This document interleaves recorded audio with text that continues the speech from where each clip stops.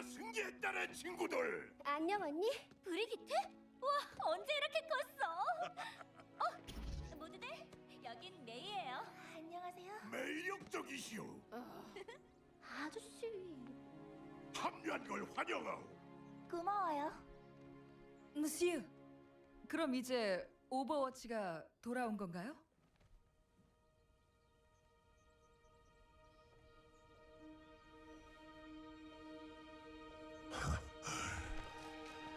네, 그렇고 말고요.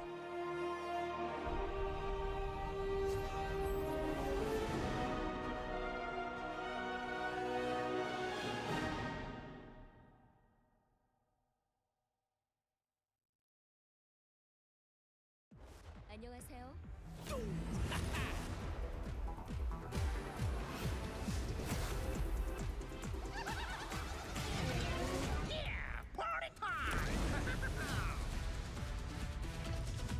노동의 시간이다. 마음에 드는 곡인데요. 저 음악 또 들리잖아. 멈출 수가 없다.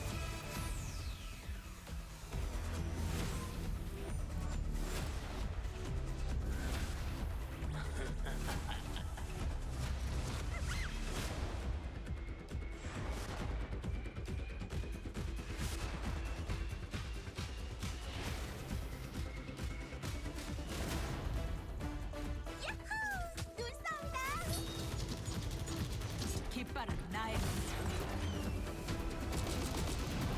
문제.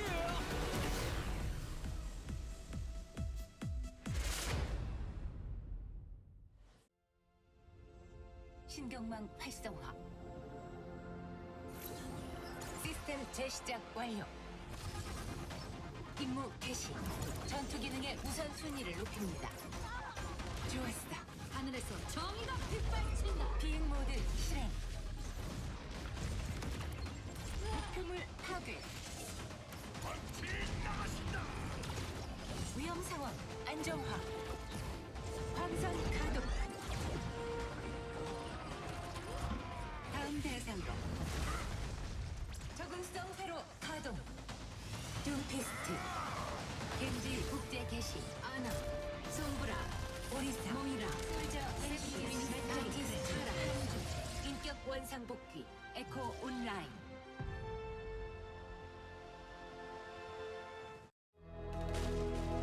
30년 전 옴닉은 전쟁을 일으켰어요. 그렇게 옴닉 사태로부터 인류를 구하기 위해 오버워치가 결성됐지요. 우린 역사상 가장 위대한 평화의 수호자이자 번영의 상징이었습니다. 오버워치가 해치된 건 세상이 다 아는데 걔네 이제 절반은 용병이야. 사람들은 우리 없이 살기로 결정했어요. 심지어 우리가 범죄자라며 우리 조직을 해체시켰죠. 아빠한테 들었어요. 아저씨는 수십 년 동안 오버워치에 모든 걸 바쳤는데도 아저씨를 내쳤다면서요. 현실은 아버지가 들려준 이야기와 달라. 그걸 믿는다면 넌 바보야. 형에게 아직 희망이 있다고 믿는 건 어리석은 짓이겠지. 형. 인간과 기계, 눈동자 안에서 이곳에서 미래를 봅니다. 인간과 옴닉이 나란히 서서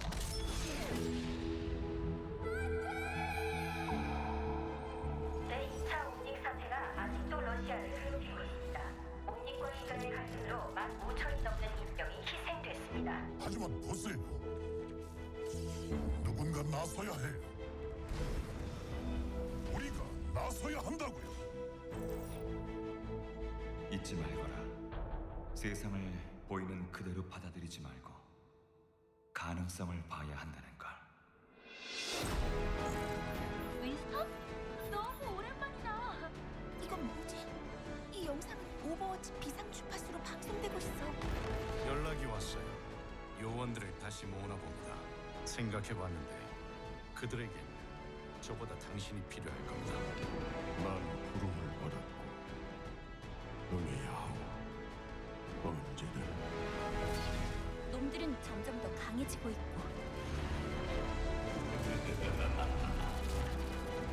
세상이 다시 바뀌고 있어. 이젠 어디 설지 고를 때야. 우리가 바로잡을 수 있어요. 세상에 우리가 필요합니다. 지금 당장 함께 하실 거죠? 네, 윈스턴. 함께 할게요.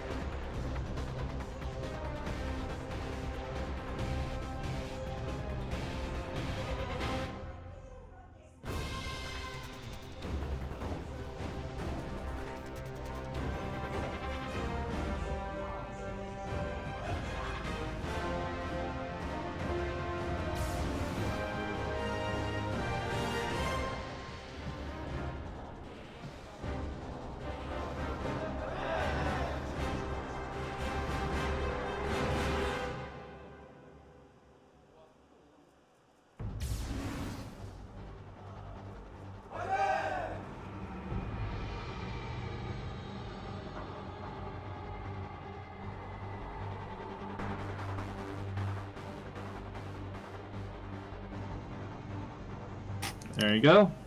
And here we are, ladies and gentlemen. Oh man, it feels great. I realize that you cannot see me. I am merely a photo of myself right now, but Wolf is there on camera, and I'm sure you can see the excitement on his face. We are back in Korea. We are still currently in quarantine, getting ready to be released in a couple days, but that is not gonna stop us from casting some Overwatch, especially here for such a wonderful occasion. Starting us off, we're going to have our Futures match, and then we are going to have a showdown, a rematch of the Apex Season 2 Grand Finals between Runaway and Lunatic-Hai. It's going to be a really exciting day of matches at Kilios. I mean, this is all you could really ask for as a fan of Apex, as a fan of Korean Overwatch. And on our 4th anniversary of Overwatch itself, it's aptly timed. We're going to have, as Achilles mentioned, a Futures match where some of the best Korean contenders talent joined forces on 2 different teams, head by Tobi and Slime, to showcase it is essentially an all-star match, what the power level of Korea is right now, and these are going to be a lot of the players you guys are going to be seeing going into Overwatch League for the 2021 season. And then that Lunatic-Hai Runaway rematch. The roster's already announced online, and we'll get into that a little bit later. But tell your friends about this. I know this has kind of been very last minute, and Achilles, as he mentioned earlier, we're already, he and I are already, super hyped for this. We've known about this for a long time. People are saying that you're pretty loud right now. All right, I'll turn myself down. Turn the gain down on the microphone, perhaps. I'll do that as well. But yeah, I mean, I do want to mention that we are doing this from a quarantine facility, essentially a very small hotel room, each of us. So there's going to be some hiccups, so continue to give us your feedback if you're watching the live stream, the initial stream, at 5 p.m. KST, and we'll get that adjusted for you guys. Achilles and I were not going to miss this for the world. There was no way we were not going to show up to do this broadcast, even if it meant that Achilles' face is going to be a static image of him, and that my background is going to be where I've been living the last 12 days in quarantine. I tried. Wolf fortunately had a webcam ready to go, but I tried setting up my camera and my ring light that I was using back in America, and it literally kicked the power in my hotel room. So I had to MacGyver my way into the fuse box in the closet just so I could get power back in my room. So it was pretty bad. But we are all good to go. Even if you can't see me, hopefully you can hear the excitement radiating from my voice, because we are pumped and ready to go. On the Korean side of things, I'm sure you saw, unless Wolf was so fast with the transition over to himself on camera, we've got the classics back. We've got Sorum, we've got the Marine, YBT is there, and for this Futures match, we additionally have Runner, who's going to be doing commentary. So there are 4 Korean commentators rolling through for this series, and that is just going to be, I'm sure, chaos on their side of things. But for the Koreans watching, I'm sure they're going to have a lot of fun hearing Runner's insights on these up-and-coming players, especially as somebody who, being a team owner, is just so good at scouting talent, and he can give some insights into what he's identifying as, what the players are doing extremely well. Yeah, I mean, he's been extremely gifted at identifying new talent, along with Flowervin, and getting into Runaway itself has always been a very, very hard process because there's so many people who want to play for Runaway. With Lunatic-Hai disbanding, obviously, years ago, it's the most famous and most prolific surviving Overwatch organization in Korea. And that's one of the cool things about Lunatic-Hai Match we're going to have later on tonight, is that the team no longer exists officially. But before we talk about these teams any further, let's talk about the format tonight. So our first match, the Overwatch Futures match, is going to be a first to 2. Our second will be a first to 3. But what you guys can't read below is we have a special ban system for this tournament, for this show match tonight. And the ban system is something that's been, discussed in the community quite a lot. Is there a ban system? Should we have a ban system? How would that work? So 4 heroes will be banned from each team in both of these matches in a draft phase. 2 DPS, 1 healer, and 1 tank, starting with healer, then tank, then DPS. It'll be a snake pick system, just like you'd see in a MOBA, and both teams will ban heroes. But if you ban a hero, it doesn't mean you can't use it. You're banning your opponent's hero. So if you ban Genji, for example, your opponent's team can not use Genji, but you still can unless they also ban Genji. And additionally, from games 3 and onward, especially in our second match, was a first to 3, which will be more relevant, a team can unban 1 hero per game. In game 3, you can unban 1 hero. Each team will get the opportunity to do that. Game 4, you can unban an additional hero, so 2 heroes unbanned. And then if you make it all the way to game 5, only 1 of the 4 heroes that was originally banned will remain banned going into the final map. So it's a pretty cool, radical idea that we have here that OGN's come up with to make this match interesting, and I think a lot of people are hoping that this might catch on in other aspects of competitive Overwatch. Who knows? But I'm very excited to see how it all pans out. Yeah, this is going to be a very big experiment. Something that a lot of people have been looking towards, and have always kind of conjectured about, would this be a good system? How exactly would it function? Well, we're taking a crack at it today, and we're going to go ahead and dive straight in and see exactly how the system will function here. At the bottom of the screen, of course, we actually do have fans standing by all on a Zoom call to cheer on the teams that are going to be playing today, so I'm sure we're going to be hearing from them in just a little bit as we get ready to jump into the series. That's right. There's links there if you can figure out what exactly you need to do, and you already have Zoom ready to go. Yeah, there's a link there. I'll pop it up. You might be able to join in there. But, so people are saying that your mic's still a little scuffy there, Wolf. But hopefully we can take care of that. I hope you guys can just stick through with this. Again, we're doing this from quarantine hotel rooms that we've been trapped in for the last 12 days, so things aren't going to be to the usual standard. Believe me, Wolf and I would both much rather be sitting inside the studio across from the Korean commentators right now, but given circumstances, we're unable to do so. So we'll keep tweaking things as we go in. Yeah, that's see that dark things spot as pristine as possible. There's a dark spot at the top right of the red booth. That's where we would normally sit. Yep, the lights are off. They said, you know what? They didn't come in, so we're taking them out.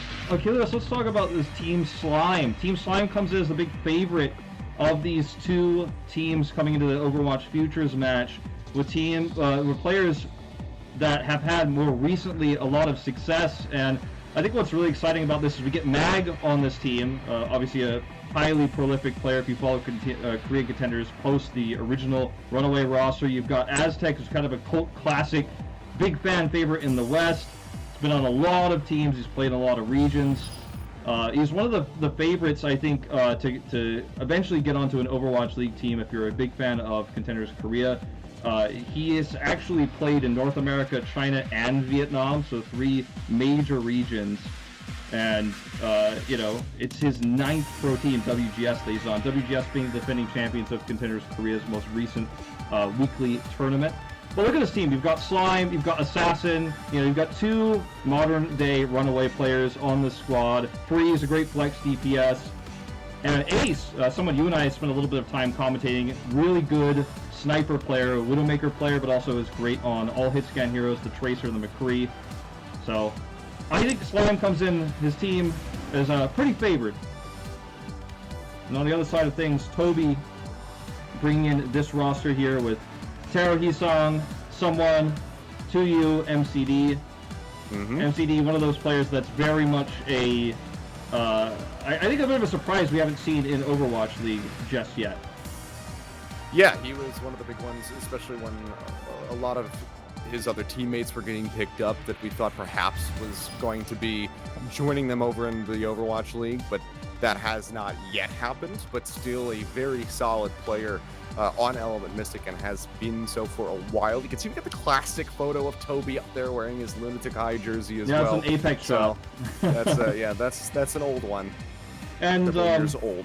Important to note too, Heesang, who kind of comes in as Doha's replacement for Element Mystic, is 15 years old, Western age, very young player. His first match ever was the Autumn Next Cup that I ended up casting. I'm not sure if I cast that one with you or not, but I cast that one online. Very young, he's already got international tournament experience under his belt, and he's not eligible to play in Overwatch League until 2023. So, some young talent on this roster for sure. There's some youngins out there. I mean, hey, Sparkle just turned of age today to be eligible for the Overwatch League, so you know, there's a lot of people who are getting to that spot where they're actually going to be able to compete. You can see that we have Runner here in the booth as we get ready to go through our first round of bans. So let's see what these guys are going to be pulling through. Each team can ban a support, a tank, 2 DPS, as Wolf was explaining earlier. Yeah, so... And there can be overlap there. That's right. So support will be banned first for both teams. DPS comes last. Support usually, especially main support, can often dictate compositions. You know, a lot of ban systems have been tested and implemented. I know Jane is probably the most famous one for doing this sort of testing with Overwatch ban hero bans, and you know, like banning a Lucio, for example, or a Batiste, which Tobi's team has now removed, can be. It can eliminate a lot of different compositions. You know, Bunker now much less powerful, for example. Yeah, so taking that one off the board. Of course, this is going to be on the live patch as well, we should mention. So this is the Ana healing nerf, the buff to Mercy's healing, the buff to Bastion's healing. So getting rid of that potential Bunker enabler with that Baptiste, maybe that is the strategy here. Perhaps they were seeing some more of the Bastion in their recent scrimmages. But we will see Brigitte taken away by Team Slime. That's right, which, you know, with Assassin on Team Slime is definitely, I'd say, if he can play Genji, he would love to do it. So I think that's one reason why you might see that removed. Obviously, Tracer is another big factor, and McCree gets a little bit weaker without Brigitte. We will see Orisa removed. Team Tobi doesn't want any bunkers, no Orisa comes. By the way, we didn't mention this, I don't think, but no 2-2-2 rules in this either. All heroes available. Oh, yeah. So the bans are the only heroes that are unavailable. No 2-2-2 whatsoever, and no hero bans outside of the on your screen. They're thinking similar ways. You can tell no one really wants to play that Orisa. Of course, on Team Slime, we have Mag there, so he definitely doesn't want to play the Orisa. He wants to be on the Reinhardt. We'll also have Mei taken away by Team Tobi. So I think for the general consensus of how people feel about certain heroes, we're moving in a pretty good direction right now with the bans. So I can imagine that the chat is going to be decently happy. Oh, no doubt. On that front. And now the Echo will also be taken away. So Team Slime not wanting to have to deal with her, the silent assassin that we've seen just absolutely wreck face in the Overwatch League so far. Yeah, it certainly has been terrorizing. May has been, especially a lot of levels of play.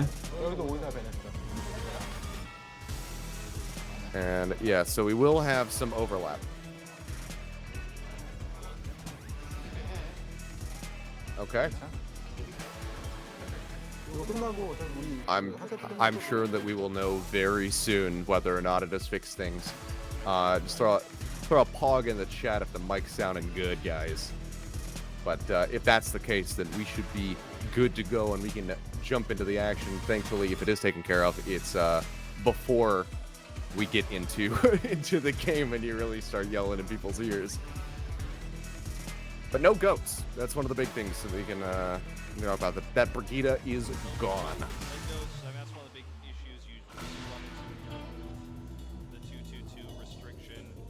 All maps are available as well. We didn't mention that earlier, but every single map in the pool, of course, with the exception of the top map, Assault.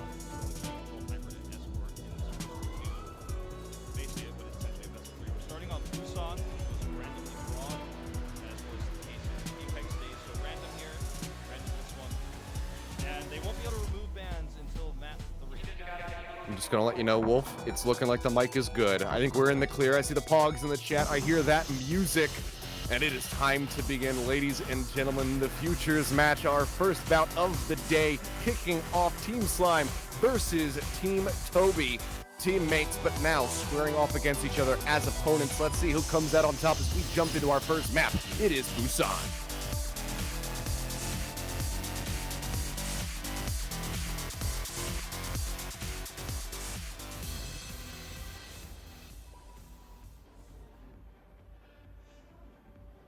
And now they're saying you can get turned up, Wolf.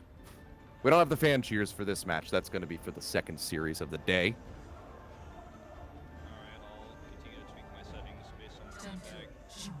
But it's all right. I feel bad for those watching the rerun of this later who won't be able to experience the, oh yeah, there's quality the whole time.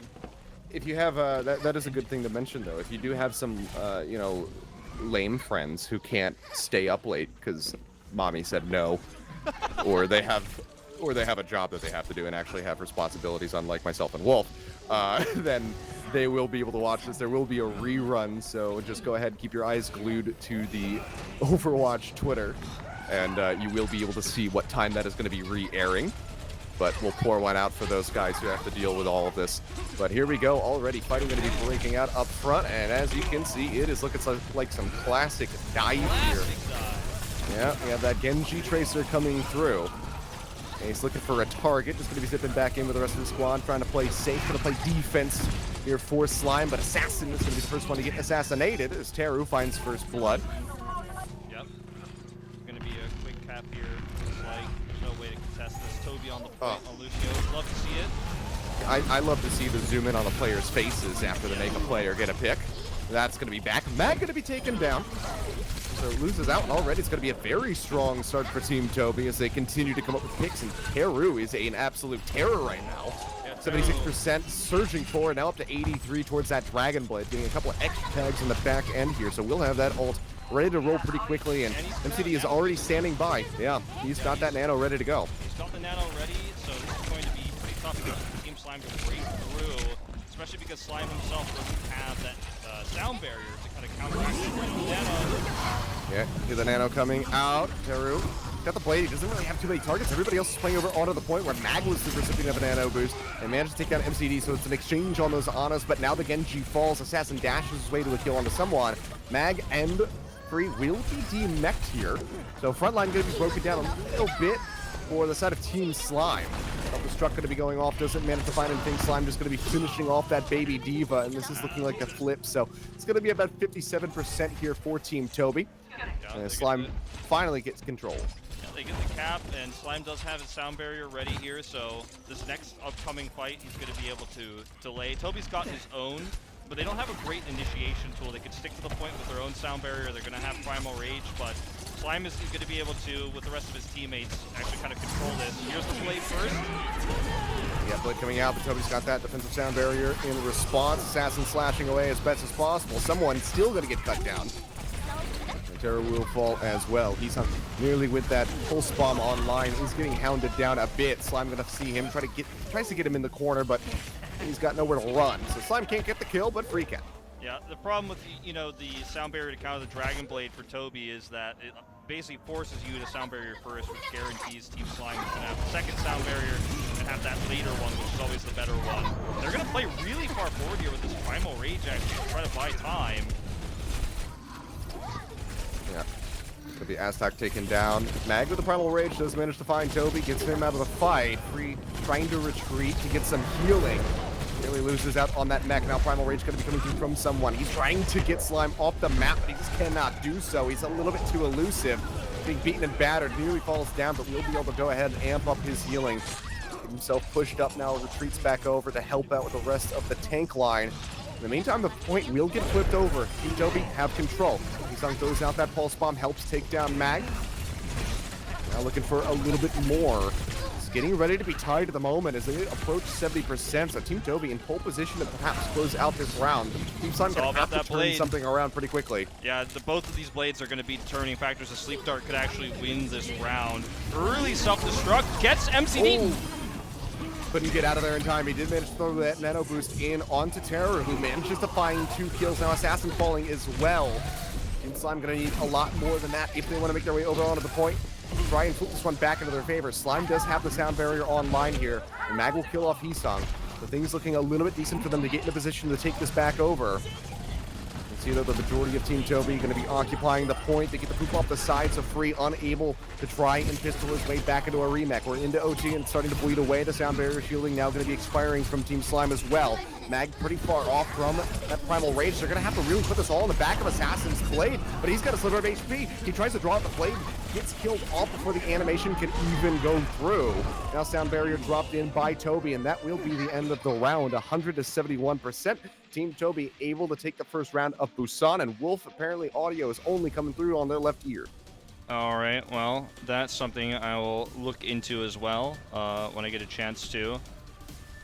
I'm pulling the Mitch Uber Leslie on that one, just a tribute. But yeah, just in terms of the game we just saw, I mean, what's really fun and cool about this is it feels very much like what we saw for the majority of Apex, right? Just non-stop dive. Tracer, Genji, D.Va, Winston, you know, and the Ana Lucio. Sometimes we did see Zenyatta to the later parts of dive, but as these gates open, I wonder if we'll see just more of that. Well, I don't know what's occurring here because I don't believe the Assassin's allowed to play Baptiste. Oh, no, he is. That's right. No, he is. That's right. Yeah, he did not. We do not have 2-2-2. Yeah, that's right. No, but Baptiste was... Oh, sorry. That was another caveat. Team Slime banned Baptiste from Team Tobi. Team Tobi is unable to use Baptiste. Team Slime is able to use Baptiste. Yes, yes. There we go. I had it confused on my paper there. I wrote it down. As did I. It's okay. It's a new system. It's going to take a little bit of time. It's Neo Goats. It's Neo Goats, Achilleos. It is. It is very much Neo Ghost. They do not have that for Gido, but they're still making it look pretty decent so far. AZTAC going to be the first one to fall as Teru again finds that first blood. Tobi as well getting into the action, being that bloodthirsty support that we know and love. Shout out to Doa on that one as Ace falls. And with the cleanup on the Mag and Free getting ready to be demech, this is absolutely going to be Team Tobi netting the first lockdown of the point here. Yeah, which is pretty impressive given that they're running, you know, again, that standard Genji Tracer dive versus a very difficult to kill composition. It's all about target selection and priority. Killing AZTAC early in these fights is absolutely critical. And Slime's team is going to change it up. They're going to start to mirror the composition, just keeping the Zenyatta. You can see Heesang's looking for that pick. AZTAC does live, just barely there. Couldn't get the one clip. Didn't want to commit that false bomb. Just had to get the heck out of there before he got picked off. CD going to be lobbing in that Bionade, only connects in onto Free, who's still making his way towards the point as best as possible as the rest of the squad just hovers around the back. That is going to be the Nano Blade coming through. One slash, AZTAC falls. Teru looking for a little bit more. Everyone kind of just playing just outside of his range. So can't get too much more with the blade, but still getting rid of that Zenyatta. Normally a very strong boon, but someone gets picked off to you. Gets knocked out of that mech. Heesang is trying to drag this one back into their favor by getting rid of Assassin, but Mag go ahead. Puma stops that Baby Diva. Tobi's still going to be committing to the fight here with a sound barrier, but Mag continues to clean up the kill, so I don't know if this is going to be enough. Self-destruct is there from Free right on the stairway.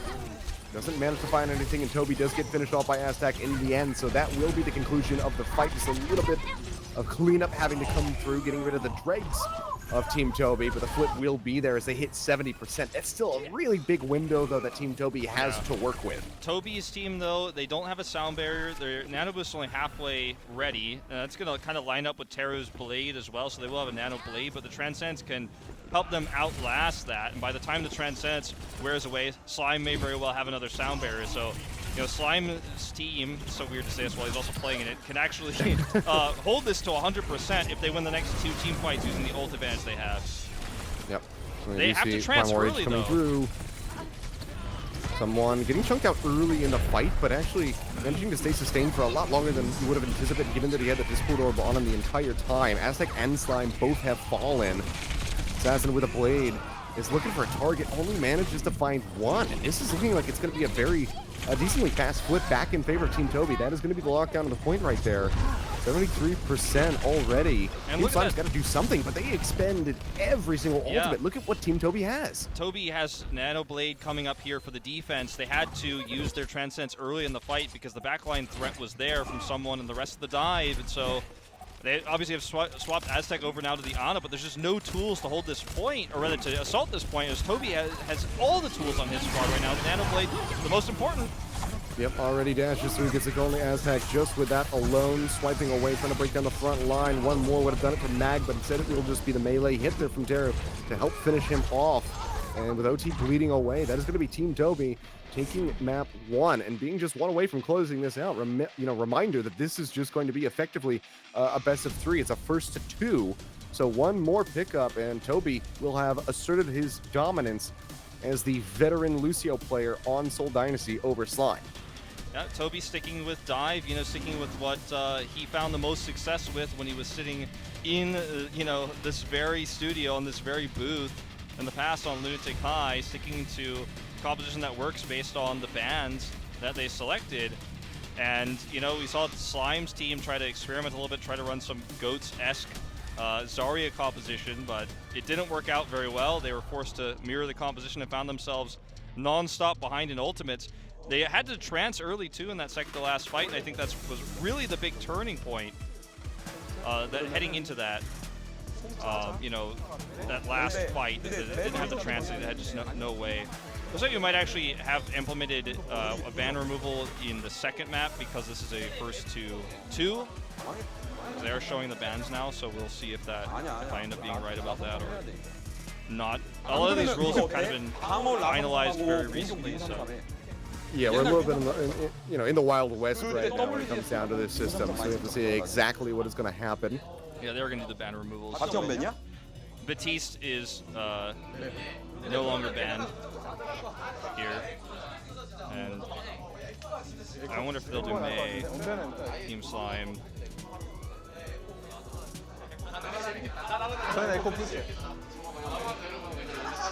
We'll never know. I guess we'll just have that lower third taken away, and that'll just be it. Oh, okay, it's back. Oh, okay, here we go.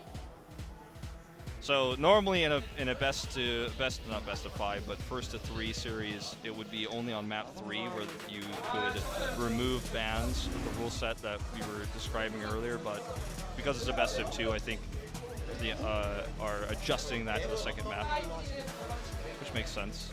Yeah. So Brigida no longer banned here for Slime.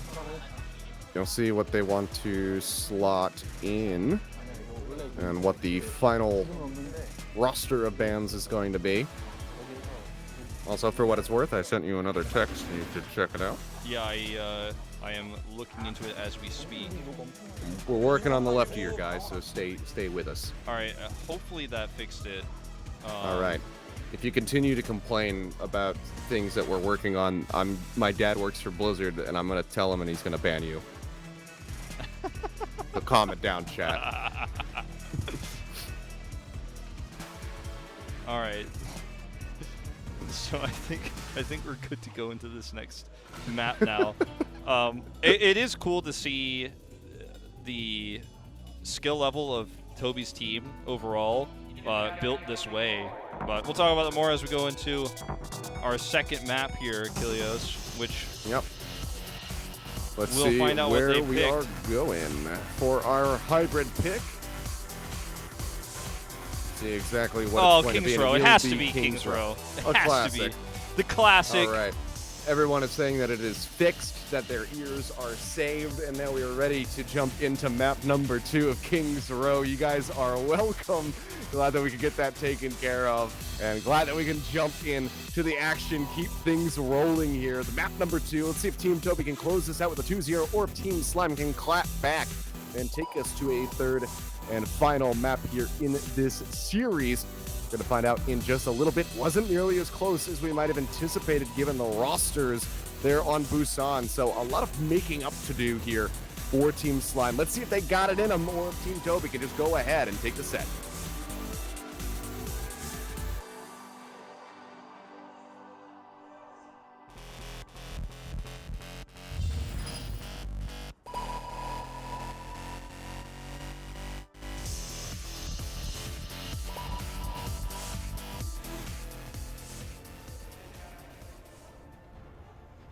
I keep naturally not talking right away because I'm expecting the fan cheers Yeah, to come that's in. going to come So later. Some habits just, Die hard. You just keep them. But, well, here we are. I do want to mention something that, I think everybody who's a hardcore Korean fan or, Korean Overwatch fan who's been watching, contenders this year is probably a little bit surprised by these results. And I myself, as an avid viewer, am also a little bit surprised to see the dominance we're seeing from Tobi's squad. But I think Teru is really holding his weight on the Genji. The dive is really coordinated. Both these teams, scrimmed quite a bit before this, I'm told. No. Oh, boy. Are they really? Are they going to roll? Oh, my goodness. It's goats. That's not... Hey, but look, with this ban system, it's allowed as long as you have the proper heroes removed.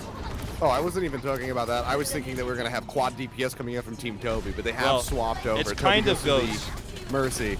It's kind of goats for Slime. It's pretty, it's pretty much goats here. But let's see what can happen here. Already MCD going to be finding the first kill as AZTAC is consistently the first one to die in these rounds. First one on both rounds of Busan, now here on Kings Row. And this is just going to be the cleanup. They are just wiping the floor with them right now. Yeah, Team that's Slime is not really able to do anything.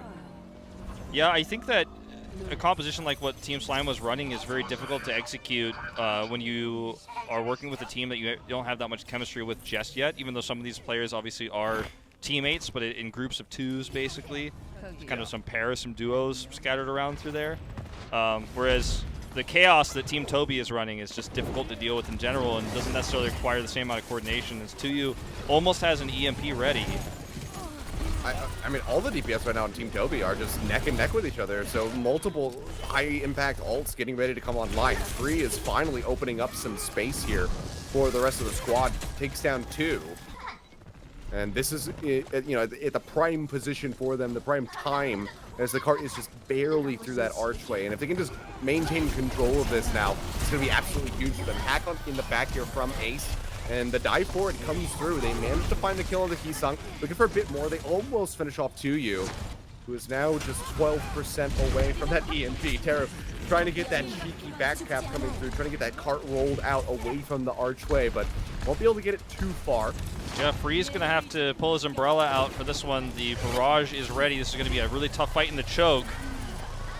Still playing forward, though. I really like this. Team Slime just pressing the go button, not playing passively at the choke. They have a couple more dive tools on their side now with that Sombra, with that Winston. They're just plus forwarding past the archway. You can see the lonely minefield sitting here.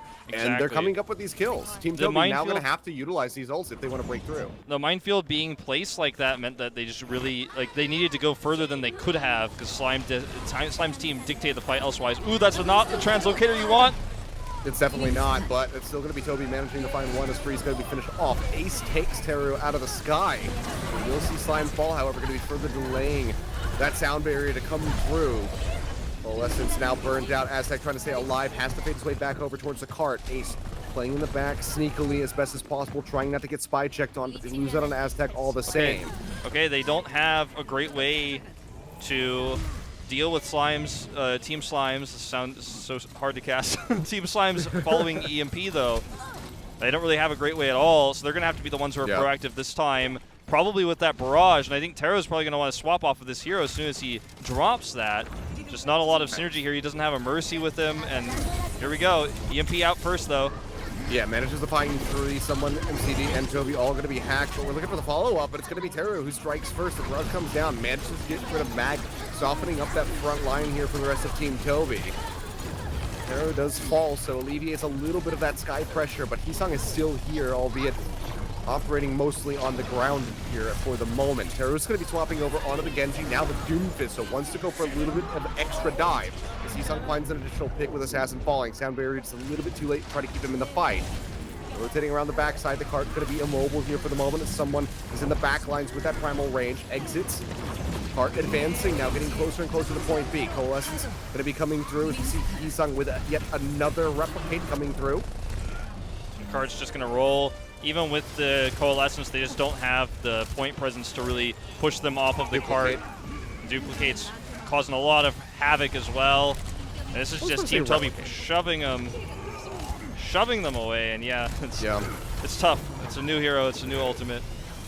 But yeah, Ace doesn't have the EMP, he's looking for it, but he's not going to have it in time for this one. Toyou's just riding on top of their skulls, and he manages to find 6 with an EMP. Absolutely huge. This Assassin's the first one to fall. Now the cleanup coming through on the back end as both supports will die.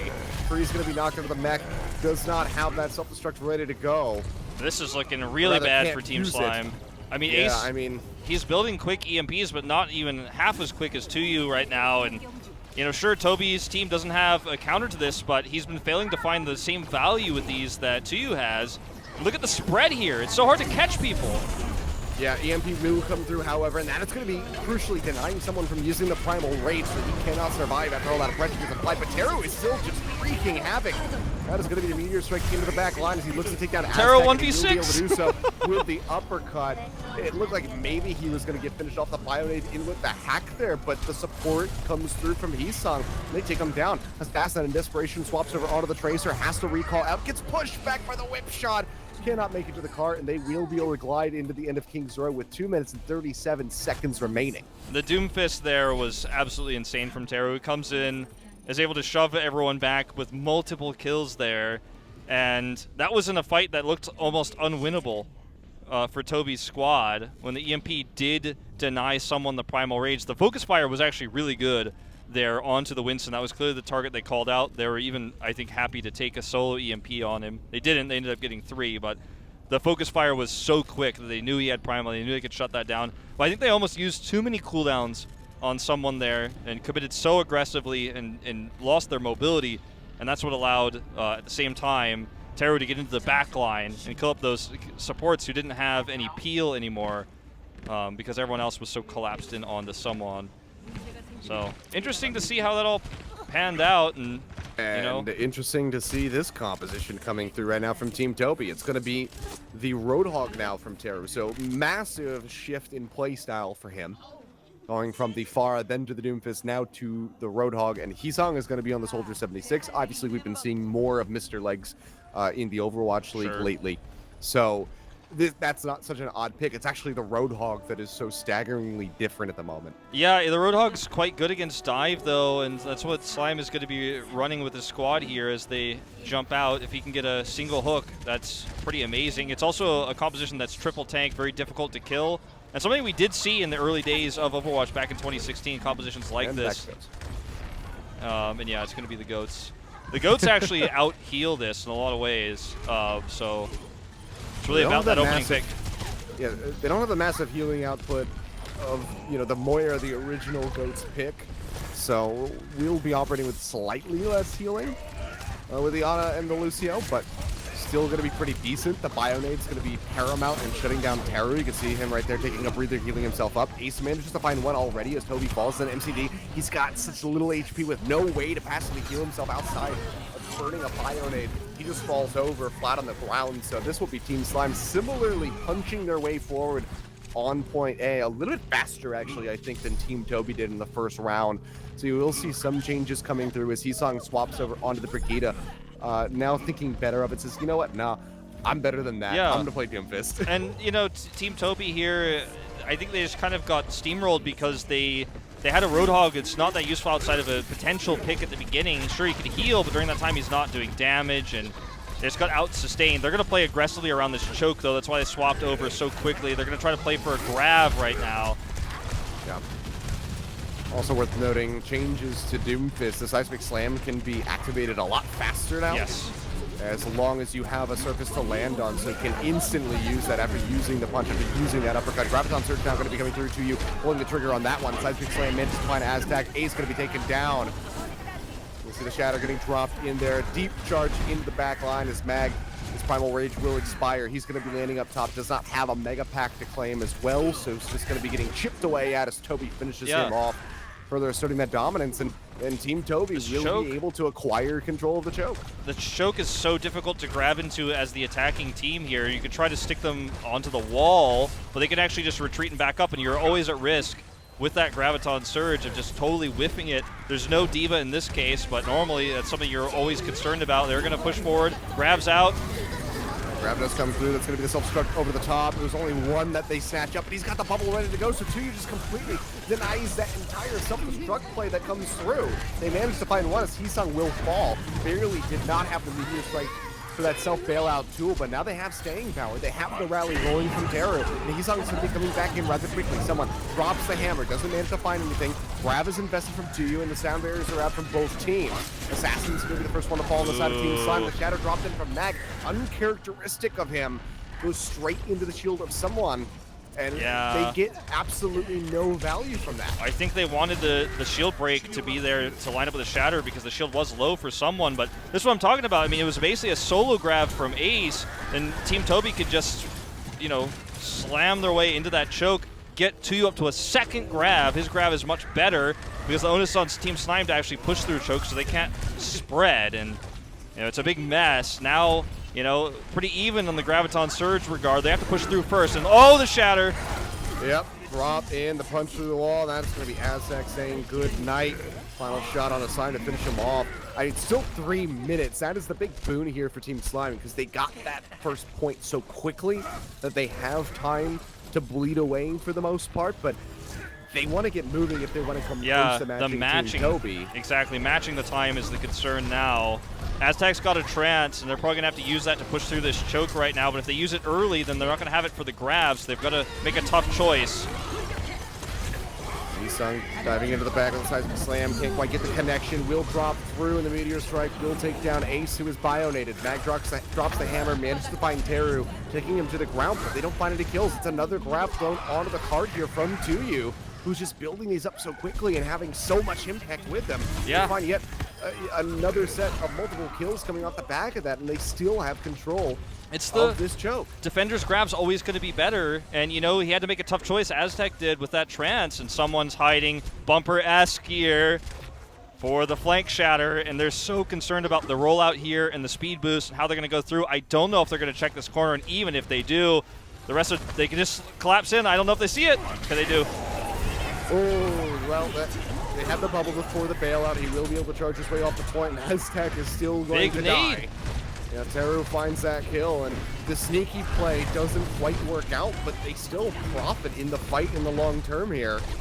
They kite their way back safely through the choke. The Bionade onto two, staves off Team Slime for a little bit longer, and Ace gets picked, further delaying that ever-crucial EMP that they so desperately need to try to get this card moving. Team Slime might just be out of this if they're not careful here. They've really got one more fight in them. It's not going to be this one, like one more fight that's on their terms. It's not necessarily going to be this one. This is the grab fight they lose. The next one's the big one.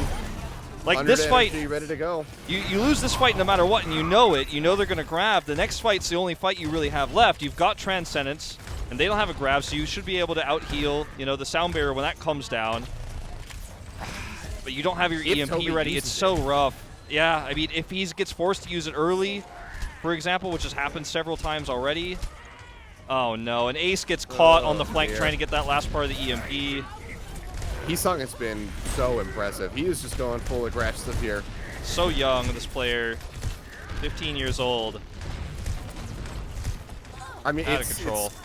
It's kind of it's Who Are You vibes. That's the this is the age that Who Are You was at when he was playing in Apex for Lunatic-Hai, and he was destroying people with his Genji. Doomfist similar in that dive aspect. That's going to be the nano boost here onto the young No Prodigy. trance! He just absolutely deletes him. The trance not going to be able to come through with 18 seconds remaining. He's barely going to be able to get respawn. The punch goes through. Slime out of the fight. EMP's going to be coming in. Does manage to hack out 5, but can they profit from it? No one else locked up into the grab. They already got those kills. Free manages to beam down 2. Heesang trying to keep this fight going in their favor, but they have to surrender ground. But it's OT, and the car is still so far away, not even halfway through the street space yet, so they still can shut this down. They can't match the time bank, and it's probably going to be an overtime finish if they are able to finish at all.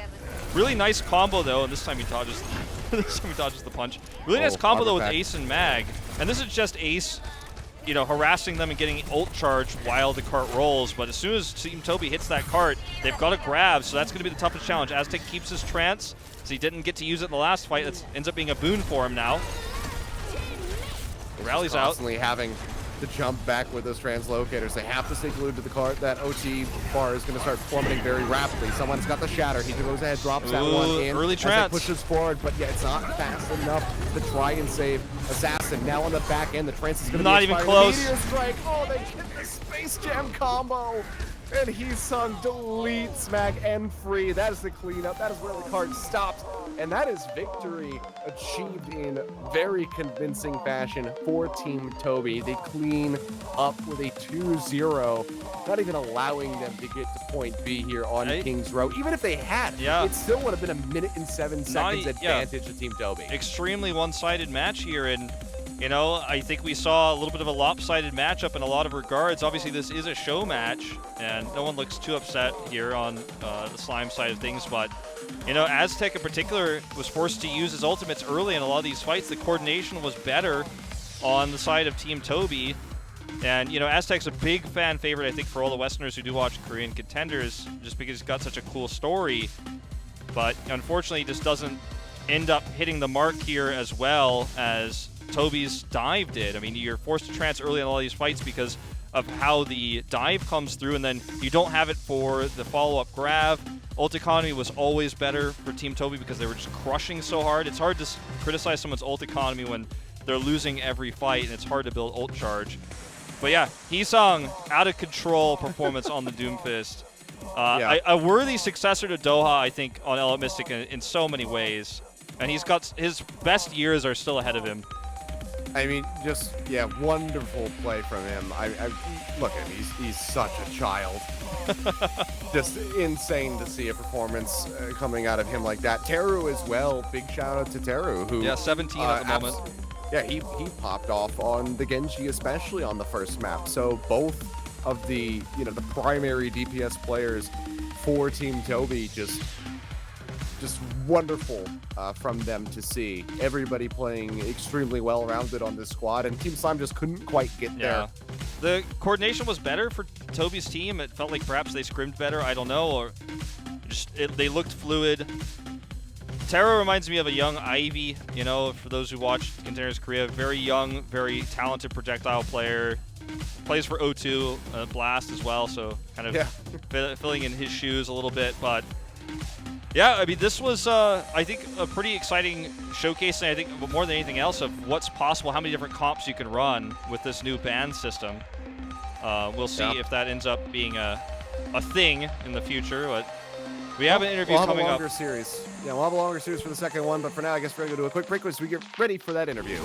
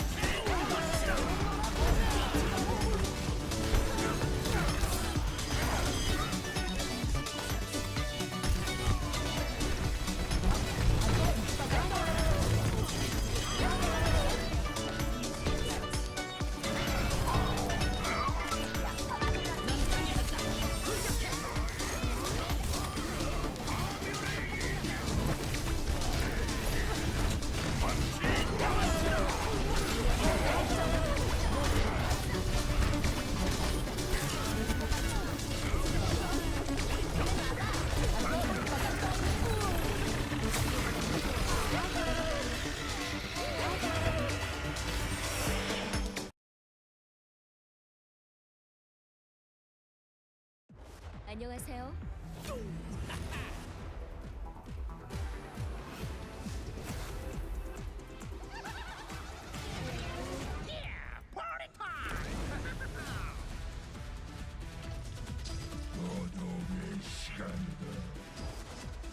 마음에 드는 곡인데요. 저 음악 또 들리잖아. 멈출 수가 없다.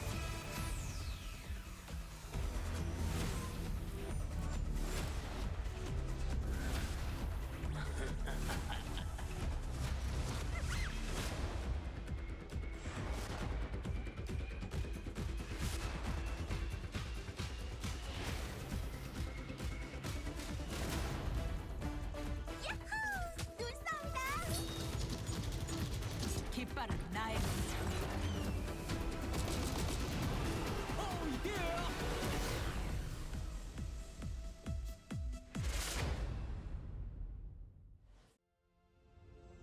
신경망 활성화. 시스템 재시작 완료. 임무 개시. 전투 기능의 우선순위를 높입니다. 좋았어. 하늘에서 정의가 빗발친다. 비행 모드 실행. 목표물 파괴. 위험 상황 안정화. 광선 가동. 다음 대상으로. 적응성 회로 가동. 둠피스트. 겐지 국제 개시. 아나.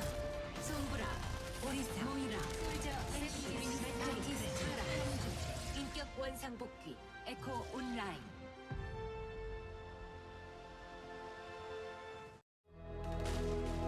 30년 전 옴닉은 전쟁을 일으켰어요. 그렇게 옴닉 사태로부터 인류를 구하기 위해 오버워치가 결성됐지요. 우린 역사상 가장 위대한 평화의 수호자이자 번영의 상징이었습니다. 오버워치가 해치된 건 세상이 다 아는데 걔네 이제 절반은 용병이야. 사람들은 우리 없이 살기로 결정했어요. 심지어 우리가 범죄자라며 우리 조직을 해체시켰죠. 아빠한테 들었어요. 아저씨는 수십 년 동안 오버워치에 모든 걸 바쳤는데도 아저씨를 내쳤다면서요. 현실은 아버지가 들려준 이야기와 달라. 그걸 믿는다면 넌 바보야. 형에게 아직 희망이 있다고 믿는 건 어리석은 짓이겠지. 형. 인간과 기계, 눈동자 안에서 이곳에서 미래를 봅니다. 인간과 옴닉이 나란히 서서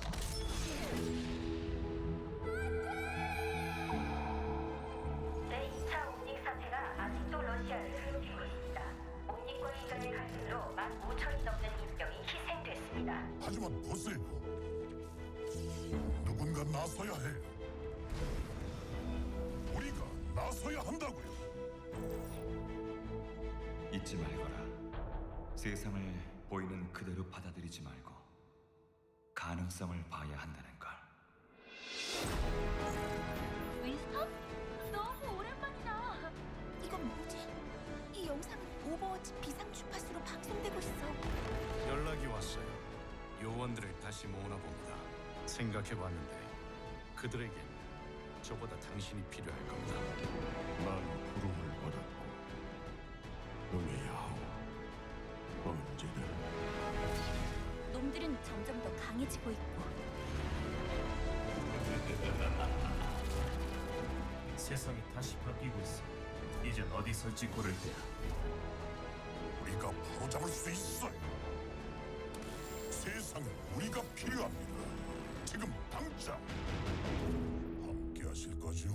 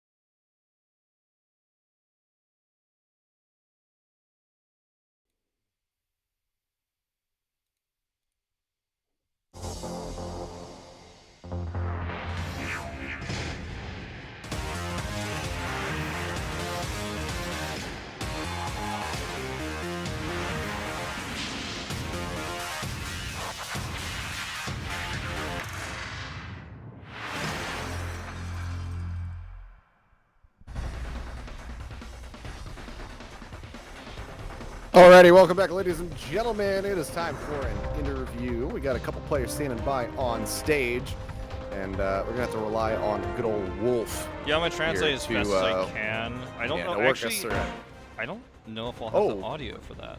So we might not.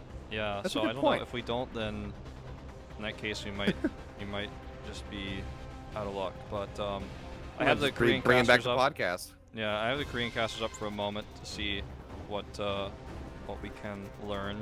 I might have the player audio. I might be able to give you guys the answers to the questions, but not the questions.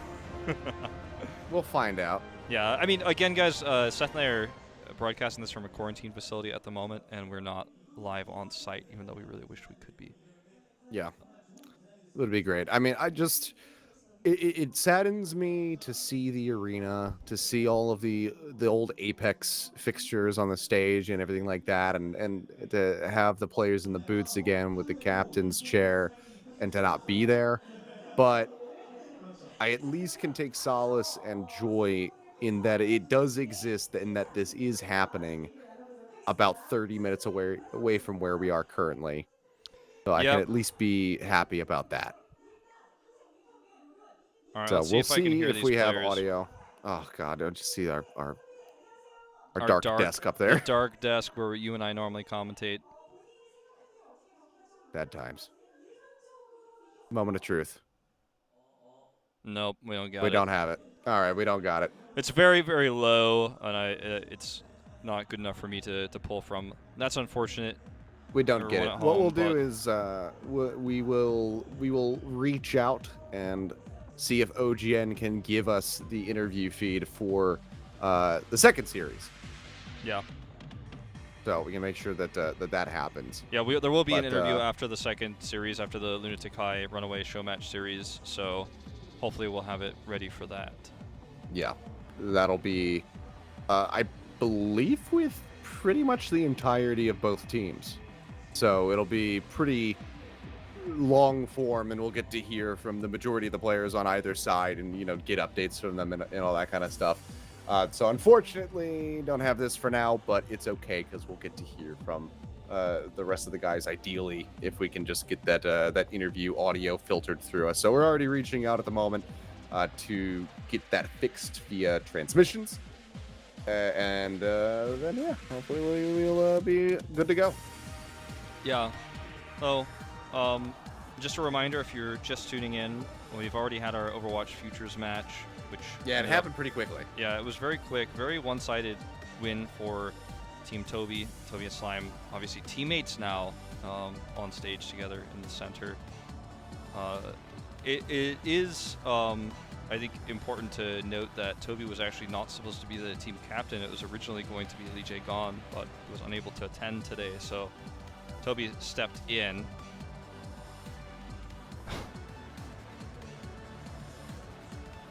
Good old Tobi. Tobi fan sign.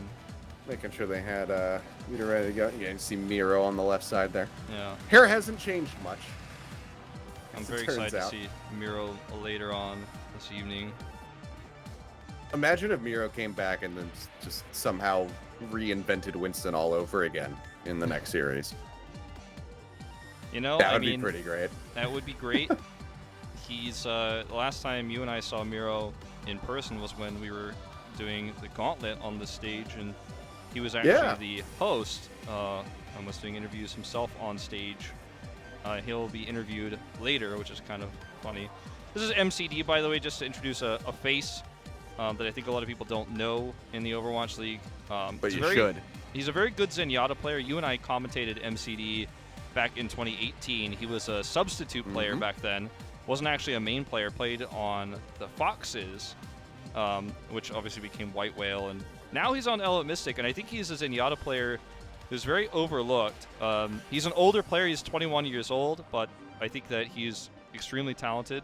And obviously he can play the Ana as well, but Zenyatta is what he's most known for. Players like Hailey and Lastro got chosen over him in Overwatch League this season. I hope he gets his chance one day. I think he certainly should. I mean, there's a plethora of people who were playing not only in this match, but will be playing in the next series. that I hope to see in the Overwatch League, because they are, phenomenal players, have been for years. We obviously have that up-and-coming talent coming through as well that we just saw on display. So, as soon as those players become eligible, I think teams should absolutely be looking to lock them down, because there's a lot of talent. But I'm mostly getting at Kaiser because she's playing in the next series, and Kaiser's pretty good. Kaiser is quite good. It's a little bit criminal. 팀원들이 잘해줘서. Hey. We got the audio. 오늘 토비 형이랑 같이 경기했잖아요. 소감이 어땠습니까? So you played with Tobi today. How did that feel? 저는 이제 2부에 있는 경기를 원래 경기를 이제 프로지향 하면서 좀 봤었거든요. 그러면서 이제 또 프로의 꿈을 키우고 했었는데 토비 형하고 좀 같이 하게 되니까 좀 영광이었고 뜻깊었던 자리였던 것 같습니다. 네, 알겠습니다. Basically, if I grabbed it correctly, saying he's been watching Tobi ever since he's been a pro, and it's an honor to play with him. 마지막 한 말씀 부탁드립니다. Anything else you want to say? 컨텐더스 남은 컨텐더스 잘 준비하고 좀 좋은 결과 낼 수 있도록 열심히 노력할 테니 컨텐더스도 많이 봐주셨으면 좋겠습니다. And I hope everyone continues to watch the rest of contenders. I've been working really hard to prepare for the rest of the season. 토비가 정석이에요. 되게 정말 교과서적인 그런 모습을 좀 보는 것처럼 본인의 어떤 욕심보다는 지금 컨텐더스 사랑해 주십시오. 이렇게 그렇죠. 얼마나 좀 멋집니까? 야, 훌륭해요. 그러면 오늘 비록 좀 아쉽게 The Korean cast space said, like, what a guy. He's not saying like anything about himself. He's saying, please watch contenders, support contenders. 안녕하세요. 네, Slime. 선수. 아니 오늘 경기가 너무 일방적으로 끝이 났는데 이 원인을 찾자면 어디서 찾을 수 있을까요? 원인은 모르겠는데 일단 처음에 겐트전을 하고 났는데 루시오가 딜메달이 있더라고요. 저 잘 이유를 잘 모르겠는데 일단 제가 딜메달이 있는 것부터 일단 살짝 마음이 아프네요. 이유가 전혀 정말 I don't understand the exact context of what he's saying, but he's saying he's playing like Lucio DPS meta. 약간 좀 알 것 같아요. And he's really 생각도 못한 메달 unhappy 점수가 with how it turned 올림픽이 out. 나와가지고 사실 그 슬라이 선수 아시겠죠? 지금 정치 타임 아니잖아요. 그렇죠. I think he's obviously talking about the fact they're playing Lucio dive, and he was playing very aggressive Lucio. 아쉬웠다, 약간 좀 아쉬웠다 이런 게 좀 있긴 있었나요? Anything you're disappointed about? 일단 두 번째 맵에서는 저도 똑같이 3-3 하는 줄 알았는데 3딜에 맞고서 너무 마음이 아팠고 그래서 아쉬웠고요. 그리고 첫 번째 맵은 좀 아쉬웠던 것 같아요. He said he was really unhappy with the second map because they got caught off guard by the triple DPS, and then the first map, he said the first map, well, it was just pretty disappointing. 얘기로는 즐겜하자, 저도 된다, 뭐 이렇게 코칭을 했다고 하는데 맞습니까?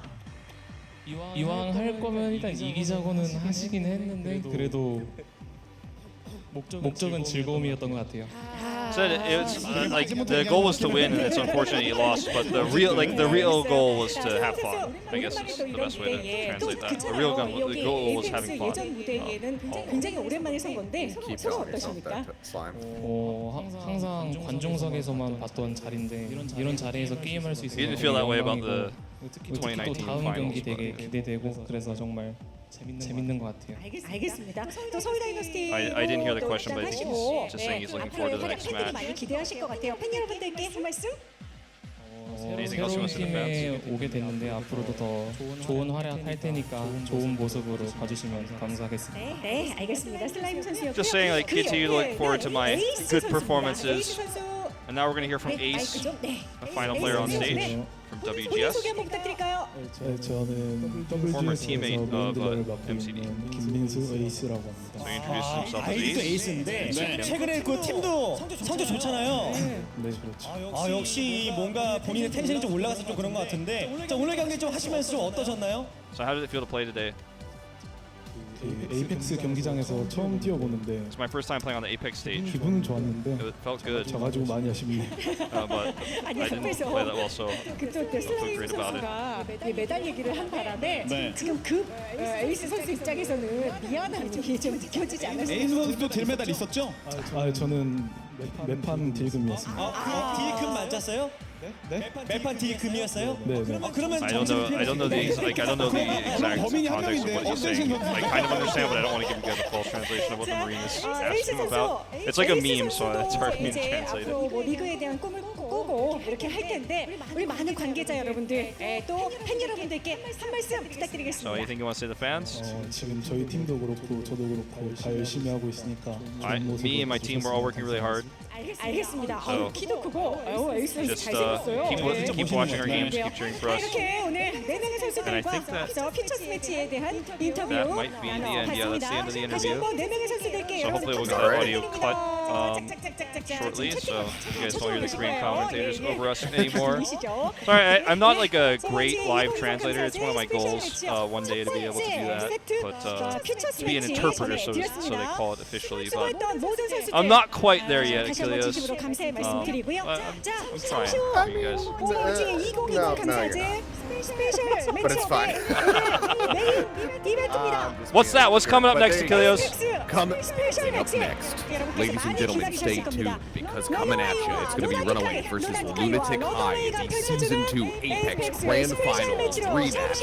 You do not want to miss it, so get those butts glued to those seats. We'll see you in just a few.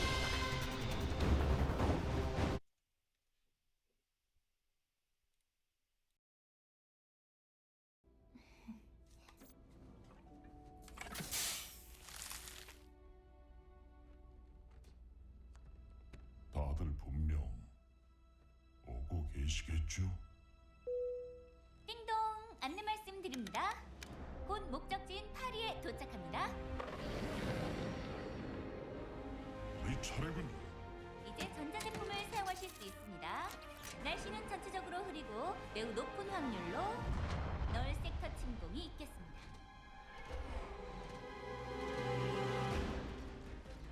아저씨, 착륙지 좀 확보해줘. 우리도 바로 따라갈게. 듣기만 해봐.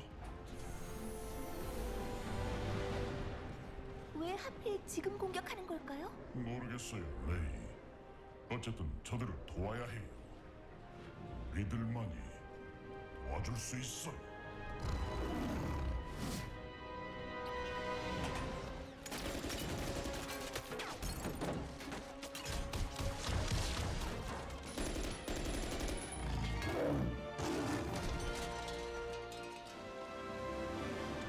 봉주르 경관님, 도와주러 왔습니다.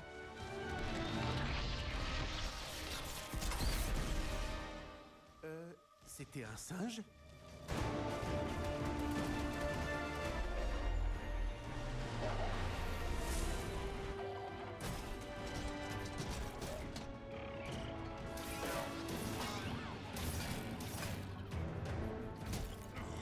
잘했어요, 메이.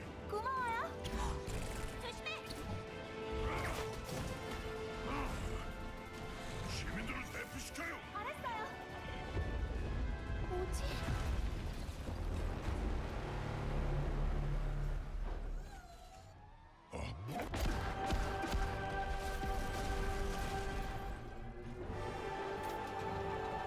다들 피해!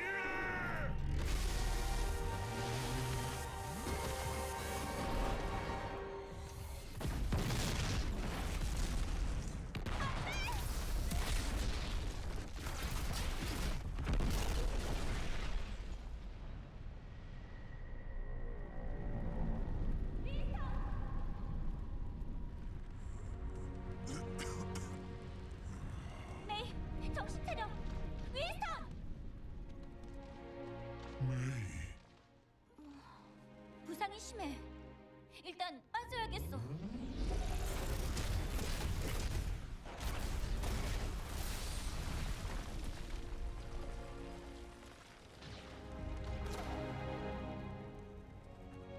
트레이서, 다들 데리고 가죠.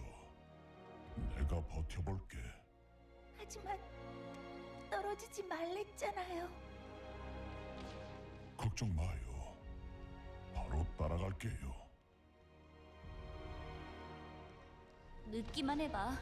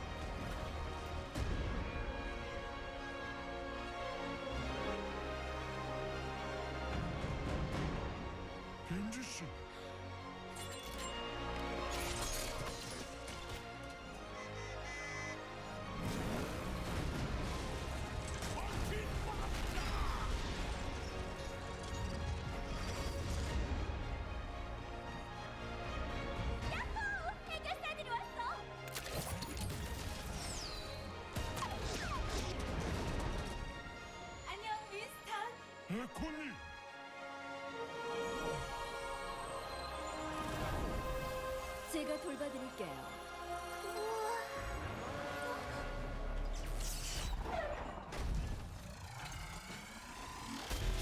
감각 전개. 저걸 대체 어떻게 막죠? 그 배낭.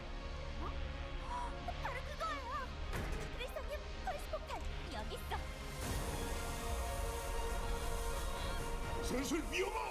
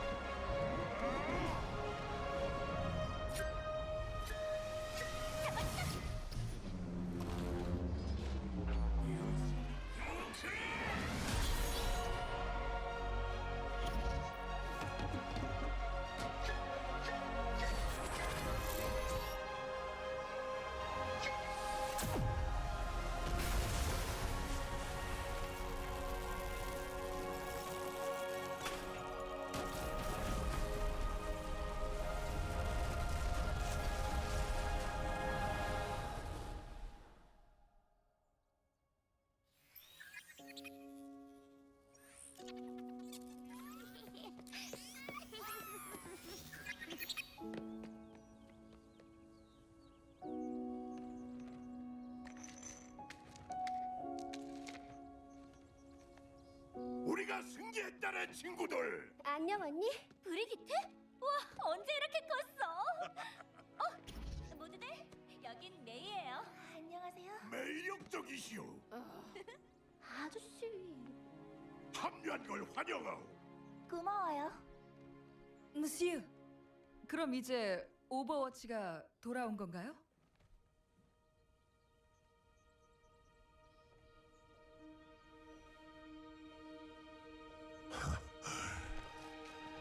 네, 그렇고 말고요.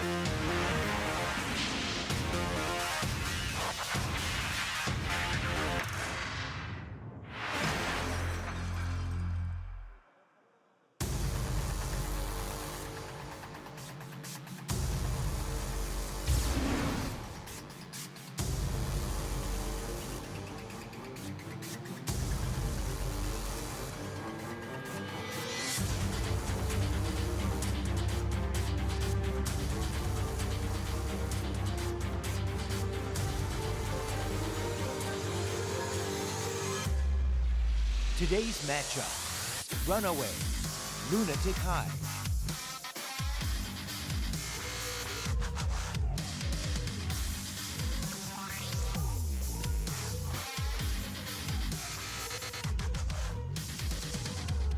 And here we go, ladies and gentlemen.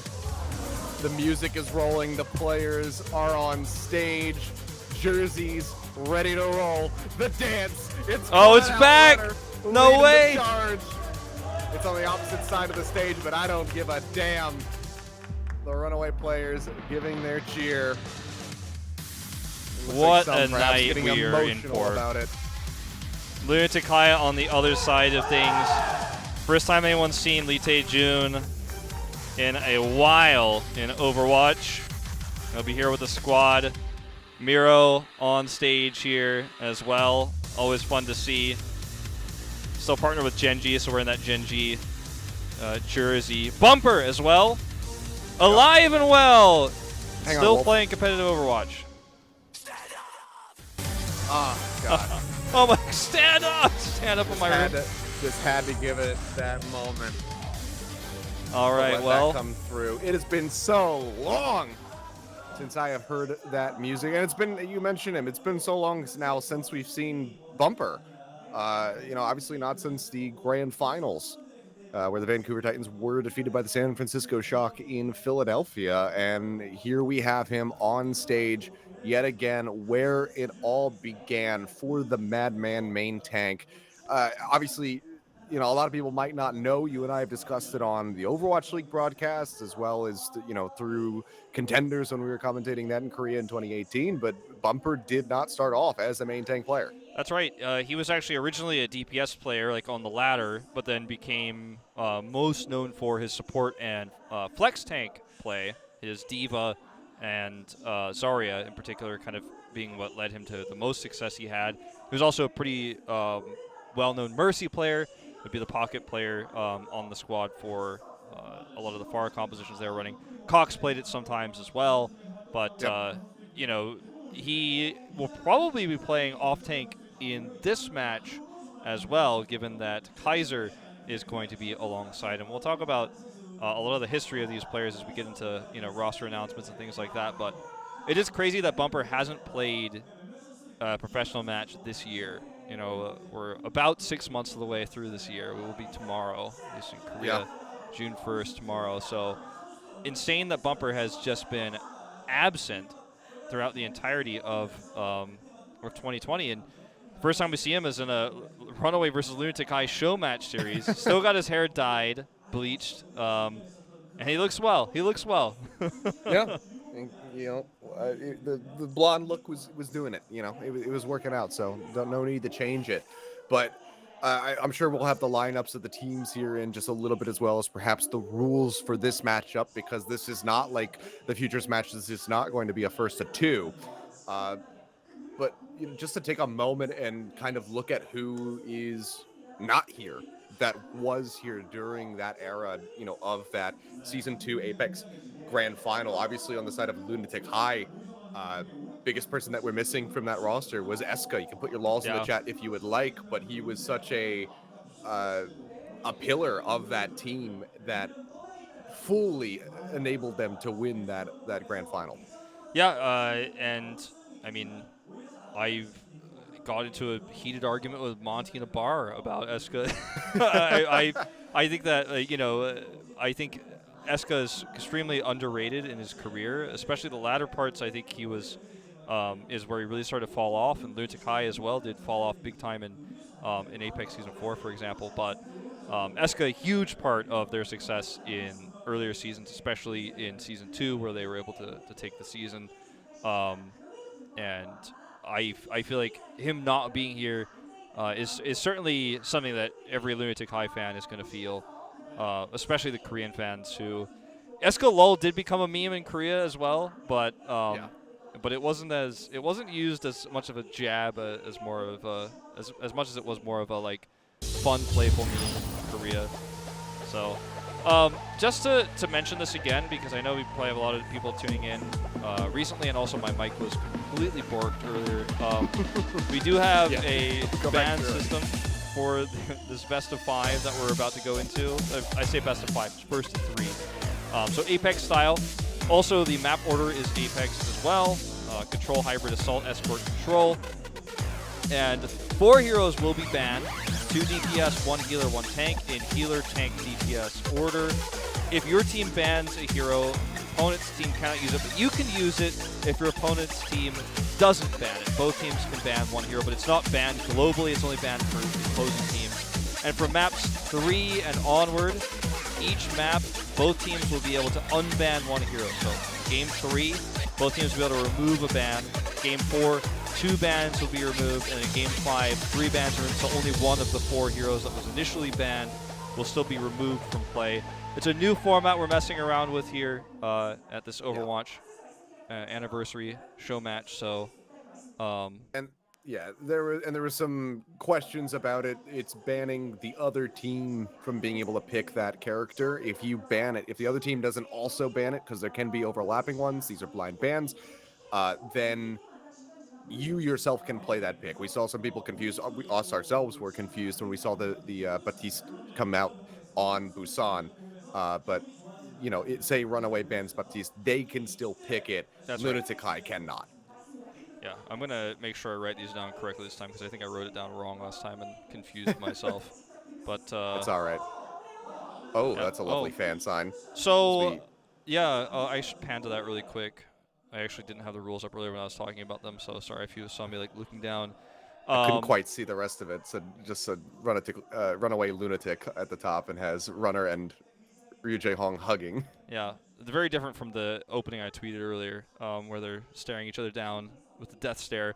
But yeah, just to mention some stuff that the Korean community did for this match, they opened online submissions for what we call cheerfuls, which are the signs that you normally see in an arena. So people could make them and take a picture of them and then send it in so it could be showed on the stream like we just saw.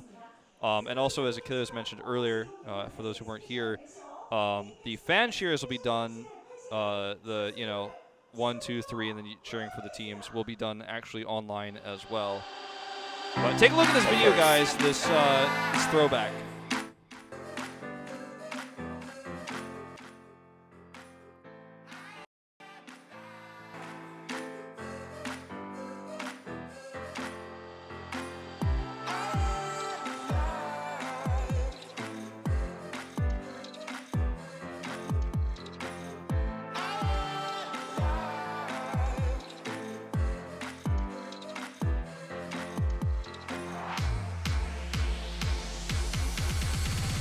짜잔! 안녕하세요. 루나틱-하이 미로입니다. 오래 기다리셨죠? 네, 안녕하세요. 러너웨이의 스티치입니다. 2년 만에 러너웨이라는 이름으로 다시 대회를 하게 돼서 되게 설레고 재밌을 것 같아요. 에이펙스 시절을 자주 얘기하는 편이죠. 이제 어떻게 보면은 가장 영광의 시기이기도 했고 가장 인생에서 빛났을 때가 아닌가. 에이펙스 하니까 좋죠. 오랜만에 한국에서 경기를 하니까 프로대회 첫 데뷔를 한 게 그 OGN 경기장에서 했으니까. 승리팀의 학살 러너 선수 모시고 얘기 나눠보겠습니다. 그리고 뭐 거기서도 막 뭐 메이크업도 해주고 이뻤던 것 같은데 그때 막. 그 OGN에서 그 팬분들이 선창해주는 거랑 솔직히 전부 다 훨씬 좋았던 것 같아요.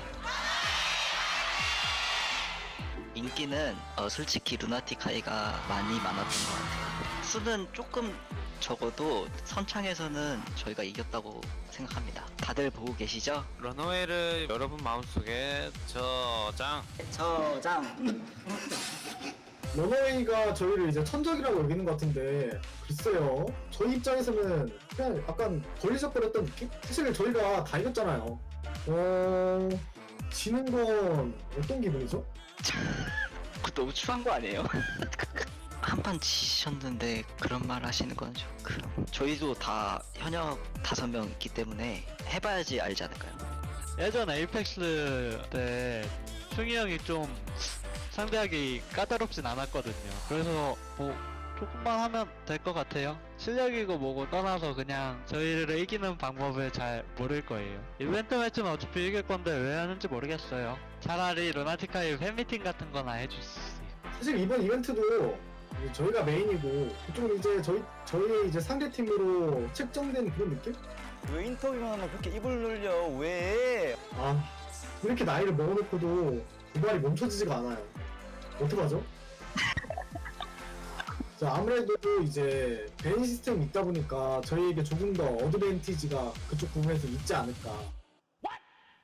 루시우를 이제 밴해버리면은 러너 형은 이제 다음 경기부터 못 나오려나? 어차피 따봉만 하고 계실 것 같으니까 한번 봐드릴게요. 왜 루나틱-하이는 7명이죠? 저희는 5명인데 어차피 5대6이었으니까 크게 영향이 없을 것 같아요. 러너웨이에는 러너 형이 있지만 루나틱-하이에는 태준이 형이 있기 때문에 이거는 명백히 이벤트 매치입니다. 예. 그래도 러너 형님이 태준이 형보단 낫죠. 여기 태준이 형이랑 러너 형님이랑 좀 한판 붙을 것 같은데요? 똥사기 대결로다가. 태준이 형은 최근에 제가 방송을 봤는데 마스터더라고요. 그래서 거기서 끝나지 않았나. 경쟁전 하는 거 보니까 조금 많이 늙었더라고요.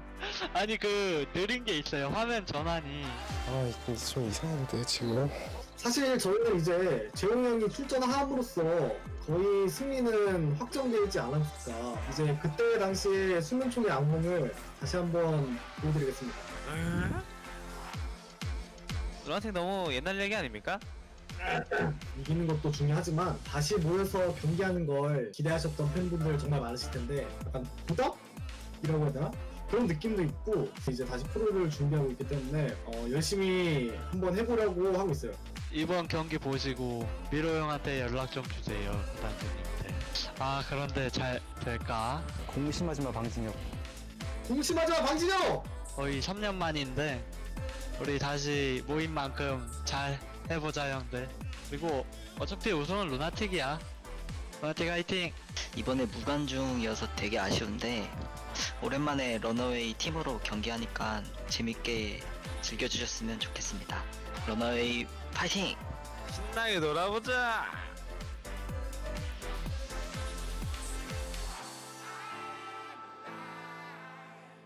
오케이. 여기까지.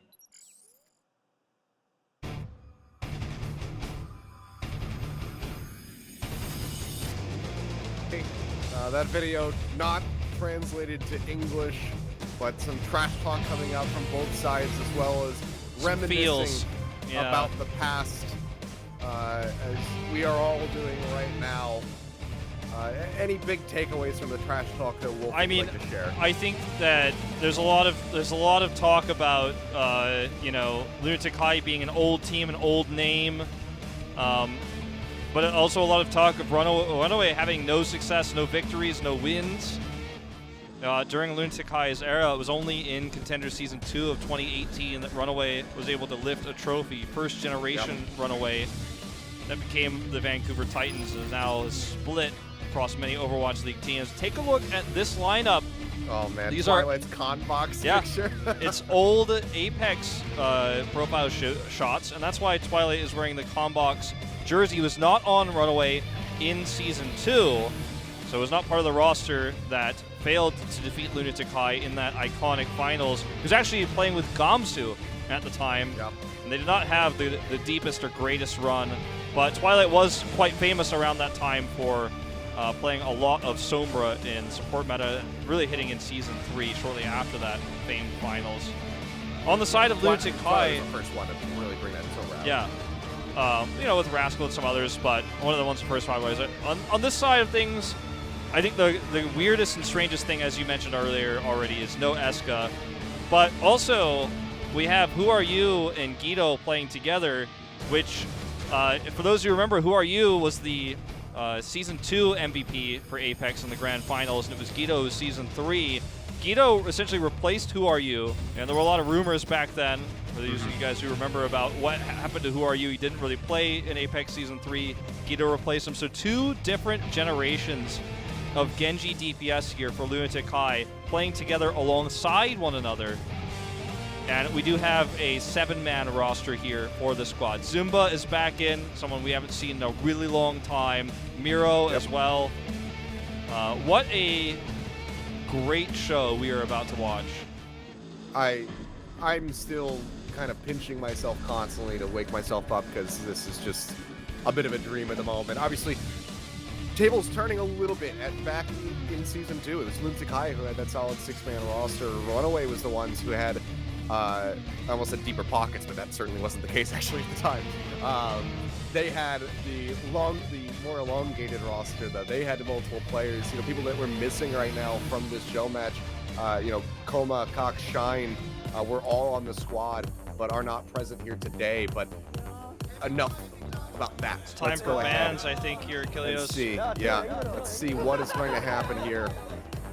Who's going to be banning what? Well, damn, it feels good to see Runner up in that seat again. Yeah. Can he break the booth again today? He might. Feels crazy to see Teru here as well. Yeah. And the Lunatic-Hai jersey. Lunatic-Hai disbanded before Contender Season 1 in 2018. Didn't take their seed, actually, just completely dissolved. Now, we've never seen this team in a booth for a competitive match until now. 2 years later. And we're going to go into this ban format. By the way, you know, supports ban first in a snake pick type draft. And, you know, Lunatic-Hai Match are kind of explaining how things work a little bit, make sure everyone's on the same page. Runaway will ban Batiste first. Yep, so again, taking that off the table, we saw Team Slime do that earlier. We'll see if Lunatic-Hai has the same thinking, or if they're going to ban Brigida. That's what we had seen last time, but it will just be the Miro. So neither team will be able to run Baptiste in this first map. Yeah, and the first 2 maps as well. First 2 maps, sorry, yeah. After 3, when we get to 3 is when they can actually change those up one at a time. Orisa also removed, so kind of continuing the trend here. We might be seeing a little bit more of this dive style. Obviously, you can't remove Brigida, so that's going to be one hero that can really put a wrench into the gear of the dive that we saw both these teams, run in multiple finals. So their most iconic composition for both of them, the Genji Tracer dive, as Orisa is removed here for Lunatic-Hai as well. It may just simply be a mirror. It would DPS, be criminal for either of these teams to ban Genji now. Yeah, DPS, I don't know if we'll see that, but with Gido and Who Are You, you never know. There's the Echo removed. Aren't taking her off the board. We'll see what Lunatic-Hai wants to go for in their final 2 bans. And it will just be Echo. So yeah, it's looking like we're just going to be having similar things all the way down. These final 2 bans, last chance for any sort of differentiation for the first 2 maps at least. Yeah, I'm not shocked to see the same bans come through. We could see a Mei ban here, just to remove that extra level of variation. It's actually going to be a Sombra ban though. That's really going to change how this is being played compared to our previous series, and EMP being one of the big game changers in terms of ult economy, and often very much dictates how supports are playing their ultimates in this meta. Ever since her release, really, whenever she's in a game, she really dictates the pace of support ultimates. Runaway very confused about the Sombra ban. And there's the Mei ban we were talking about. So Mei taken away. We'll have to see how things play out now. I mean, we saw the Sombra especially be quite impactful in that first series, as you were already talking about. We didn't get to see too much of the Mei come through, if any at all. So the big difference making here, sure that she's out of here. Yeah, just a big difference here, just to reiterate it for everyone so no one gets confused at home. If one team bans a hero, the other team cannot play it, but that team can play it. So Mei can be played, obviously, by Lunatic-Hai and vice versa. Oasis is going to be the starting map here. It is going to be Apex map order, control, hybrid, assault, escort, control for tiebreaker, and it's randomly drawn. Let me just remind everybody that Oasis was, in fact, the first map that was played between these 2 teams in the grand final. That's right. That series went the distance. Jaehyung sleep darts. 7 games. Yeah. Are you guys ready, though? Opportunity to go to game 7, but is it time? It is time. And Wolf, you know what? I'm just gonna let it happen. I'm done talking now.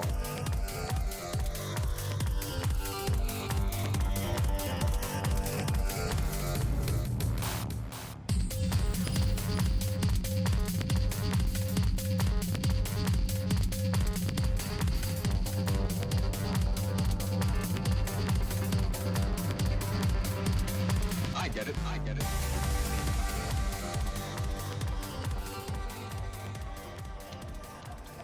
Runaway! 하나, 둘, 셋!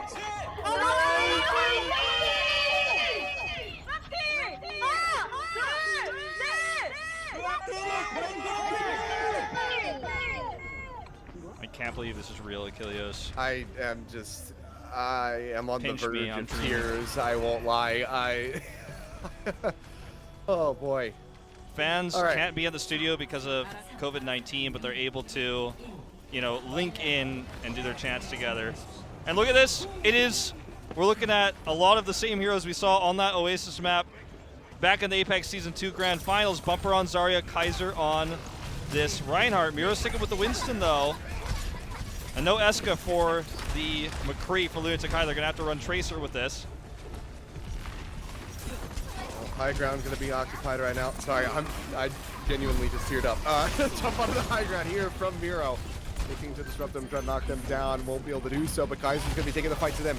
Tries to go in for the charge into the back, unable to find a pin. We will just see Zunba getting team-necked and bumper taken down to the Zarya. An absolute bloodbath breaking out as a Bionade connects on the 3 remaining members of Runaway, and Runner himself will fall.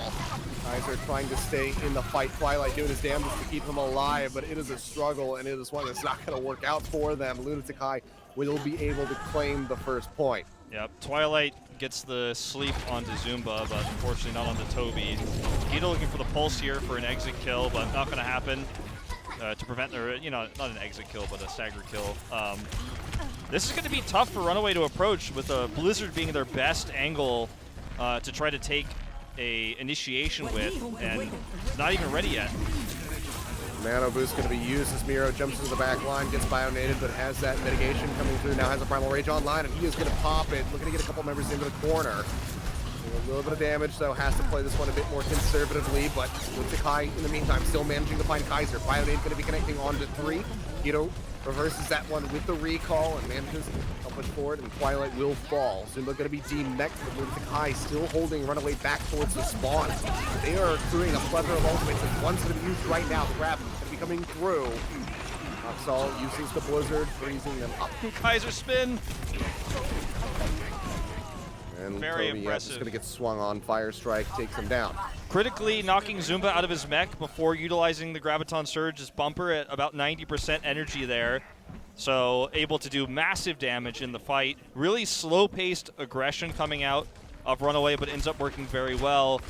For Lunatic-Hai, Jaehong's almost at another nano boost here. He's so close to it. So that's going to be their re-aggression. Is going to be that Nano Blade. They've got a Pulse Bomb too for a potential pick. That's why Runaway is sticking to this high ground. See if Twilight can hit the Sleep Dart when this comes through. So who are you, Blade versus Runaway? My dreams come true. Here we go. Yeah, that's going to be the Blade, and Runner is the first one to fall as he dashes his way through for the kill. Kaiser with the pin manages to find Jaehong, but Who Are You falls up for a second one, taking down Haskal. Stitch trying to land the shot here to get rid of Tobi, but he's just too elusive. Comes up with yet another kill. Oh, he's loving it. There's a massive grin on Who Are You's face. He says, oh yeah, it feels good. I miss this. He missed it, man. He sliced through them, back in so many critical matches, obviously over the Apex years. But in that Season 2 finals was the MVP. He's just trying to repeat that performance right now. So far, so good. Kaiser's forced to swap. Bumper swapping over to D.Va as well, but it might be too little too late. Haskal dashing forward, gets antied. Using the deflection just to keep himself safe from the shots coming out from Tobi. Runner again going to be taking down Who Are You, sticking to him like glue, consistently cutting him down. Gido just going to get steamrolled there by the D.Va. Stitch trying to get the deny on the remech. He's unable to do so. It's still a little ways off from that pulse bomb, and with such low HP, might not be able to be that impactful in the fight. Flip is still going to be coming through, however, so Runaway in control of the point as Lunatic-Hai hits 99%. Haskal still trying to build up, dashes through, gets a little bit of extra percentage. Yeah, you can still to keep himself safe. You can still feel that synergy between Haskal and Kaiser in terms of target selection here. The dash reset's coming through. He gets another one onto Jaehong. Who Are You? Going to be coming off Kaiser, find the kill. Miro looking to answer in kind. That's meant to take down Twilight. Haskal nearly has that blade online. Miro doing some serious work off screen at the moment here, though. A lot of people would argue Hakskal's peak of his career was not in Overwatch League, but actually in Korea, throughout Apex and Contenders Korea on the Genji. And, here he is again showcasing what his strength is, what his power level is, when not only playing this comp, but playing against it as well. And he looks super comfortable. We have 2 Nano Blades available. Sleep Darts up and ready as well. Lunatic-Hai has to aggress. Ryujehong looking for that Sleep Dart, not able to find the Bioman to keep alive for a little bit longer. And Who Are You finds Runner yet again with that blade. Haskal with one of his own has that Nano Boost rolling. He's trying to stay alive, but he will not be able to do so. Who Are You takes him down. Headshot Jerkins coming through onto both him and Stitch. Who Are You doing some serious work here for Lunatic-Hai as we are into double overtime, but Kaiser gets a knockoff there on Gido, who didn't have a recall available. Who Are You deflecting the sleep shot from Twilight, gets the headshot, takes him down. Sound barriers out from Runner, however, helping to keep the rest of the Runaway members healthy. Lunatic-Hai back in control of the point. Just looking to close this one out. So going low, loses out on the mech, but has self-destruct. Uses that one off the point, so Stitch ducks around the corner, starts hounding down Miro as best as possible. 28% away from that pulse bomb could be impactful if he can actually get that one ready to roll, but Runner gets gets rolled over by Miro, and that will be the first round of Oasis going the way of Lunatic-Hai, and the music comes back in, and oh man, I am in heaven. It's incredible to see this. Really nice stuff coming out of both teams, and it's really reminiscent of what we saw back in the early parts of Apex. I think, you know, nothing much has changed when you look at these two clash. Sure, some different members playing together, a little bit of a different roster setup here, but it is certainly the same high-level nanoblades we're seeing between these two. I mean, one thing, Who Are You was always, you know, I'd say people always recognized him over Haskal for, as we will have a pause here, was actually his ability to play bladeless on the Genji. You know, you mentioned the double kill, the shuriken headshots coming through. Who Are You very well known for his mechanical skill, regardless of whether the team was diving with him, just his accuracy and his kill rate. Whereas Haskal, obviously much more known for nanoblade centralized play, his dragon blades themselves, and his quick build of the ultimate charge itself, not necessarily isolated kills, taking 1v1s and things like that. Well, he's got a, I can't use that phrase, but he's got a grin on his face right there. Who Are You really feeling good at the end of it as we take a look at the replay. Just cutting them down one after the other. And man, what a fantastic return to form for him here in this map so far. We will go ahead, let the timer tick back down as it seems like we are ready to roll. And Gido is going to be moving over onto the Korea. Who Are You, of course, going to be sticking with that Genji. For Runaway, however, it is going to be that goat shift coming through to them. Yeah. We'll see how they cope. The Runaway shortly going to be very good at playing goats. Bumper going in for the charge, manages to find Tobi as he gets moved around. Pinball right into that line there. It does get taken down. We get to see Haksal's, you know, perhaps second most famous hero, Brigida, actually, which, you know, sounds odd to say if you're a hardcore Apex fan, but, you know, his notoriety on that hero surpassed his Pharah, surpassed his Sombra and Doomfist. I think I fixed the double audio, by the way, chat, so give us some feedback on that. Look at this aggression, though, we're going to see from Lunatic-Hai coming through. They're totally shut down. Bionade's big, and they just do not have the ability to keep everyone alive right now. They don't have the same staying power. They don't have the same sustainability. Yeah. And this is something that we actually didn't get to see a whole lot of in the Overwatch League last year, which is Stitch on the Zarya. We always pretty much saw Selman Sue rolling for the team. You see Kaiser now trying to get in behind that Rhine shield. Unable to do so to drop the hammer yet. And Who Are You this time around not going to be allowed to get value out of that Dragon Blade, get shut down completely, and that is just the dog pile coming through from Runaway, pushing forward, crushing Lunatic-Hai and maintaining control of the point, getting ready to surpass 50%. Yeah, and this is, I mean, the power of goats, right? I mean, incarnate. And with no restrictions on 2-2-2, this is a very powerful composition and will continue to be throughout the rest of this best of 5. All right, here we go. Bombs out for Bumper. Yeah, bomb in the back, not going to be able to find too much. Grab does come through. Bionade is in. Kaiser trying to stay alive, but can't charge his way out to safety. Will just be the cleanup coming through. A near team wipe here at the hands of Lunatic-Hai. As Bumper will be the last one as he gets demeched and finished off rather quickly. So 74% accrued for Runaway. Lunatic-Hai now have the point. Let's see how the reapproach comes through. Is Who Are You nearly has a meteor strike for his Doomfist. Yep.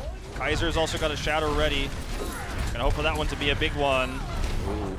Bionade is going to be big, however. Oh, it's huge! Catch on a 3, including Tobi.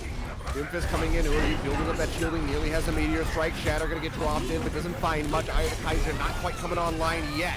Miro with a charge through. Does find Haskal, takes him out. It's going to be an exchange with the Brigidas, but the swings coming in. Lead to Twilight now. A runner falling. As Miro continues to wreak havoc with Reinhardt, something that was never really his forte, but it's looking pretty damn good right now. I mean, it was the meta when we had, you know, the Season 2 Grand Finals to play Reinhardt Zarya with the dive. Obviously, there's no Brigida, there's no Doomfist at the time, but you know, playing Reinhardt Zarya was still meta with Genji, and he played quite well in that finals, even though later on, obviously, he fell off massively in regards to the Reinhardt. Oh, they get the sleep on a Kaiser. Lunatic gets dropped in. Managed to find 3. The bio. Another bio. 4.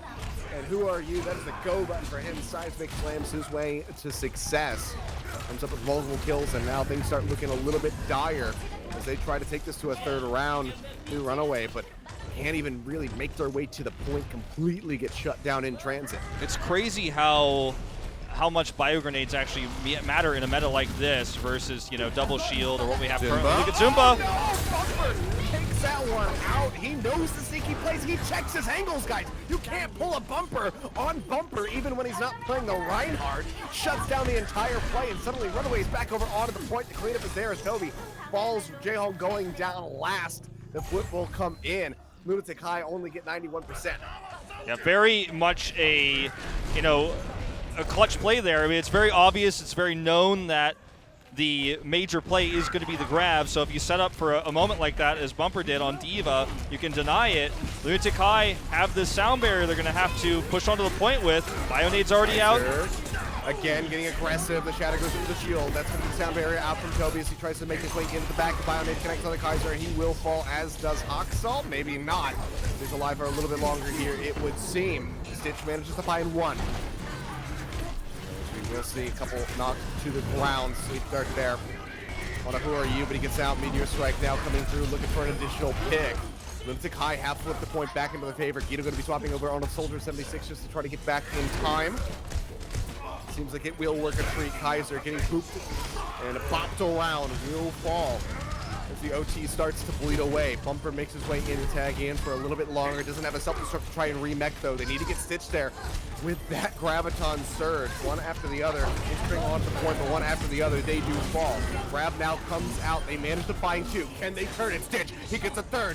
Finally does fall. But now we have the Wrecking Balls coming in. Thought for a second he was going to pile drive down into the pit, but he does not do so. As the Kaiser will get eliminated in the end. It was looking good for a while, but they can't elongate the OT fight. They can't get the flip, and Lunatic-Hai will draw first blood. Indeed. I'm trying to make sure the stream is fixed for you guys at the moment, as I know there was a double audio sort of thing going on, but I think I might have created an audio delay.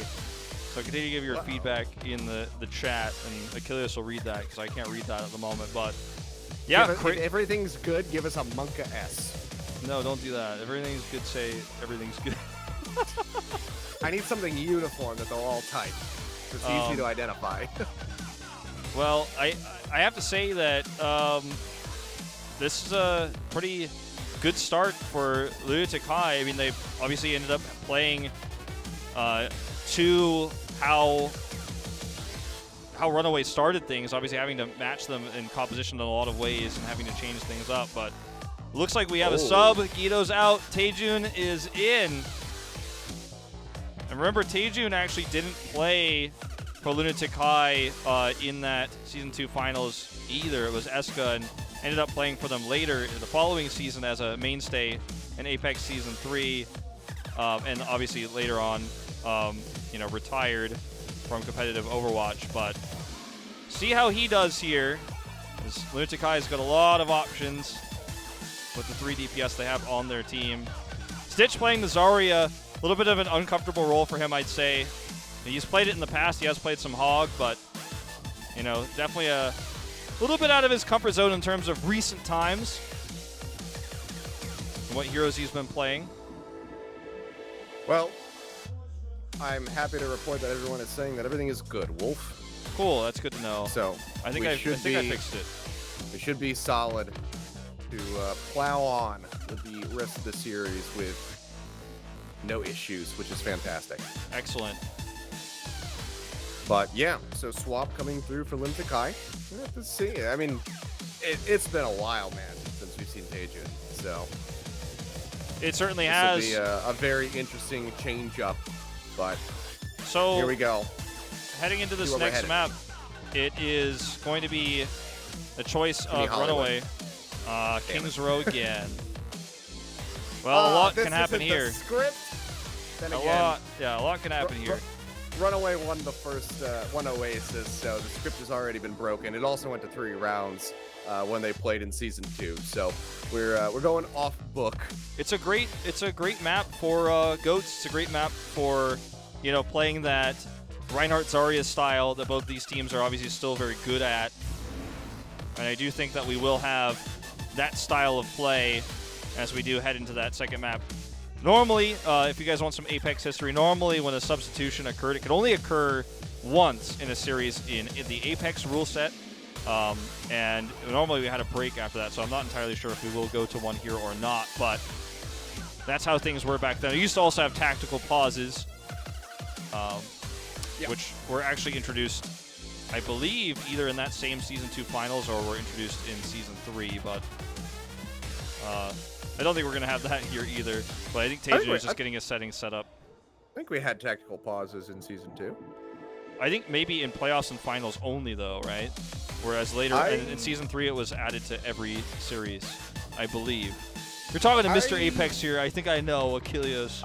Okay, I'm just saying. I vaguely remember it being a thing before, but I also could be very wrong. Well, I'm perhaps getting things mixed up because I did commentate a couple of the days in Season 2. We did not have alongside Monty, so yeah, we did not have tactical pauses in our promotion tournament. The Super. Yes, so, that is correct. Yeah, just reminiscing about Apex history. Who Are You having a great time? He's staying in. They're not subbing him out. The cool thing about seeing Who Are You on stage with his old teammates like this is he's clearly super happy, and he's playing in a meta that he built his entire career around, right? Like, this is the dive style that he became famous for. Sure, he will have to play a little bit of Brigitte probably throughout this series as the hero bans ask or require it, and we're seeing a little bit of goats and stuff like that. But to get to play the Genji and cut up Runaway like that with the Dragon Blade, it's definitely feeling the nostalgia, no doubt. He's not on the Brigitte. He's not on Mei. No, he's not. But here we go. Time for map number 2, as we already saw. Going to be headed to Kings Row yet again. Not Hollywood as I would have liked to follow the script, but it's okay. We're breaking away. It's 2020. Things are going to change a little bit, but the music, the graphics, it's all staying the same.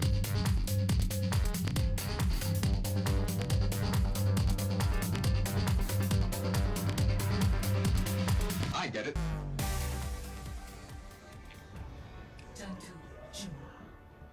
루나웨이 하나 둘 셋 루나웨이 파이팅 하나 둘 셋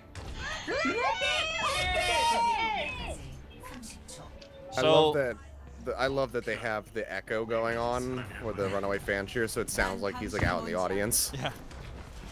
So another iconic piece of Apex history is this UI that you guys see.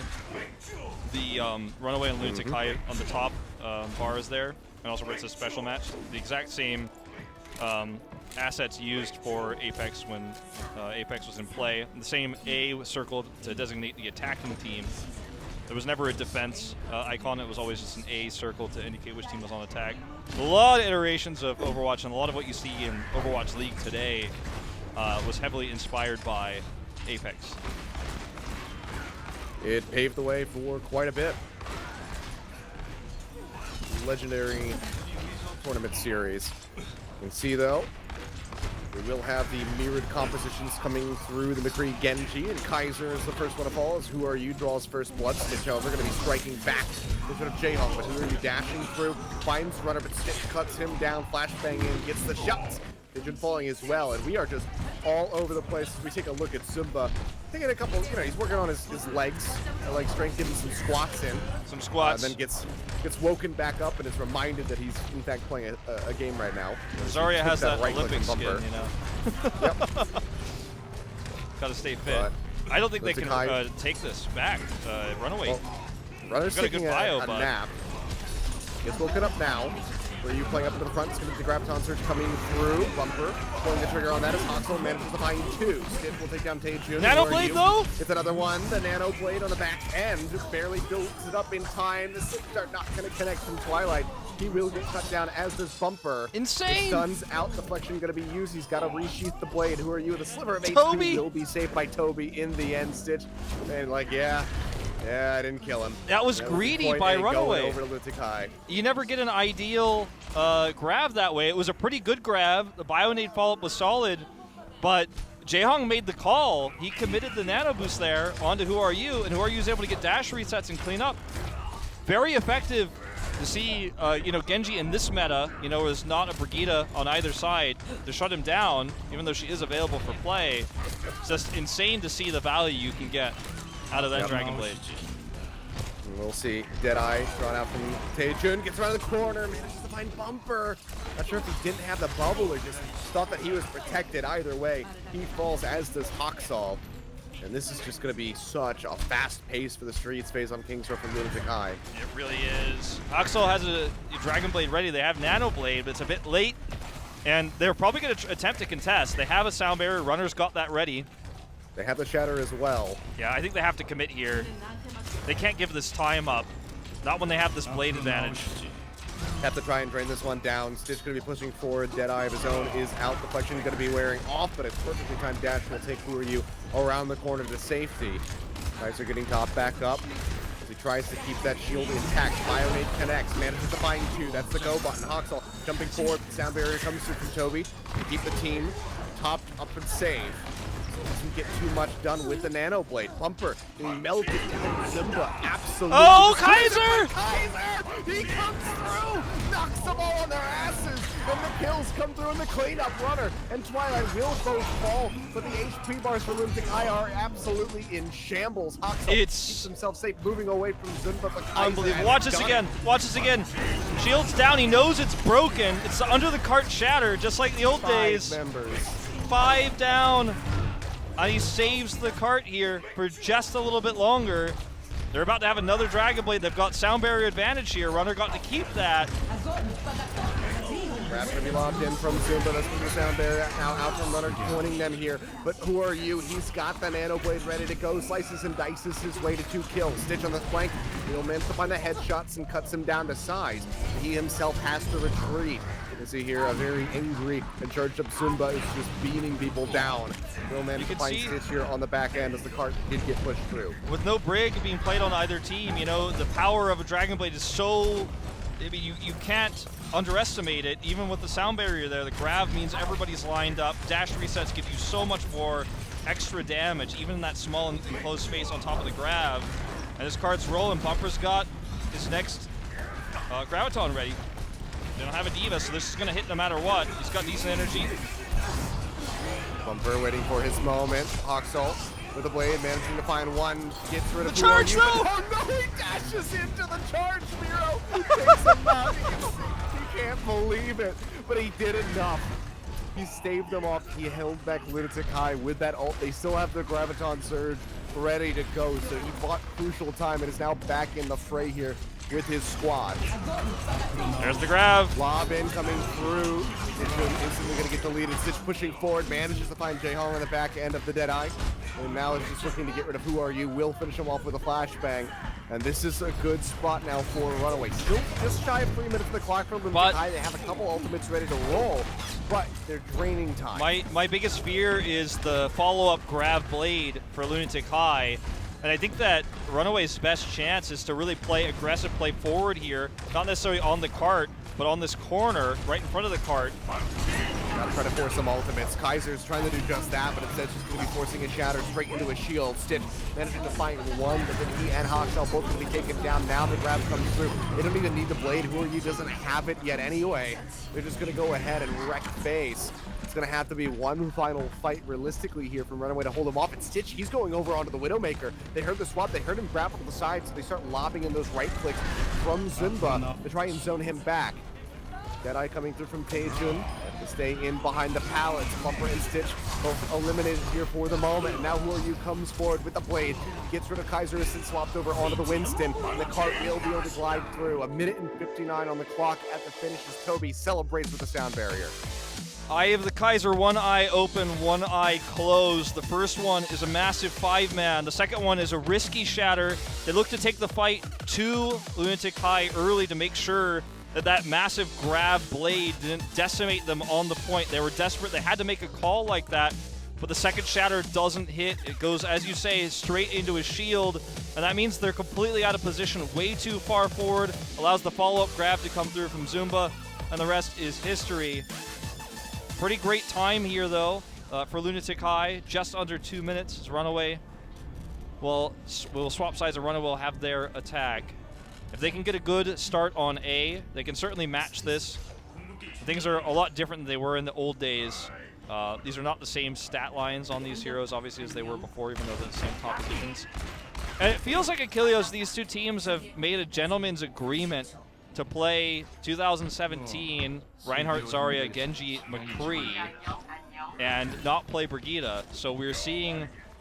I mean, it is crazy. There was a lot of memes about Brigitte. You know, there was the Chinese player delete Brig, etc., and Genji fell out of the meta massively when Brigitte was released. But, you know, with no Brigitte in play, it's crazy to see these plays like we saw Whoru just take the whole point by himself earlier with the Dragon Blade, and how potent Genji was back then in that meta. We're seeing it in a different way here now as well. Bionades keep connecting here too with these diva-less comps. Yep, just hitting there onto Bumper. Stitch going to be Stitch swapping Tracer. off, going back to his Tracer, the character that made him famous. Bumper diving into the back, will get taken down. Bionade connected onto him, finished him off as Whoru is the one profiting with the kills. Got rid of Haskal as well. Fire Strike gliding through, getting a little bit of damage, a modicum of it. Sun Bionade not going to connect, but seems like it's not going to be the most necessary thing. Is Runaway is going to get taken down and shoved back into the Cathedral. Yeah, this is a rough start for Runaway. I mean, they ran the Tracer, which has a lot of backline pick potential, but it's hard to get back there against such good peel. They're going to have to reset one more time here. Bumper gets a little bit of extra ult charge. They're actually running Winston Rhine together. Yeah. And the Nano Boost goes forward there on the Bumper. And now another Nano used onto Miro. Fire Strike finds Stitch, takes him out. Bumper taking a nap and then finished off by Zunba. And things continue to look really rough for Runaway. Miro, oh no, dashes straight into the light post, but it doesn't matter. The Fire Strike follow-up is still good. Gets rid of Kaiser, and I mean, look at Lunatic-Hai. They have 5 ultimates in the war chest right now. Ryujehong using the Nano Boost. Runaway still trying to accrue theirs. We're gonna have to see. He's got the blade, but the Nano's just not gonna be there for them. Yeah, we're gonna have to see some Haskal magic here, I think. Some sort of crazy pin from Kaiser. I mean, every tool in the war chest belongs to Lunatic-Hai. This may just be one of those pushes where you try to bait out ultimates and wait for the follow-up push, but it's gonna be rough. I mean, Bumper's trying to get in the backline here with Stitch to find some sort of pressure. There's the pulse, goes wide. The pulse bomb, but the roll-away comes through. Leetaejun just keeping himself safe. Kaiser caught up in the Graviton Surge, will be finished off as Whoru is the one to draw the blade. Haskal dashes through, finds that kill, but does he feel confident enough in them to be able to play forward right now? Bumper still has that Primal Rage rolling. Oh, Miro! He can get rid of Miro. The health gets pack. the mini pack. He does not have the dash through, and suddenly Haxal's got to push back. Keep himself alive. And if they had gotten that kill on the Miro, that could have been the go button, but they do not find it. He gets topped back up, and Runaway is still in the corner. It's crazy how a mini health pack, a mini pack can actually change the outcome of the game in a meta like this, the one we're watching. Stitch swaps over to the McCree. They have the Nano Blade ready now. Lunatic-Hai have the sound barrier, and they have defender's advantage. This is their one chance. Runaway. That eye's out, canceled. Bionade on the tube. The sound barrier from Tobi is perfectly timed to go ahead and keep Leetaejun and Whoru alive. Asleep! Now that the shield's expired. Oh no, Ryujehong, he does it again. This has got to be huge. What year is it? For Haskal. Consistently shut down time after time in Season 2, now here again in 2020. They're on the point, however, they nearly have the cap with less than a minute remaining. Stitch into the back, manages to find one as Whoru will fall, goes out the Deadeye. Going to zone them off the point, actually profits and gets the kill on the Leetaejun. But Runaway had to throw everything that they had at that fight in order to break through, and now the time bank is going to be severely limited. It's very they have diminished. To steamroll through, and that's why they're chasing. If they want to be comparable. Yeah, that's why they're chasing. That's why with Bumper having 80+ energy, he's trying to come up here. I mean, Ryujehong's sleep dart was good, not enough though. They got pushed away from the point. Control of that zone went to Runaway. Great plays by Leetaejun as well. The flashbang there to try to shut that blade down as well. Haxal's timing was impeccable throughout it all. Runaway don't get another team fight, though. They just kind of have to go back to the fast-pushing part. That eye Oh, coming shut through. down. No. Right click coming through. They managed to find the kill on the victory. Now the grab coming in. Jehong will manage to find Haskal with a Bionade, but otherwise it is going to be a clean sweep for Runaway. They actually get both ult fights. Like they get the fight with the Dragon Blade, you know, even though it wasn't the blade that filled the kill feed, and then they are able to swing the pendulum back and win the second one with the And I love this grab. forward. Yeah, and they're chasing. This is actually exactly what you need to do to get as close as possible to that time bank. Fantastically done. They get the energy out of Zunba. He still got the Graviton Surge online in that last fight, but they make sure that he comes back in with 0 energy. So absolutely huge chase forward there from Runaway. Also got the pick on Leetaejun. Who are you? Nearly with the blade online. Is trying to get this one as he's the recipient of the Nano Boost, but he's just not going to have enough time. Deflection will do nothing against Bumper with that Zarya. He's just got to peel back around the corner. They lose out on the 2. Now he's Bionaded, and that is point B, snatched up for Runaway. If they can have a strong push through the boundary, they can actually beat this time bank. They absolutely can. It is possible. They have a minute to do so, just over. If they can win fights like this, and the Bionades are as good as what we just saw from Twilight, this is certainly doable. It is going to be tough. It's very unlikely. They have to get a deflection on the grab. How much they can turn this one around, but it's not going to happen here. Then I just come through. Zumba's so low! In front of each other's faces, and Zumba's going to be taken down. Then I just managed to find him, but who are you? Pulls out the blade, starts slicing and dicing, gets himself a quad kill. He's looking for that last one. Haskal playing around the back. Deflections coming out. Genji's up in each other's faces. Haskal dashes up to the top, rides the wall, but who are you? Claims it. He gets the dash resets all over the place. 5 kills in the fight for who are you? Give me this meta forever, okay? Who are you making a huge play here? When you group up for the grab, you actually give the AoE of the blade so much room to work with those left clicks coming through in Dragon Blade. You do so much damage when everyone's stacked up like that. Haskal with a deflection kill. They kill each other with the deflections on fire strikes. You don't see that one ever, really. Oh, the escape of Miro! Keep Miro alive! He's actually still in the fight. Zunba gives his life to keep Miro alive. Can he turn things around with an Earth Shatter? The answer's looking like yes, because he knocks 3 to the ground. They force the grab. He desperately dumps the Graviton Surge to find Miro, but he's got the Nano Boost, he's got the Sound Barrier, and he's still alive in the fight. They just cannot kill this guy. Yeah, a lot of this time has been really depleted now. There's sub 159. They might not finish this map without a really solid upcoming fight. Dragon Blade's ready, but no nano here. Sleep's good. And does Haskal pull it? Keeping him alive for now.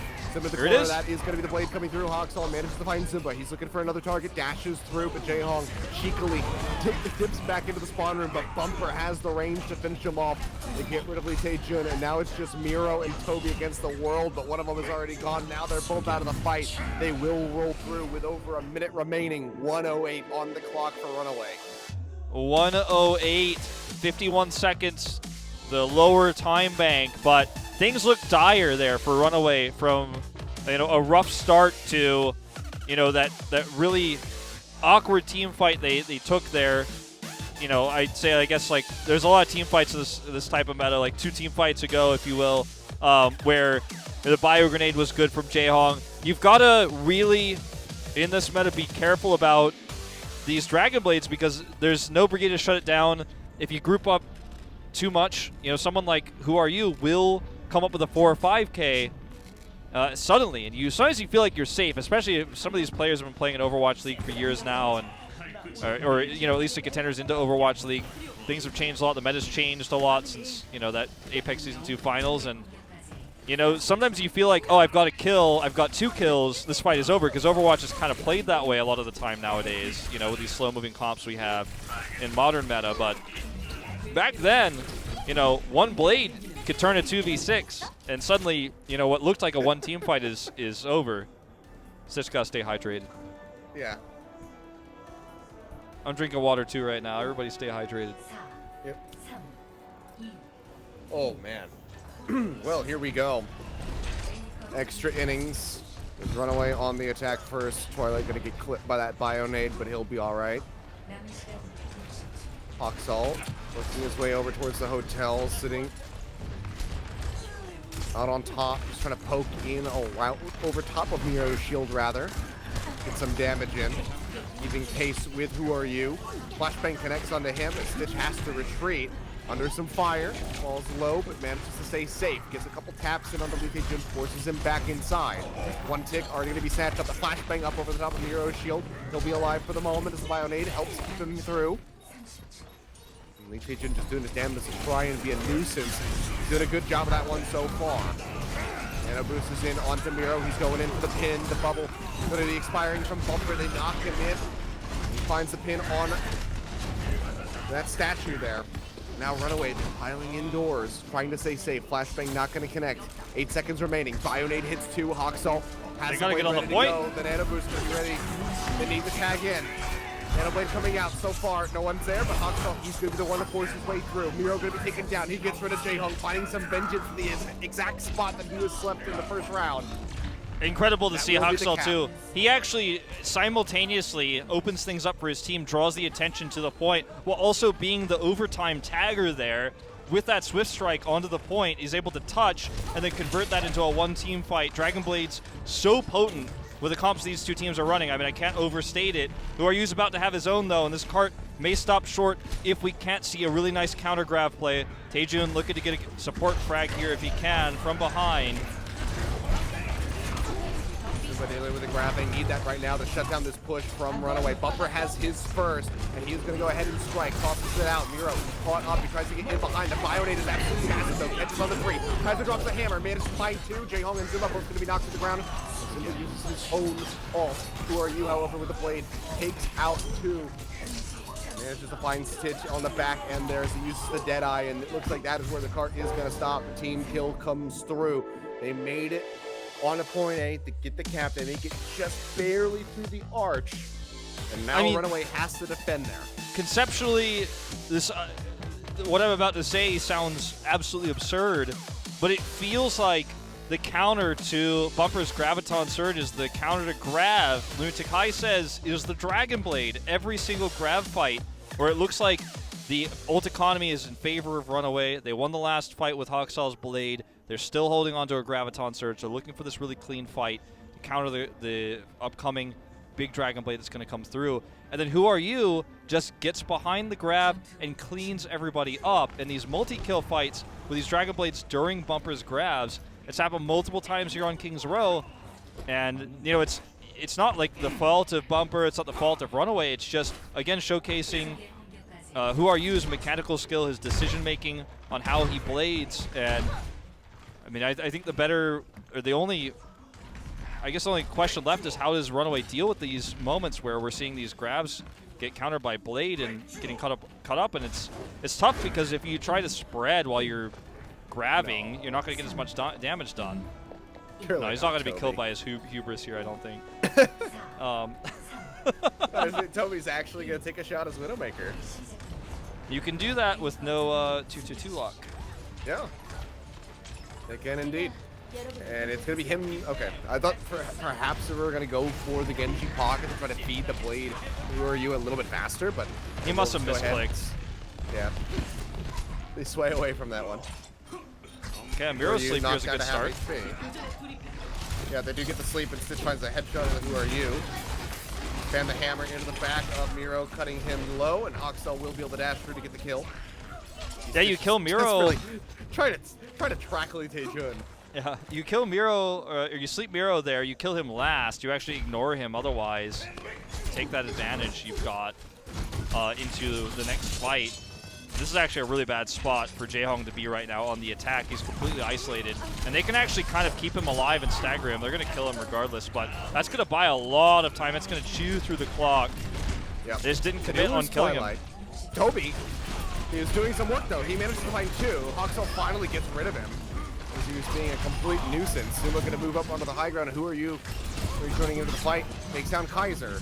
There's a Kai on the point right now, and suddenly the onus is on Runaway to try and reapproach here. Bumper trying to lead the charge, trying to push forward, build up towards that Graviton Surge, but he's still just so far away, not even at 50% at the moment. Haskal, however, nearly has the Dragon Blade. He might have to be the one to try to break through. Barely dashes out to safety.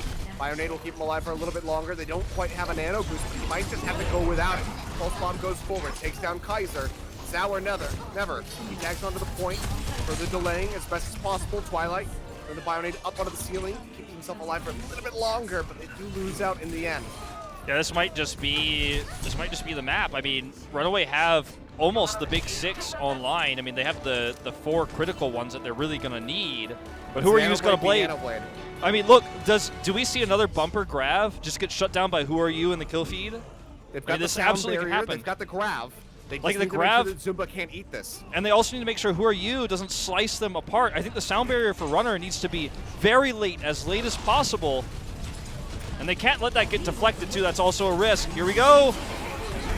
Nano Blades coming out from both sides. The sound barrier gonna hit. And who are you? Is cut down. Haskal finds a kill to Leetaejun as well. It's looking like something Runaway might be able to win this, barring they stay on the point. Bumper gonna be taken out of the fight with the self-destruction. Miro manages to find Runner.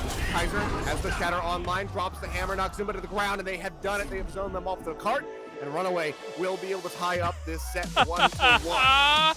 Runner jumps out of his seat. It doesn't get much closer than that, Achilles. I'm getting feels. I think everybody is getting feelings of nostalgia. We're watching old compositions clash. And even though Runner had the sound barrier early in that fight, they were able to get the picks needed. Haksal's blade killed so many of the Lunatic-Hai members that when the follow-up came through, there just weren't enough left. There wasn't enough staying power, despite Zumba's bomb finding success, and they were almost able to turn it back, Lunatic-Hai, but just not quite. They couldn't win the fight and stay on the cart, and Runaway glide through. What a start to what could be 5 incredible games of Overwatch. 3 years later, I am mind blown. As am I. But looks like we are not taking a pause. We are going straight back into it as we are moving here into map 3. So bans can be altered now, one at a time. By the way, the 2 men you see entering the booth, the one with the glasses and the man with the mask, are 2 of the original members of Lunatic-Hai's management and coaching staff back from the day. So they're here as well, and it's actually cool to see, you know, old school Lunatic-Hai coming in here, down to the management. Very nostalgic feels. I mean, reunions are hot right now. We've got the Lord of the Rings reunion. We had the Community reunion, you know, a week ago, and now it's the reunion of these organizations. The world's a pretty terrible place right now. Let's just remaster everything and go back in time. Let's remaster everything. Let's reunion everything. Let's just go back to a better time. All right. Yeah. Well, we're gonna have, by the way, if you're wondering what's going on, we're gonna have 2 bans removed. Both of these teams will have the opportunity to remove 1 ban because we are heading into map 3 now, and each map after that, if we go to map 5, you know, we'll go down to 1 ban remaining. So May available now for Lunatic-Hai. Interesting. And Runaway will make their decision. Sounds like they haven't decided yet. I think they'll take the Sombra away as well. I think these teams just do not want the Echo into this at all. Yeah, there it is. Yep, will just be the Sombra. The Sombra is available now for both teams, so EMP is certainly a factor. So maybe we see Stitch bringing out the Sombra from now on rather than the Tracer. Do we and we still are seeing a lot of Tracer, you know, in the Overwatch League, in the Melee, so you know, it has that option. You can swap between them. Gido is also looking like he's going to be back in over Leetaejun, but yeah, now that we have the bans out of the way, we will be having map 3 coming up after a short commercial break, so stay tuned, guys, because this series is already so damn good. The nostalgia waves are still washing over me. I'm still loving it. I hope you guys are as well. So make sure you stay tuned, because you don't want to miss the rest of this series.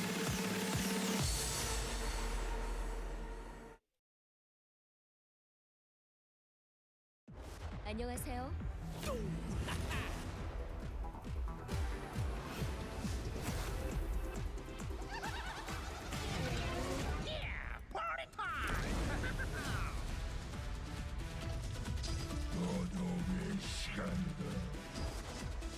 마음에 드는 곡인데요. 저 음악 또 들리잖아. 멈출 수가 없다.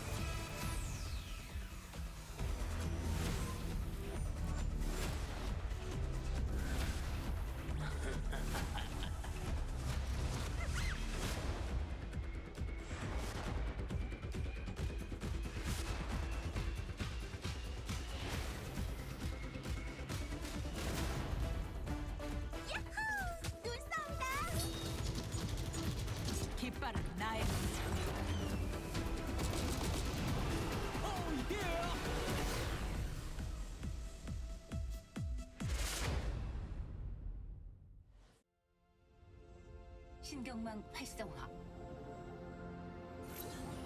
시스템 재시작 완료. 임무 개시. 전투 기능의 우선순위를 높입니다. 좋았어. 하늘에서 정의가 빗발친다. 비행 모드 실행. 목표물 파괴. 위험 상황 안정화. 광선 가동.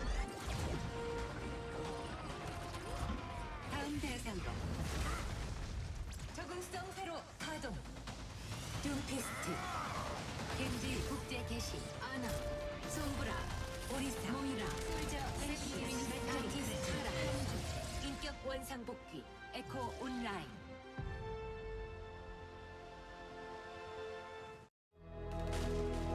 (30년) 전 옴닉은 전쟁을 일으켰어요. 그렇게 옴닉 사태로부터 인류를 구하기 위해 오버워치가 결성됐지요. 우린 역사상 가장 위대한 평화의 수호자이자 번영의 상징이었습니다. 오버워치가 해치된 건 세상이 다 아는데 걔네 이제 절반은 용병이야. 사람들은 우리 없이 살기로 결정했어요. 심지어 우리가 범죄자라며 우리 조직을 해체시켰죠. 아빠한테 들었어요. 아저씨는 수십 년 동안 오버워치에 모든 걸 바쳤는데도 아저씨를 내쳤다면서요. 현실은 아버지가 들려준 이야기와 달라. 그걸 믿는다면 넌 바보야. 형에게 아직 희망이 있다고 믿는 건 어리석은 짓이겠지. 형. 인간과 기계, 눈동자 안에서 이곳에서 미래를 봅니다. 인간과 옴닉이 나란히 서서.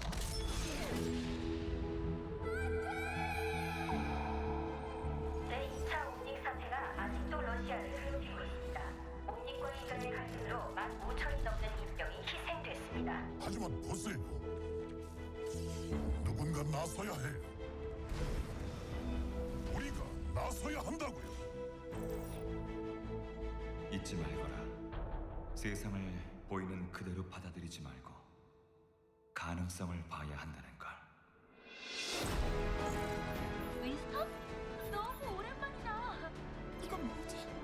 이 영상은 오버워치 비상 주파수로 방송되고 있어. 연락이 왔어요. 요원들을 다시 모으나 봅니다. 생각해봤는데 그들에겐 저보다 당신이 필요할 겁니다. 난 부름을 받았고 은혜야오. 언제든 놈들은 점점 더 강해지고 있고. 세상이 다시 바뀌고 있어. 이젠 어디 설지 고를 때야. 우리가 바로잡을 수 있어요. 세상에 우리가 필요합니다. 지금 당장 함께 하실 거죠? 네, 윈스턴. 함께 할게요.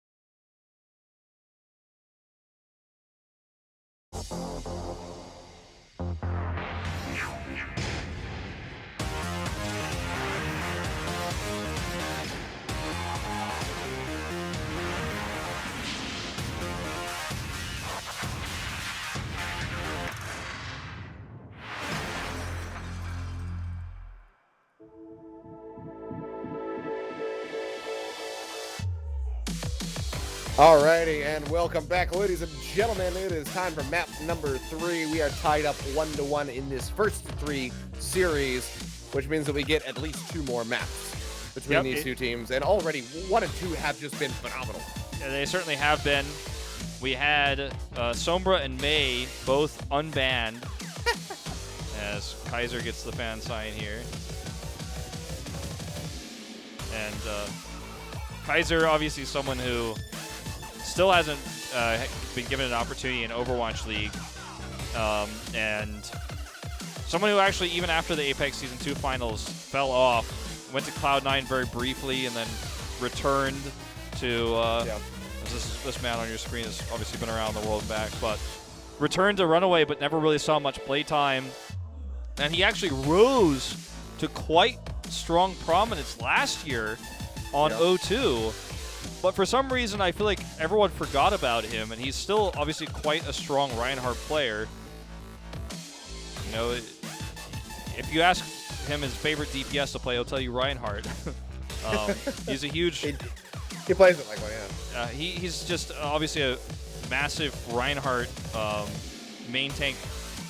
I want to avoid using the term one trick because his Orisa is quite good and his Winston is salvageable at times, let's say. But yeah, it's crazy to see him on stage here again, and for everyone to be like, "Oh, Kaiser's back, so amazing!" When in reality, he never went away. He's still here. Yeah.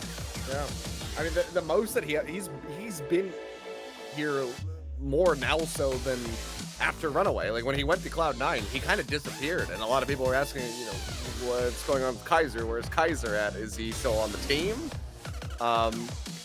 Obviously, we saw before we went to the break that Gido is coming back in for Leetaejun.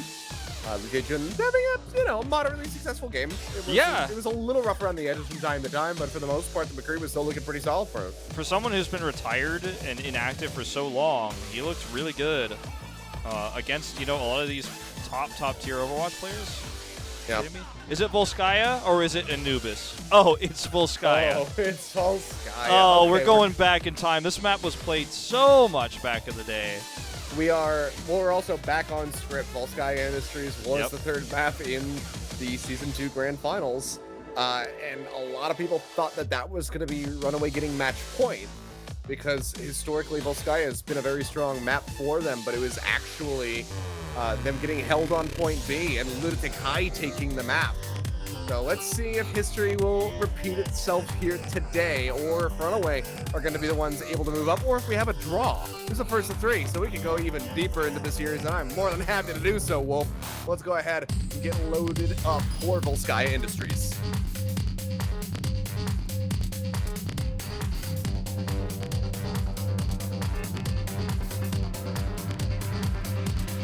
I get it.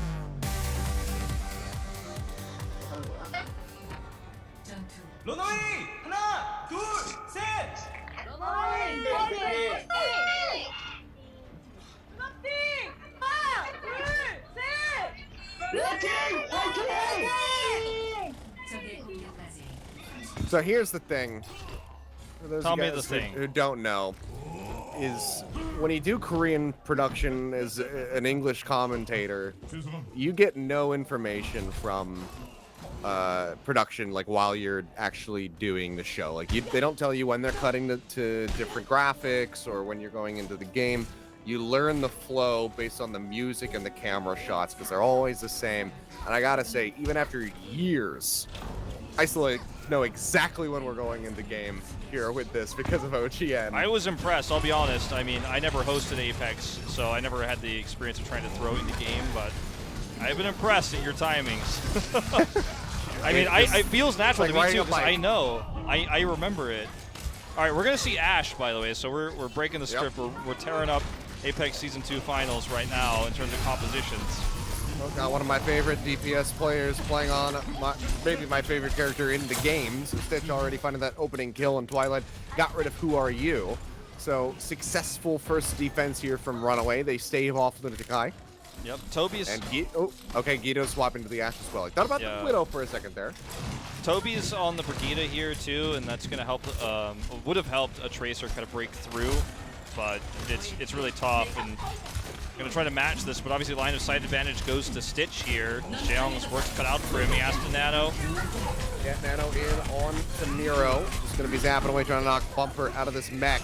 Who Are You dashes through, does manage to find Stitch, and Zunba will be demeched. Bumper still managing to retain his own, but Gido finds another kill here as Runner's going to be taken down by the Dynamite. Again, a very bloody fight coming through as Haskal gets a blade online. Gets rid of the Ash, goes through, finds Jaehong hiding in the corner. Cuts down his Ana. He is just attacking Jaehong at every twist and turn, every chance that he gets. He wants to be the one finishing him off with those blades. Primal Rage still going to be thrown out here by Miro. Has a nice corner in onto Haskal, but he does manage to get out. Suddenly, this is a very questionable ult use for Miro.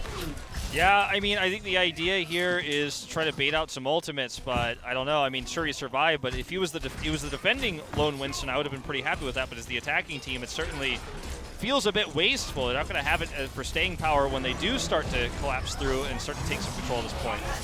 Well, now it's Whoru's turn. Looking for the kill here. Chasing after Runner, but he's going to get cut down. Stitch finds the kill. Brigida's in this Shutting time. him down. This is looking very dire already for Lunatic-Hai. The ults that they're throwing at the point just are not working out, and Runaway just continues to build up their own. Have a self-destruct. Haskal already has another blade online. Yeah, Jaehong is getting a lot of value with biotic grenades here in some of these lost fights, but it's not enough to turn them. And Miro once again kind of staggered on the outside here.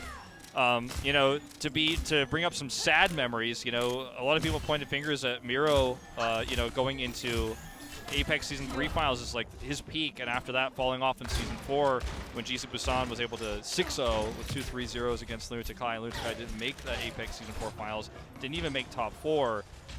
Very much as the end of his era as a Winston playmaker.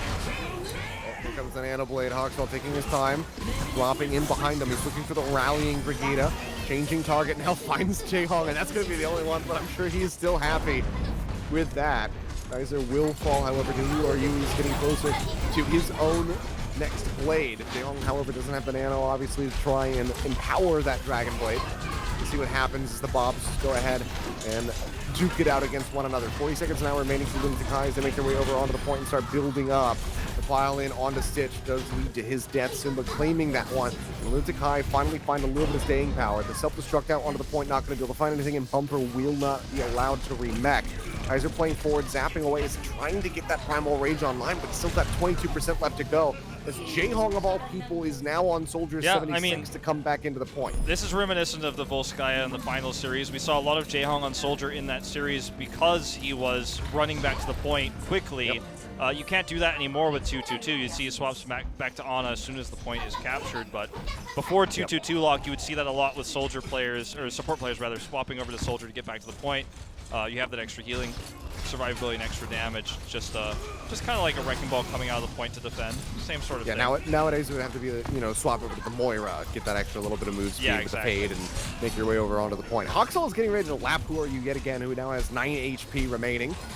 Seems like he will be able to get top back up, but Haxel's just 9% away from that next Dragon Blade. As Whoru desperately trying to track down Stitch here. He'll go ahead, rolls through with the sword. Slices and dices, manages to find Runners, looking for a little bit more. Twilight staying alive. Can he actually take this one back? Haskal comes to his rescue, does get rid of Whoru. They're taking up on the point, however. They finally start contesting this one. Oh, the sleep on Haskal again! Oh no, here we go again. They get the sleep, but the Pulse Bomb is going to be committed just to go ahead and make sure that he cannot get back into the fight. Stitch is going to be taken down now by that self-destruct. See, both Winstons passing each other like ships in the night with a nano boost rolling onto them. As they both dive into the back line of the enemy team. Less than 2 minutes now remaining, but nearly 2 ticks accrued for Lunatic-Hai on the point as the rally will stop rolling. Miro has a Primal Rage, however, so there's a lot of staying power for Lunatic-Hai, and Runaway, it just seems like they're not going to be able to stabilize right now. Moving their way up, can anyone tag? The answer is going to be no. There will be 1 minute and 43 seconds remaining as Lunatic-Hai finish Volskaya. I mean, I'll be real with you guys. Of all the players on the Lunatic-Hai roster right now, the one with the highest relevance in current day is inactive, taking a break, Ryujehong, right? After the collapse of the old Vancouver Titans roster, you know, he cited stress and wanting to try to do some other things as the reasons why he wanted to take a short break from Overwatch, and almost didn't play, actually, in this show match because he couldn't play with Eska, and you know, he decided he wanted to do this for the fans and for Overwatch in general, and did make a last-minute decision to enter this show match. But he is and was the most relevant of all these players results-wise in the recent results. And he is the one who's making the big plays. He's slept Haskal countless times in this series alone, that last one being the point capturing moment, the replay we just had there. The sleep dart comes through. Not only that, but he's seeing insane bio grenades, not only on attack, not only onto his opponents. That's what I mean by attack. Like, not only nailing his opponents with anti-nades, but also keeping his team healed up. And it's crazy to see how the rest of the team will follow him into, you know, an enclosed space so he could just bio the wall and hit everyone. Absolutely crazy performance from Ryujehong tonight. He's feeling it. The passion is real. And I think he's the strongest player on this team tonight so far. I mean, he and Whoru have both been putting up the numbers in this series so far, but now let's see how Runaway fares on this attack. Again, Volskaya, historically, a fantastic map for them. They've had several, you know, that have transitioned throughout the years, Eichenwald, Temple of Anubis, etc. The list goes on, but Volskaya Industries was always one of the ones that Runaway would bring out if they needed to get a guaranteed win. We'll see if that's going to be the case for them here. Sleep Dart going up, Kaiser blocks it with a bubble. They will stay safe, but loses the high ground. Haskal now trying to contest that and take it away from Lunatic-Hai, and Stitch gets up close and personal. Nearly has that pulse bomb ready to go. Has to pull back, get the mini pack, and this gives a lot of room for Gido to now try and match. Haskal, however, dashes forward, gets the melee hit on a Whoru, takes him out of the fight. Things start looking good already for Runaway. That's going to be the nano boost used onto Miro, who's very far away from that primal rage. Hasn't been able to get too much done so far on this defense.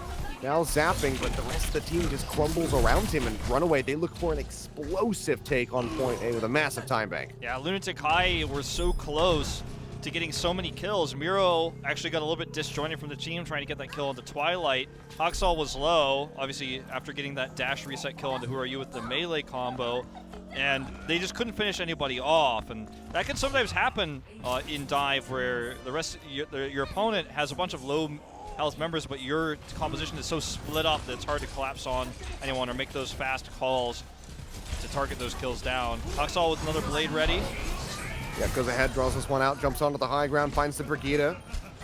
Kites away, goes around the back, and he finds Ryujehong in mid-air as he was dropping off to what he thought was safety. Haskal now alone, the point, going to be going ahead, picking that one up. They nearly have the first ready to go as Kaiser will go ahead and pop the Primal Rage, looking for the Tracer.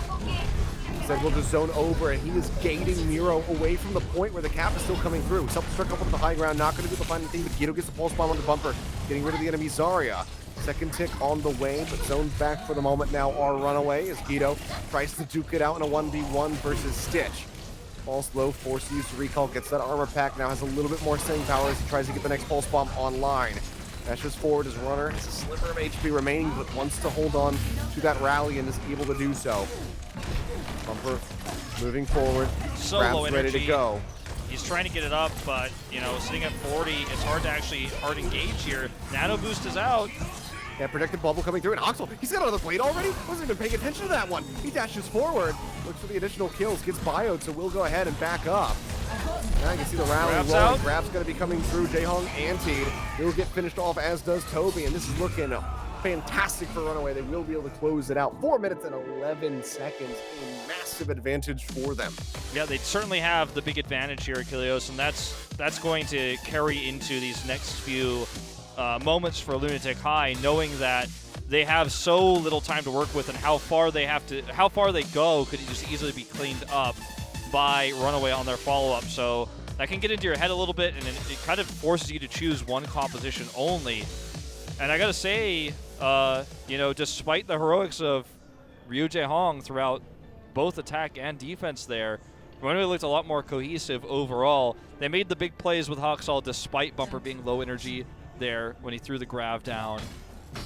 Haxal's target selection there on the first push, where he was able to kill both Tobi's Brigida and then Ryujehong's Ana, is like deleting 2 of his worst memories, or 2 of his worst nightmares from his memory. Yeah. The 2 ways he could be shut down is shut down. He kills and shuts down, and dash reset. He kills one, dash resets over to the other. I'll take out the Brigida, and then I'll take out the sleep dart potential here. Still not enough to finish the point, but their follow-up attack with the second blade he built so quickly is. And it's time for some Who Are You May. Don't freak out, New York fans. This is just a show match. All right, well. No libero here, okay? Everybody slow down. No, there's not. So we'll be moving forward with the May since they removed that ban ahead of this map before we went into the break. The sleep dart comes through. Kaiser nearly destroyed it. Yeah, he will be in the end. Couldn't quite leap far enough away to get himself out to safety. Runner getting right up into Gido's face will help take him down as Haskal dashes his way through for the kill, but Runner does fall. Kaiser now respawn, looking to come back as Bumper gets rid of Ryujehong, so still a fighting chance here for Runaway and try and hold a point, but they need to get some heals on the Twilight ASAP, and they're so far away. Now with a freeze, however, on the Haskal and that icicle to the skull, it's looking less and less likely that they're going to be able to defend this at all. Yeah, it doesn't look like it. Twilight here on the high ground gets a big bio. Bio connects. They actually make their way onto the point before the tick comes through, but they step off for the moment there as Kaiser dipped into the cubby. He tried to make the play there, you know, but everyone's health is just too high, you know, Bionade or no. I mean, that's certainly an opportunity that you have there when the Bionade's good because, you know, Winston has a high health pool, so you can get those kills, but this doesn't happen. Who Are You picks Twilight off, which is also a huge moment that we saw in that flashback there, because without that, then Twilight actually heals Kaiser, and it actually becomes a much more scary situation. Moving their way up onto the high ground, off the elevator, the bubble will be coming in. They try to get the wall off of the Kaiser, but of course he can leap out. Pulse pop from Stitch, not going to connect to that one a bit too far. Straight past Jehong. And now with that bio on the Runner, things are looking a little rough now for Runaway. They have to maintain control. That's going to be the Nano Blade coming through Howard from Haskal, but he's going to get caught up in the grab instantly and focus fire. The Blizzard even committed the 2 ult solo onto Haskal just to get rid of him. That is a massive amount of respect being paid by Lunatic-Hai. Now they're on the point and they're looking to tick up. Kaiser pops the Primal Rage. Bio will go ahead and wear off into him, and Haskal swaps over onto another one of his famous picks, which is that Doom Fist. Twilight, however, and Runner both have been taken down, and Bumper finally gets a moment to play onto the Reinhardt, but is that going to be enough for them? First tick comes through for Lunatic-Hai. Here on point B, Haskal now going to be eliminated. The wall comes through. Bumper hits the ground, and he is going to stay there. They finish him off. Kaiser on the high ground, so far away from a Primal Rage, will not be able to get that one ready. You would expect here before this point gets taken. They're going to get it, I think. Is on the Genji. Second tick getting ready to roll through if they can just clear them off. Bumper swaps now over onto the Wrecking Ball. They just try to desperately buy some time. The pile drive his way down. Stitch comes through, has the pulse bomb. He's looking for it. He gets the stick, gets rid of Jehong. Is that going to be enough, though? They need this to snowball, but no one can stay on the point as Bumper got finished off. So they do manage to find point B in OT. There's something really, I think, uplifting about seeing Zunba smile and have a great time. His Graviton Surge actually shuts Haskal down. You mentioned the double ultimate commitment there, but it's the Graviton that locks him in place first. And he is, you know, finding more success than Bumper did on the Zarya on King's Row previously, because he's locking Haskal down after Haxal's dash. So normally, you know, with the Dragon Blade, you dash into the air, pull the blade out, look for a kill as you fall down, and look for a second dash. But in this case, when he fell down, he was instantly met with a grab. Zunba was ready for that and is able to lock him down. And that's what really started to snowball this forward for Lunatic-Hai. It was actually locking Haskal down, rending that crazy value from the Dragon Blade, and it snowballed things forward from there. Which again is hard to do, much harder than it is, or you know, much harder on no 2-2-2 lock than it is, you know, in say, you know, pro meta now in the Overwatch League, because anyone can go into a stalling hero. So very much a different thing. Also, back in the Apex days, you did not have ticks for B, for example, so you know, you'd have to cap it all the way. So that's why some of those long Lunatic-Hai holds are so famous. Miro looks for the Fire Strike. Well, now the question that has to be begged is, do we go into double extra innings here on Volsky Industries? Something that we haven't seen in a very long time in the Overwatch League, given the changes that we've had. Runaway has such a massive time bank to start here, and they really get a bump up, you know, if they can get the cap onto A. So we might actually be able to go a little bit deeper into this set. Perhaps set up for a draw. Walls coming out from the maze on both sides, but Jehong will get taken down. Stitch finds that kill. Miro knocked to the ground, finished off. Energy on Zunba, though. Exchange on those Reinhardts, and yeah, Zunba is looking quite massive right now on this Zarya. They start ticking up on point A, do run away. It seems like the first tick gonna have to be given away for free. So oh, he's going for it. The grab's gonna go through. It might work. For the kills now. The Bionades helping keep him alive for a little bit longer, and Stitch will receive the nano boost. The flashbang finishes off Zunba, and that is just gonna be point A going over to Runaway. Almost any other composition actually dies there with that setup with Zunba on 100 energy. But they had the Ana. The flashbang is good. That was almost winnable. I actually would have been really upset if he didn't try it. Especially because you know, I mean, look, Runaway's got a great time bank, but I mean, if they hold it there, they're in great shape. They take the risk. And Runaway. Oh, sure. I mean, they have Grav coming online here, but Lunatic-Hai should be able to buy a lot of time with the ults they're about to have. I don't hate that. I actually like that decision, even though it didn't work. Crazy the risk. Things that are concerning though is you got Kaiser with that shadow ready to go. Stitch zoning right now. Boosted up over, getting tagged, has to play a little bit safer, gets in behind the shield. First tick getting ready Miro's to come down. through. And the hammer, and oh man, Miro just didn't even see it coming. Absolutely gets slapped in the face there by Stitch. Swinging coming through, and Kaiser's looking to shut this down for this push. First tick is going to be there. Solo shatter in onto Tobi. They finish him off through the sound barrier shielding. Second tick now going to be snatched up. Miro, he's got that shatter ready to go, but he can't make it to the point. Haskal freezes it before he can make it there. You can see the claps coming out from Runaway. Yeah, I mean, unfortunately, Miro once again just gets caught on the side angle there. It was probably trying to look for a big fire strike flank, and obviously he was going to gain some additional intel. We saw the Deadeye come through. They were trying to break his shield because they knew obviously the Deadeye wasn't going to be big, but that's why Stitch took that angle, because if you can get multiple behind the shield, you might be able to break it when those skulls come through, but he just straight up gets the flashbang, fan the hammer kill there while the shield's down. And then on the other side of things, Tobi's so far away, he can't sound barrier properly to actually get that extra overshield onto Miro because he's in such an awkward spot. So the sound barrier comes so late. And all those tools about delaying I was talking about for Lunatic-Hai just don't really get to be utilized just because of one single pick. So Stitch plays the brave game there with the McCree, you know, not only with the Deadeye, but then taking that side angle, which is very greedy, gets that flashbang kill. He's the initiator. And now we live in a world where this series could just end if Runaway's able to get that single, or not the series, this map could just end. Yeah. The series isn't ending anytime soon. But this map could end with just a single push from Runaway. If they're able to get a critical pick. Stitch's Roadhog. So another pick from him that we haven't seen in a very long time, but something that he has historically been great at. They make their way forward with 2.5 minutes on the clock to get a single tick. Lunatic-Hai playing for a draw. Runaway, they want to move up. They want to get that match point coming through with a victory here. Stitch looking for that angle, but playing the side, just going to get booped back for the moment. Yeah, he's kind of an ult battery right now. He's not really doing much. Look at Gido's ult charge surge forward. Yeah, he's feeding quite a lot over to that as Kaiser will fall. Bumper as well, going to get knocked out of the back. No way to really save him, so it's just going to have to be an abandon on this first push as Stitch will get surrounded. Yeah, this is where things start looking a little dicey. Yeah, they start looking a little bit dicey. They start looking really hopeful if you're a Lunatic-Hai fan in 2020. First of all, props, but yeah, it is starting to look like this is holdable.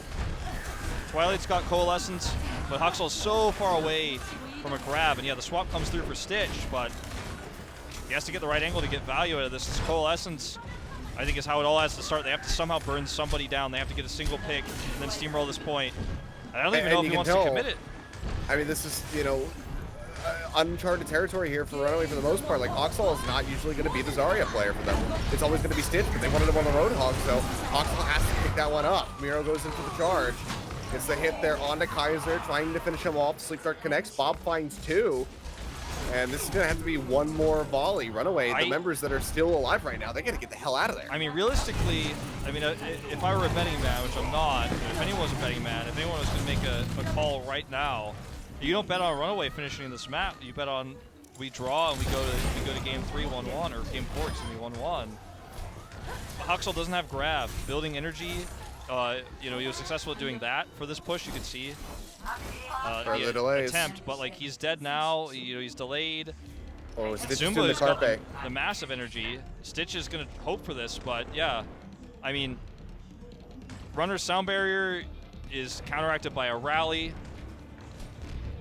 This is desperation here for Stitch. They gotta hope that this is gonna be enough and that they can get a block on a Miro Shatter. If he lands that, then that is pretty much it. Well, it'd be looking like a draw. Body tag's all they're gonna find with the pop up there in the grapple. But Runner manages to get the tag. Shatter gonna be dropped in. Does not Tobi's Twilight dead. to the ground. Bionades onto a couple, but yeah, Tobi does fall. Stitch finds that shot. Twilight now gonna be eliminated. Miro finding the kill. Who are you under some fire? Managing to stay alive as Stitch tries to snipe out the Ash, and he finds the headshot. Miro taken down by the pin. Can they make this happen? Kaiser now gonna be finished off. And Bumper playing forward here. Still gonna be in the mech. They have to get on the point. Tag the point. Tag the point. He's in DMech animation. He can't tag the point in that DMech. He's not able to move backwards. It looked like it was going to be a lost fight regardless. Stitch could have dove onto the point as well, but it's not a winning battle. And I think he was just expecting that Bumper was going to get the DMech on the point. Either way, the gamble doesn't pay off. They're just barely not able to stick the landing there. It was a good attempt. I mean, they got the pick on Tobi. Stitch had some great kills there. But it was a risky comp that, you know, probably wasn't going to pay off regardless. Well, we will never know what could have been. They cannot make it onto the point in time to reset the OT. And we will, in fact, be moving into map number 4. Tied up still 1-1, so draw comes through. Yeah. And now we get to see the changes to the bans yet again. That's right. Heading into game 4, both teams will get to remove another ban. And I'm thinking we're going to see Batiste removed from both teams. I think they're going to be okay with that as long as Arisa's still removed from play. And if we go, when we do inevitably go to map 5, because we're going to that no matter what now, that's when it can get a little bit dicey, and I think decisions might not be the same. As far as I know, loser gets to do it first, and since that was a draw, it reverts back to the previous loser. Yeah. And it is not okay. So Lunatic-Hai will remove first. They actually removed Echo. Okay. This is going to get a little bit crazy. We know Whoru is pretty well versed on the Echo. He had some shaky games for sure in Asia recently on New York Excelsior with the Echo, but I don't know. He's not the best Echo in the world, but he's certainly well versed. Like he can play it, and he has practiced it. Okay, it's just going to be Echo across the board from both teams. I'm surprised by that. I'd imagine that Haskal has been putting in some hours. Yeah, he certainly has, no doubt. I wonder though, like we're going to see, because of how much Reinhardt we're seeing right now from these two teams, I think we're going to see a lot of crazy shatters, a lot of Reinhardt duplicates. And it may actually force the teams to run a lot more Winston as a result. We might see less Reinhardt, which is not good for Runaway with Kaiser as the main tank player right now. They might even swap Bumper onto it. I mean, it's possible, right? We're talking about a lot of theoreticals here with this roster that has two, at least most recently, main tank players on the team. So you've got Bumper flexing back to an older role. Huh. I'm loving this system, though. It's really interesting to see how this is playing out throughout a longer series. Certainly intriguing.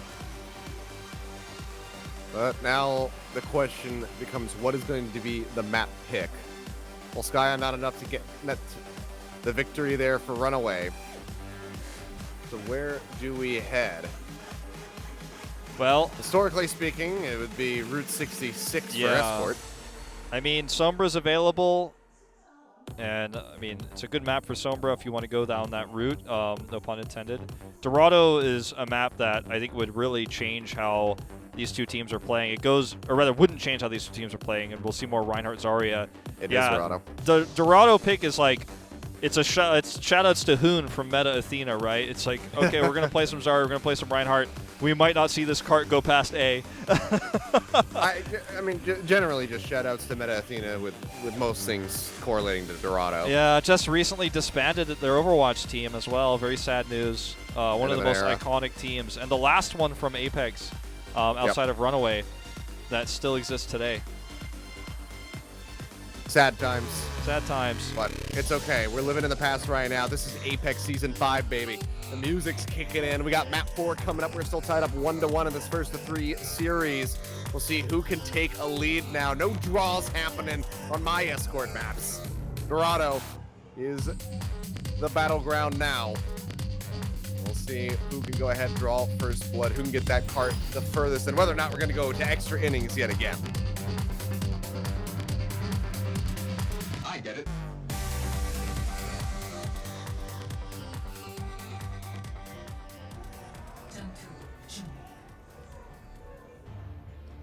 루나웨이! 하나, 둘, 셋! 루나웨이 화이팅! 죄송합니다. 하나, 둘, 셋! You love to hear it. You as do. they say, And right? you know what I also love is I love the draw, because another thing that I love to hear is I get it. And the more maps we have, Wolf, the more we times get it, we can get it. Yep. We're gonna keep getting those maps. I love it. I love it. All right, looks like Dive here to start things off. No Zarya actually, because they're gonna be playing mostly around this high ground control here of this house right outside of spawn.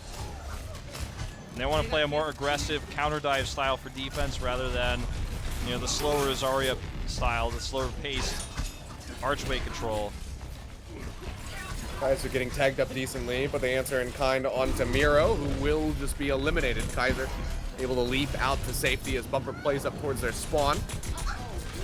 Dead his way back, taking a couple tags here in the back from Zunba, who is chasing forward. The sleep dart will connect, but Bumper lands around the corner, and Kaiser pushing up does manage to find Ryujehong. And so far, this aggressive forward defense from Runaway is working out decently well. Zunba finally finds a pick off, as Stitch will get eliminated. Yeah, it works well in the beginning of Dorado because you can kind of comfortably rest on the high ground, drop down and use your cooldown second, and Lunatic-Hai can't really dictate the pace in this situation until they have ultimates.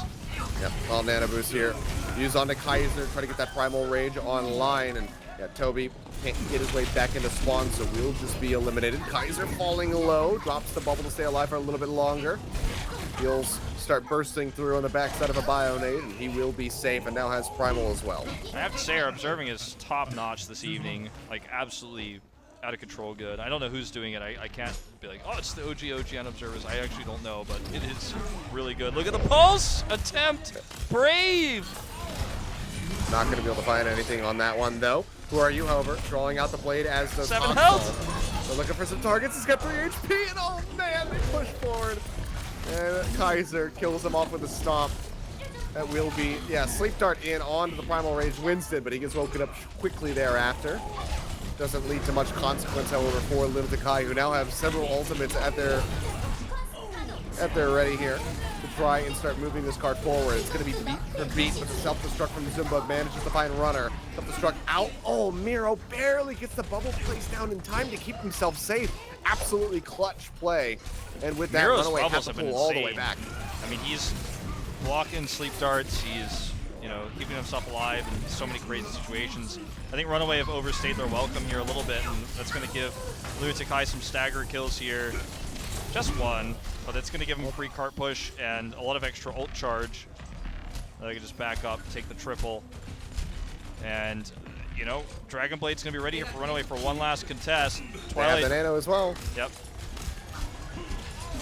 Ready how quickly Haskal is building these up already. Tobi dead on arrival. Ryujehong taken out quickly thereafter. They just don't know how to respond. Haskal, he strikes so quickly, so silently. Well, it's crazy Everybody too. Gets absolutely obliterated. He had to, like, Bumper had to move out of the way to make sure that Twilight could actually hit the nano, and it's like the exact moment he moved out of the way is right when he gets nanoed at a kind of a surprising angle, and he was already so far forward that he was just instantly able to dash kill. Like, there's no time to react. And again, deletes both supports instantly. And that's a hold, you know, for Runaway here. Yeah, now down to 40 seconds. That's going to be the stick coming through on Miro. The chunk came out. Doesn't have the primal rage yet. but will live to fight another day. Haskal going to be antied for the moment here.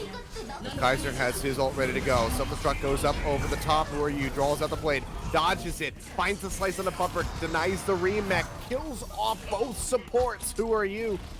Showing up with a massive Dragon Blade, and the cart in the meantime is able to glide through as the rest of Runaway was busy diving. It's crazy how much value Who Are You's blades are getting. It's like his blades are longer than everyone else's. It feels like when he swings, like it's not going to hit, and it just barely does.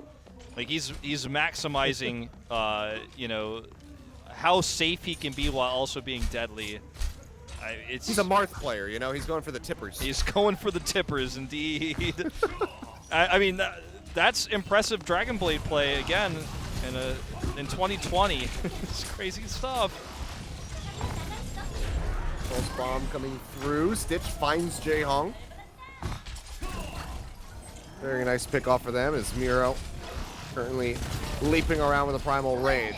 Cart's still advancing though. Runaway's not stopped that one yet. Bomb into the back, looks for a pick, finds Runner. Yeah, that's super unlucky for Runner. Yeah, show him a little bit of rust, perhaps. That's going to be another Nano Blade coming through. Sound barrier in response. Haskal looking for a target. It's just content to go ahead and slice away at Miro. Manages to find the finish on him, but so it's disjointed. the Kaiser Twilight bumper. So it's just not going to be enough for them to actually hold off this card. You know, he might have thought, you know, he might have been having that sort of like mental block, forgetting that Runner was dead and still returning to the point, and thought he would have the extra support of the sound barrier as like one of those sound barrier blades where you have that extra overshield to force your way through. But that was a losing battle no matter what without the sound barrier. And even with it, could have been countered. And this is the big blade. Yep, gets rid of Runner. The dash slash combo. Twilight falling as well. Yet again, just consistently finding both supports is Who Are You, maximizing the potential and the output of these Dragon Blades. That'll just be the cleanup, and they will be able to glide through onto point B. I mean, it's consistently with less than a minute remaining in the time bank, so it's not going to be strong if they can get to the end.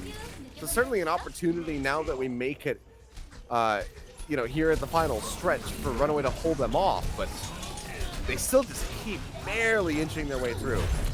Pulse bomb dropped in, not going to be able to get the kill, gets a little bit of damage on the Twilight, but otherwise he's going to be just fine. Oh, nice. Oh, I thought actually the sleep connected did not. Zunba's still going to be forced to remech here. It's taken out before he could do so. Yeah, nice Bionade, ensuring that he would not be able to survive to get that remech. Cart for now just going to be halted right past the docking station as it rolls in towards point C.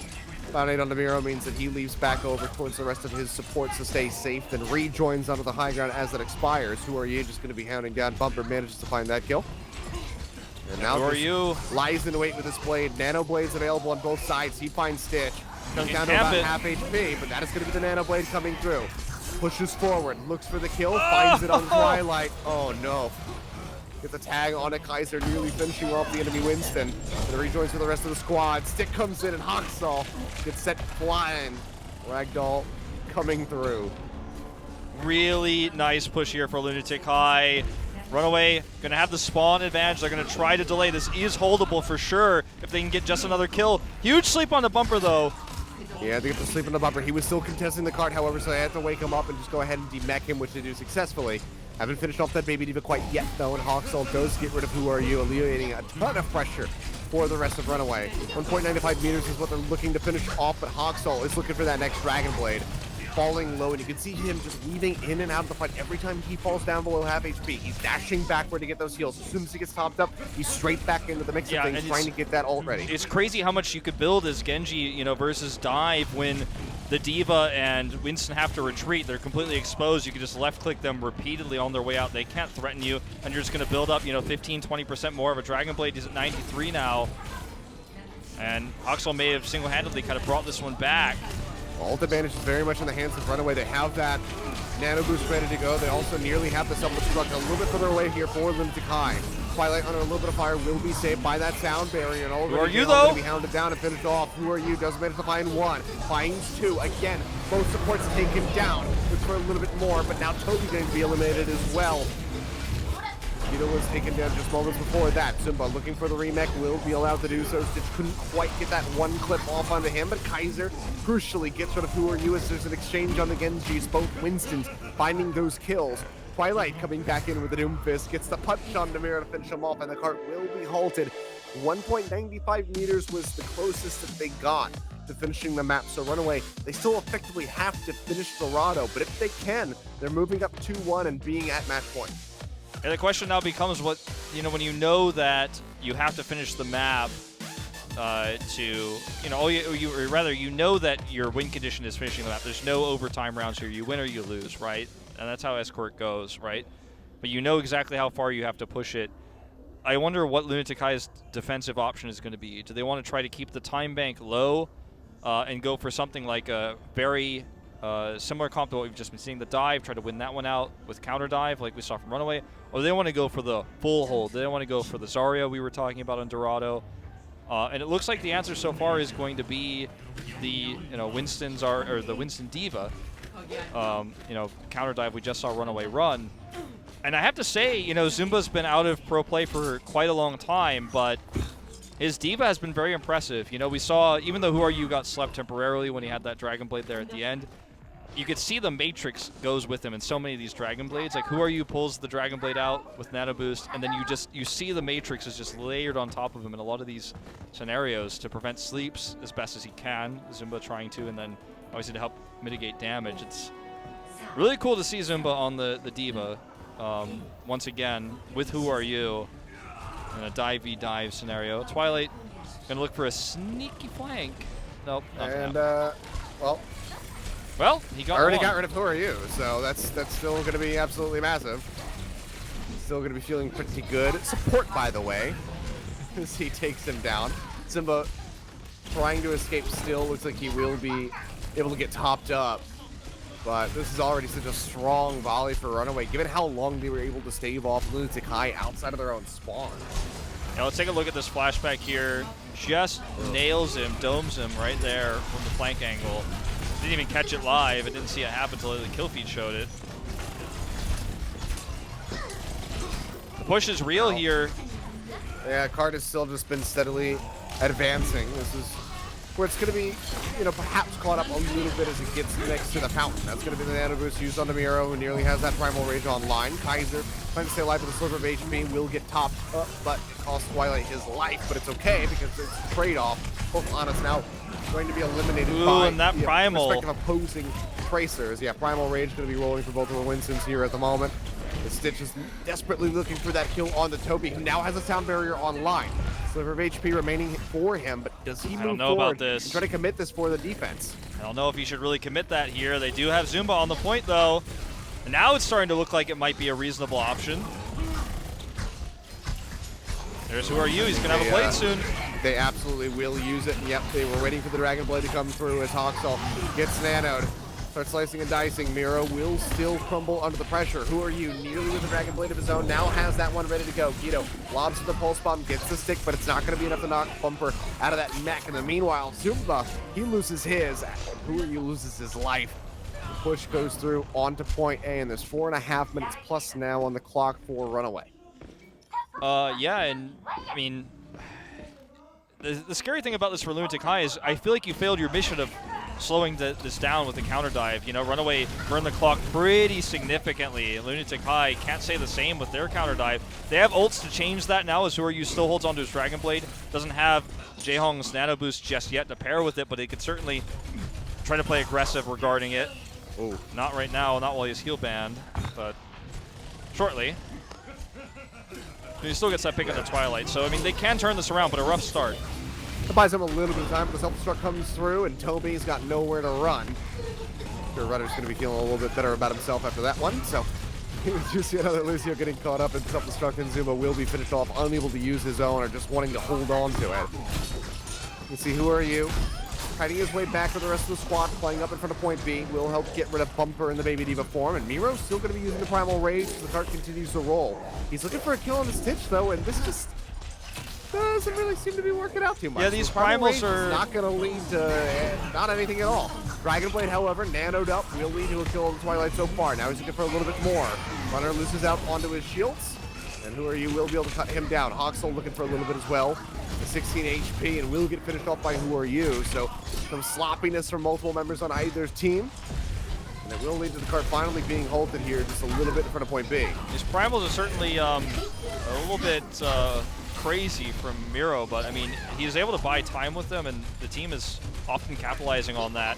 You know, he could have played a little bit conservatively, but a little bit more conservatively, but I can't judge him. Kaiser gets the nano now.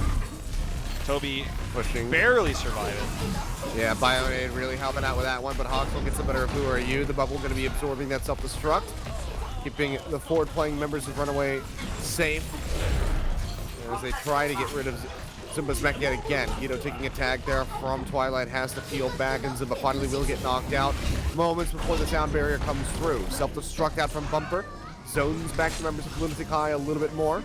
And the cart will be able to glide into point B now. And again, I don't know if you've really succeeded here if you're Lunatic-Hai at slowing the time bank down the way you would have liked. I mean, they did their best job, you know, minus perhaps a few primal rages here and there that weren't absolutely necessary, but you know, right now you're a little bit scared about this finish because Runaway have the tools to shove this in. They absolutely do. You don't have an ult economy advantage here as Lunatic-Hai. You don't have the time bank you wanted, or you haven't eliminated it the way you wanted. Dire straits here. Dragon Blade's out from Who Are You. He's looking to turn things around. Already finds Runner. Does he get Twilight? The answer is going to be no, but it's okay because Miro does. Haskal dashes through, gets rid of the opposition Genji. Gets that Mega Pack as well as he was sitting at 18 HP. Has his own blade ready to roll with that nano boost. Pulse Bomb sticks on the Bumper, will go ahead and demech him, and it seems like Runaway just going to have to play this one a little bit more patiently. That was actually really nice plays from Who Are You there, despite being, you know, heal denied. He did a lot of damage and disrupted Runaway's composition, forcing Kaiser to play the aggressor. And these trades favor Lunatic-Hai. They're the defenders. If you trade ults like this, you trade these fights, you're going to be in the clear. This is the scary one, though. This is the Nano Blade. This fight could actually just give Runaway a one-map lead here if executed correctly. They're going to be the initiators, though. Yeah, they don't have a sound barrier trying to counter this one, and already Ryujehong going to be taken out, so no chance of the sleep dart coming through. Haskal finds Tobi, finds Who Are You, looks for a little bit more. Puts the blade away, looks for the break onto Zumba's mech. Seems like Kaiser is well enough equipped to go ahead and finish that one off. Takes him away from the spawn as well, so goes ahead, gets rid of that Baby Diva. Cart still steadily advancing with 2 minutes remaining and 4 ultimates in the bank and nearly a fifth on the way. Sound barrier opens up here from Runner just at the start. Pulse Bomb lobbed in, doesn't get the stick on the Ryujehong. Uses the nano on a Who Are You, who's trying to stay alive. The shots coming in actually keep him in the fight, and the right clicks building up that Dragon Blade. Runaway, unbelievable. Ryujehong's crazy. Not enough. Yeah, Ryujehong gets the nano there.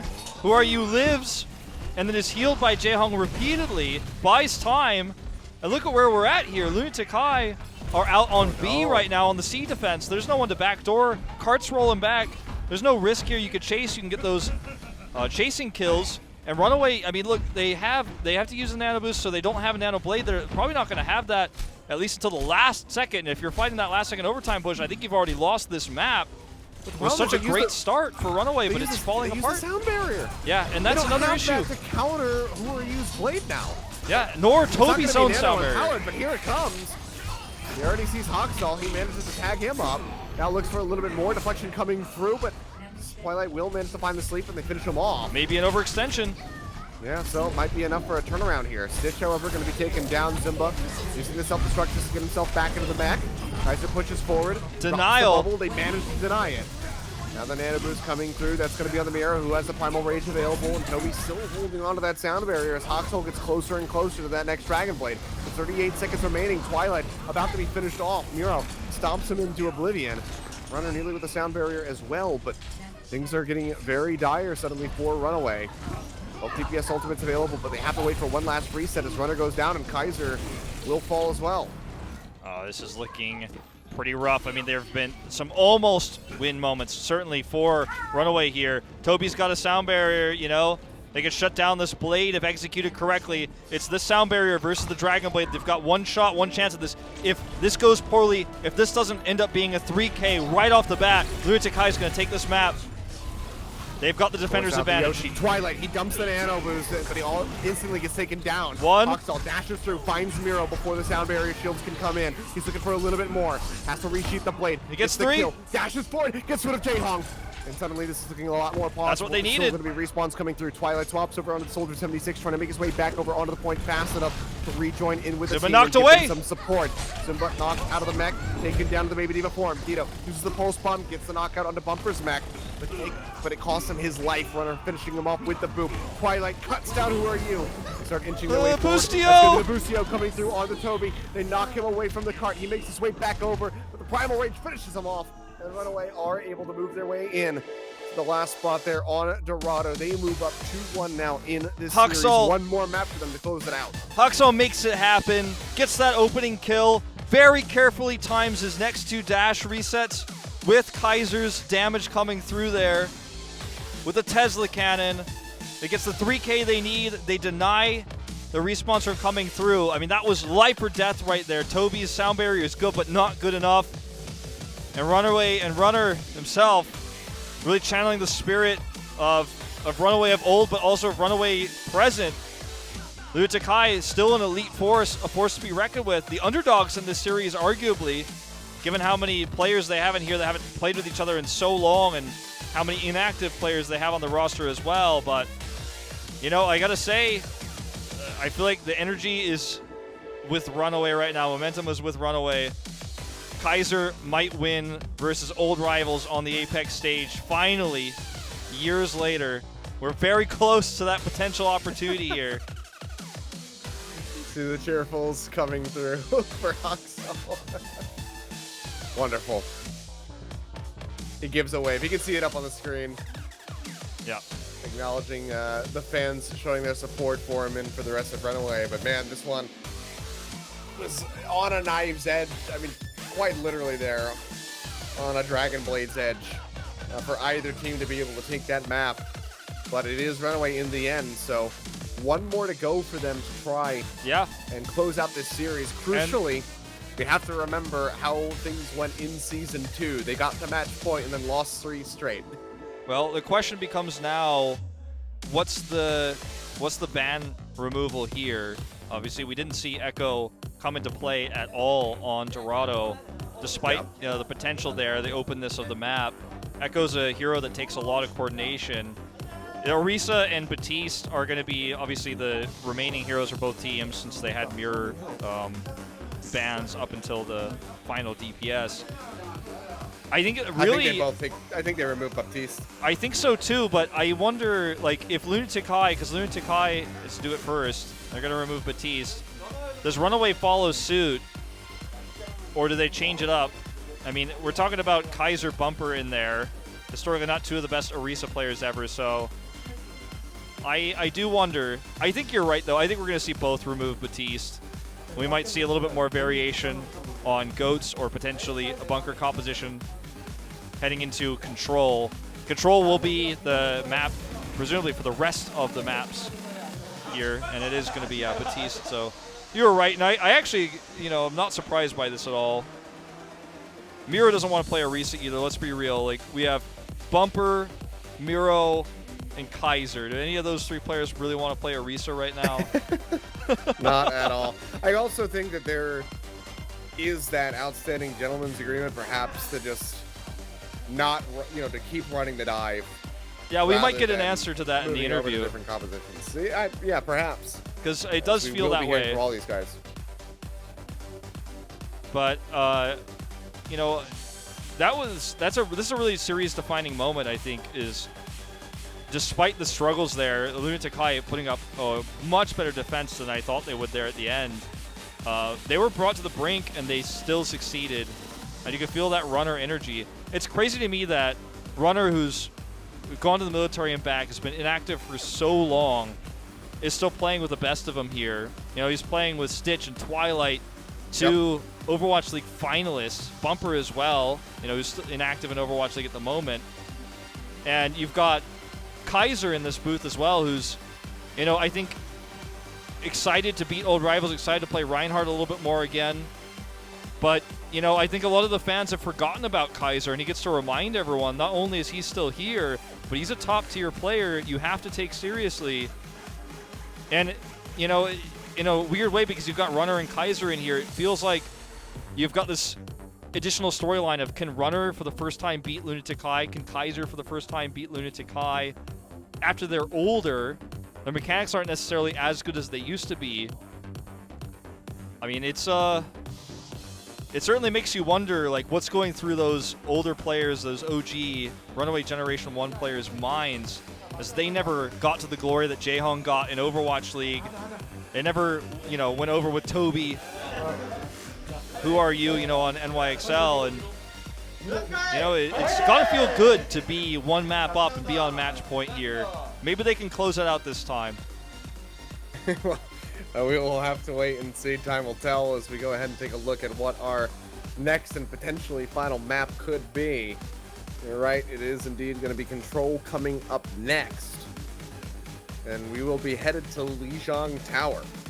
Leetaejun Tower, this is one where you could see a lot of Zarya. I mean, I was wrong about Zarya on Dorado. I thought we'd see it on A at least. But we didn't see it at all. And, you know, this is where Goats got its start. Kongdu Panthera quad tank, we called it back then before the Goats name took off on Leetaejun Tower. Something we could see as well with no 2-2-2 locked. Endless possibilities.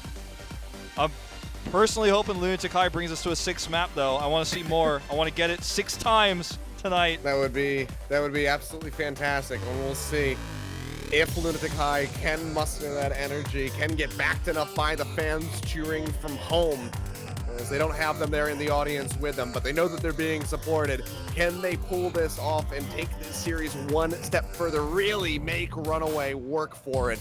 We're going to find out as we get ready to jump onto what what could be our last map of this set. It's Leetaejun Tower.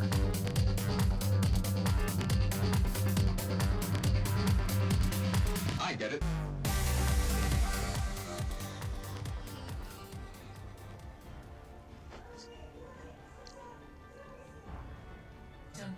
Runaway! 하나, 둘, 셋!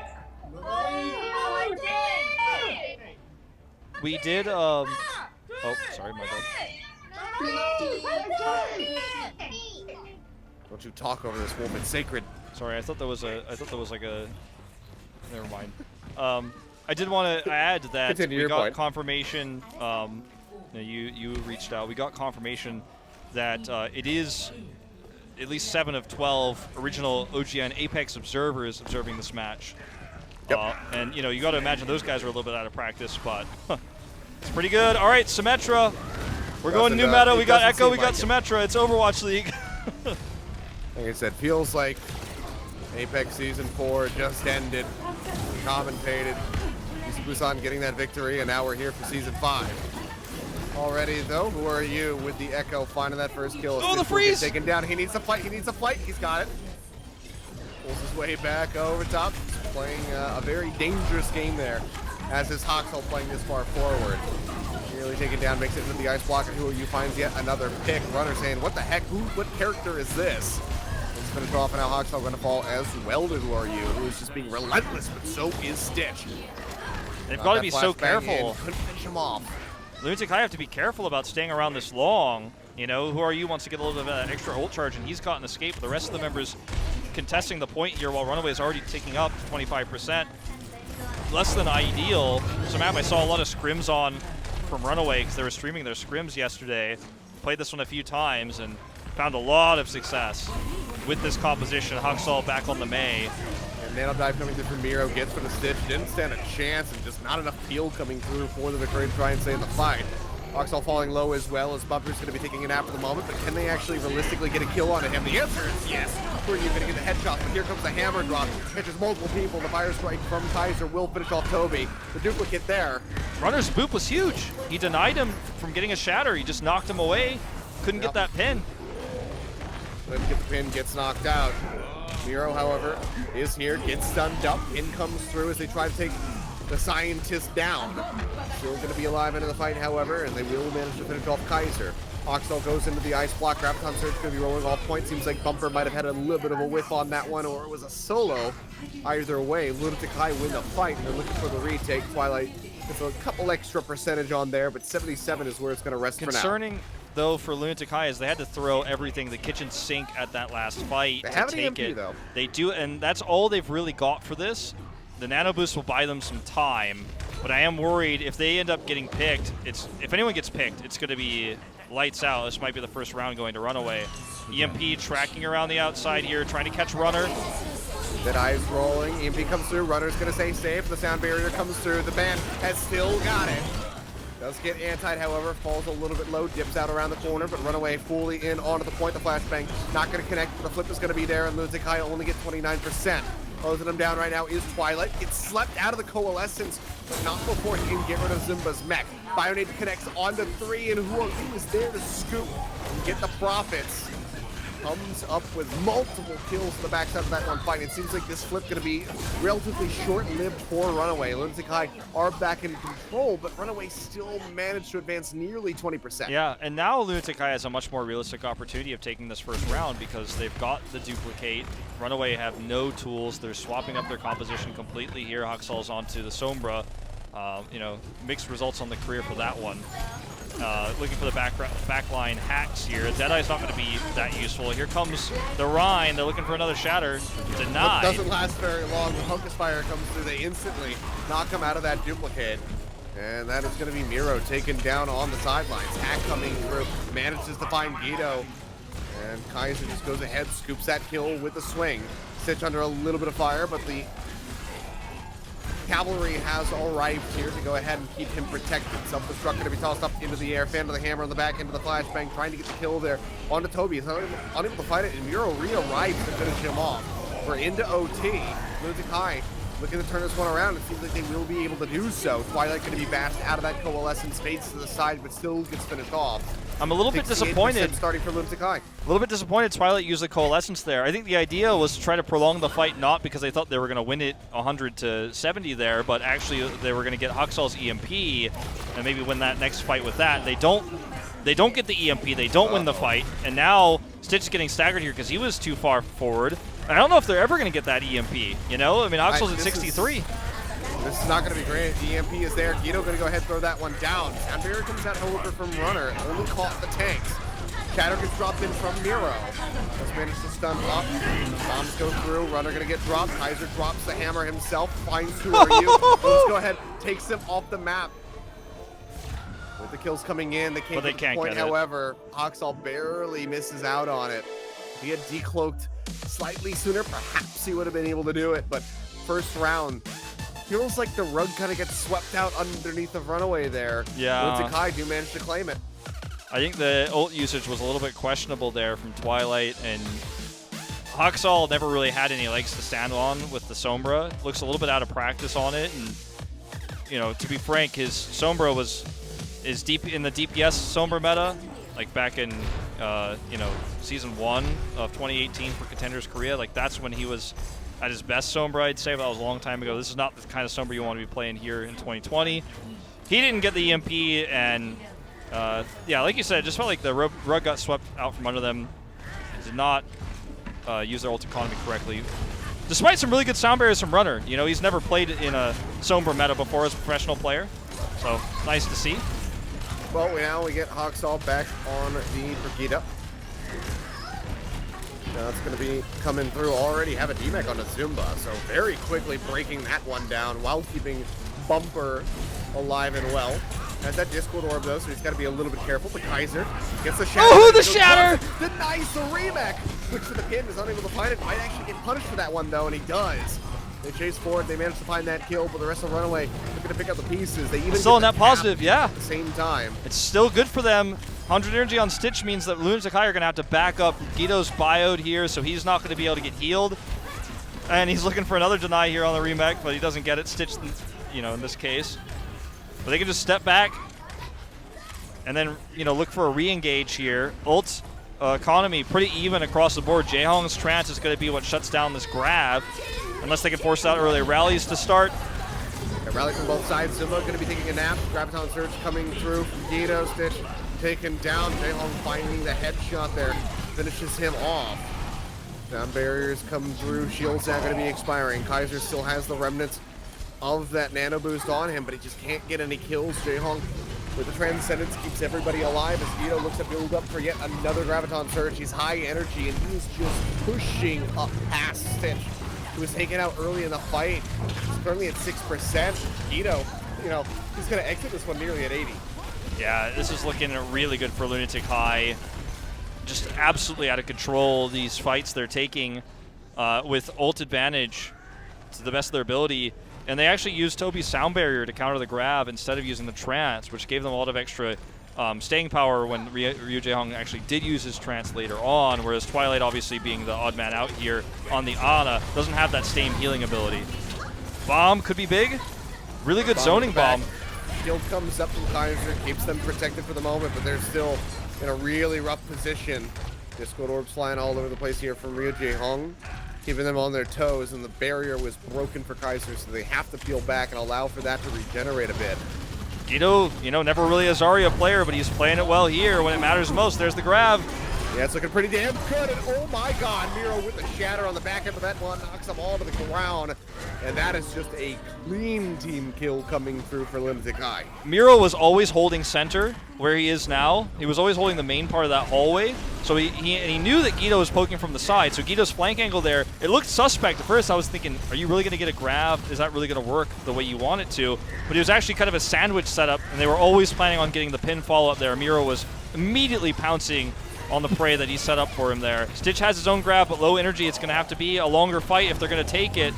Yeah, and Jaehong now has the Transcendence online, but he's going to be popping it early. They go ahead, still commit that Graviton Surge, however, and they have the bomb into the back looking for some... And it's huge! The bomb comes through, and Bumper, he finds 4, make it 5 as they get the DMAC off the self-destruct. Absolutely huge, just as clean of a team kill, instantly responded with from Runaway. It was usually Bumper, the one who sets up the bombs, you know? He's the Reinhardt, sets up the Diva bombs. This time, he's the Diva, and Kaiser sets it up. It's a different era. It's a different feeling.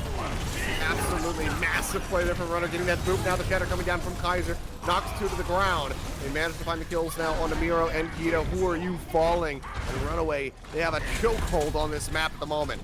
Yeah, this Goats v Goats is actually crazy right now. As you know, we do see Twilight swap off the Ana. He's got a Transcendence here. They've got this choke point controlled. Runaway does not want a 6th map. They want to close this out right now. They want to bring us to a 3rd round. The Transcendence might be able to do just that. Jaehong's catching up. Energy-wise, Zarya is pretty similar here. It's all about the engage. It's about that first kill. Rally's out. Rally going to be rolling. Graviton Surge comes online. Slam that one down, but Twilight has the Transcendence ready to go. And of course, there's no Bio-Nades available for Lunatic-Hai. We'll try and turn that one around. Shadow, however, going to be absolutely huge from Miro. Knocked straight to the ground yet again. This man has been on fire in this round from Ryujehong Tower. Kaiser beaten bad and gets pushed around, gets finished off. Twilight will fall. Another team kill at the end of the fight. Lunatic-Hai at 85%. I think can they hold this Lunatic-Hai should just play forward. They should just play forward and try to force the grab off the point. Transit. Twilight's going to swap. He wants to play Batiste. He knows it's going to be a crazy fight. They're going to need something like an Immortality field to survive through this. Low energy, here's the grab. At the start, low energy indeed. That's going to be the self-destruct straight in on top of them. Then look for the picks, but the shielding is going to be good. And Jaehong keeps everybody else alive with that Transcendence. Kaiser receives the Discord Orb, gets stunned up there for the minute as they go pin for pin against Miro. Miro in the corner has nowhere to go, can't get up the staircase, and does fall. The flip is back in favor of Runaway, as are the kills. Only Bumper getting taken down at the moment as he gets sent over the side of the map by Tobi.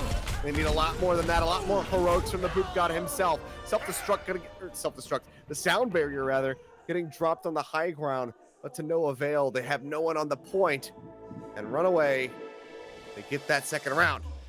Looking good. Looking like they might be able to close this one. The swap from Twilight onto Batiste was really intelligent because I don't remember. I could be remembering this wrong, but I swear he had a trance and he just swapped anyways.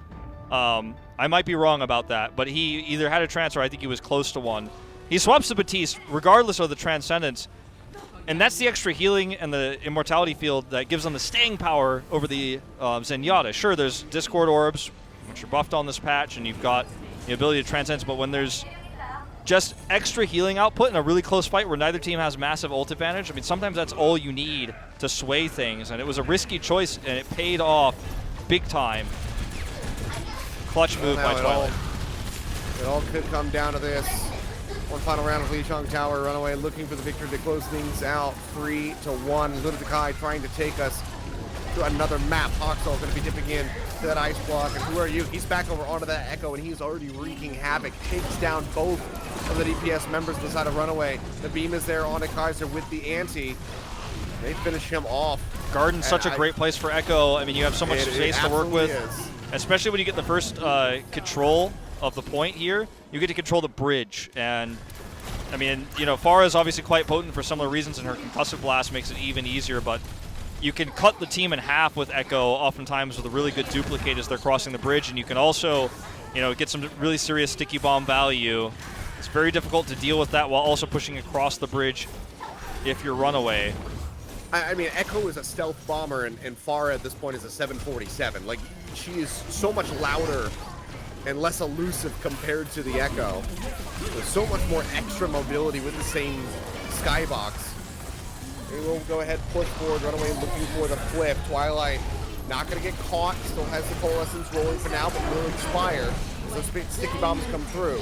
Who are you? Already has that better online to drop the hammer. Not going to be able to find too much. The bumper will get finished off.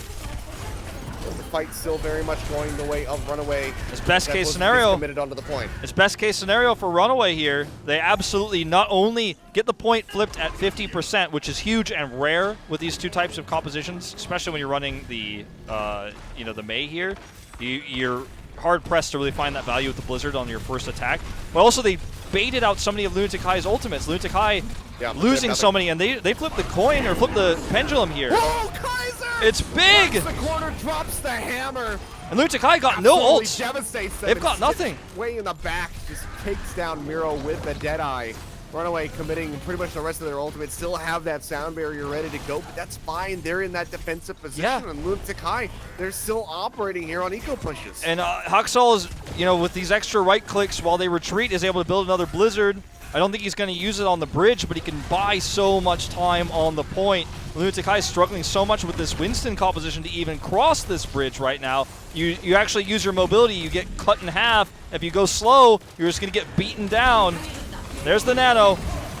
Nano on the Miro, doesn't have the Primal Rage, but now the Blizzard's going to be coming through, looking to freeze up the Scientists, and they do manage to do so. Runner just going to be skirting around this pole right here, trying to keep everybody alive. Who are you? Just managed to find one. He looks for the boop off the side of the map, is unable to do so. Retreats, constantly swapping back and forth, healing then speed. Keeps his team safe. Gido looking to get into position for the EMP, goes ahead, dumps it, manages to find 4. Stitch falling low, will be the first one to die. Who are you? Looking for a little bit more. The beam now going to be on cooldown. The point flip going to be coming through. Lunatic-Hai now back in control, so rally starts rolling from Tobi. Who are you? Pokes out over top of the wall, trying to knock somebody down. 2 issues for Runaway. Runner got hacked, couldn't use the sound barrier there. That's massive. With that, they could have held the point. The other thing is, if he actually is able to survive there and sound barrier later, they could push this to 9-9 and not use any more ults. But they still are about to have that Blizzard. This is still winnable. Yep. Advancing their way forward. Who are you? Going to go ahead, get the duplicate on to the Mei. Going to build up that Blizzard. Has to get forced into the ice block rather quickly, though. It doesn't matter. Even though he gets the Blizzard, they don't need it. The fight is going to be clean. Looking like a game 6. Lunatic-Hai, 86% Runaway in desperation. They probably need bumper to swap onto something like a Wrecking Ball. Yeah, I think you're right about that. I mean, the bomb isn't going to be too useful. Instead. Okay, they're going to be able to touch. They have ults. The Blizzard needs to be big. Runner, what happened? Oh my god! He goes off the side of the map. Not even associated with anybody. The OT is forced out. Bumper makes his way over there, but now he loses out on the mech. Stitch is here. Uses the recall. The hack, however, comes through. Now he is not safe. Gets taken down. Blizzard is rolling from Haskal, but no one is getting caught up in it. Who are you? Beams down Kaiser. Runner taken down yet again. I hope to God we get a replay on what went wrong. It's OG, and I think we will. Dies. And that is Lunatic-Hai taking it. They tie us up 2-2. We are going to one more map. We're going to a 6th map, a final map of Control, very likely. I don't know if we're going to extend the normal extended series Apex rules because draws were not played the same way in Apex. In Apex, a draw meant that you played a sudden death of Control to decide who won that map. So I think we are going to continue to go to Control Overwatch League style moving forward, but what a crazy turn of events. I hope they got that replay of Runner. Perhaps not, but I thought maybe the ice wall maybe knocked him up and then he couldn't get back on, but the timing didn't work out. He fell off before the ice wall went up, as far as I could tell, so a bit strange. And, you know, not only that, wasn't able to sound barrier the EMP before that, dies to... So he has 3 bad things happen. He gets EMP'd with sound barrier. He dies to Zunba's self-destruct in the window. Really well-placed self-destruct there from Zunba, so he dies a second time there. And the 3rd death on the way back to the last contest, he dies environmentally. And we don't know the source. We don't know the reason. Could have just been mechanical error. It's hard to say without a replay, but... Yeah, I think he might have just messed out his rollout, desperately trying to get back to the point in time, and then fell. Yeah, I don't know into the koi pond. I don't know where he was exactly when that happened, but we might not show it out of respect of this retired man, but I don't know. But those 3 deaths are going to cost him big. That it is, but here we are tied up 2-2. One final map standing between these squads to see who can take it. Runaway, will they get vengeance, or will Lunatic-Hai best them yet again a few years later? We're going to find out when we come back from the break.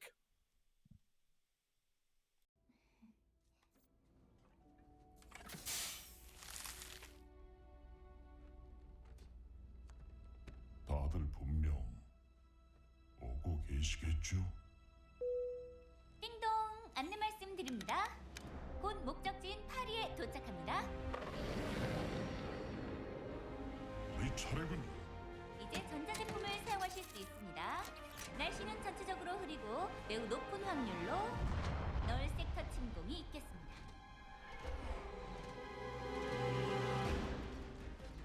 아저씨, 착륙 지점 확보해줘. 우리도 바로 따라갈게. 듣기만 해봐. 왜 하필 지금 공격하는 걸까요? 모르겠어요, 레이. 어쨌든 저들을 도와야 해요. 우리들만이 도와줄 수 있어요.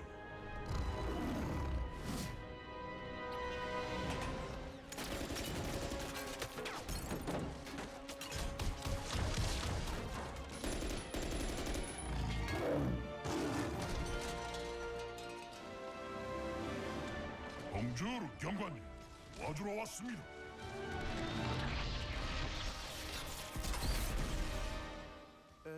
C'était un singe?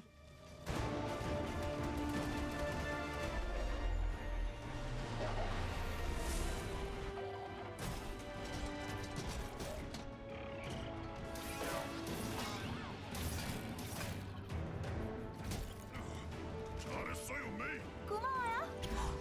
조심해. 시민들을 대피시켜요. 알았어요. 뭐지?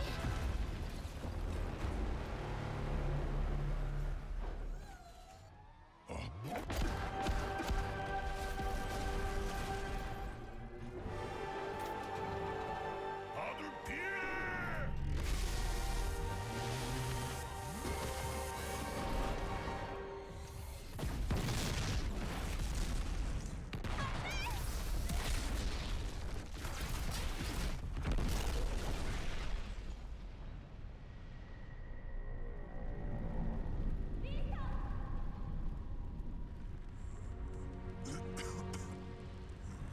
메이, 정신 차려.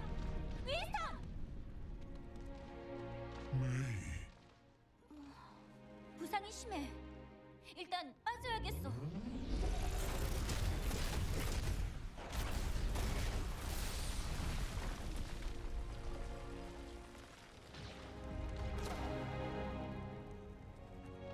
트레이서, 다들 데리고 가죠. 내가 버텨볼게. 하지만 떨어지지 말랬잖아요. 걱정 마요. 바로 따라갈게요. 늦기만 해봐.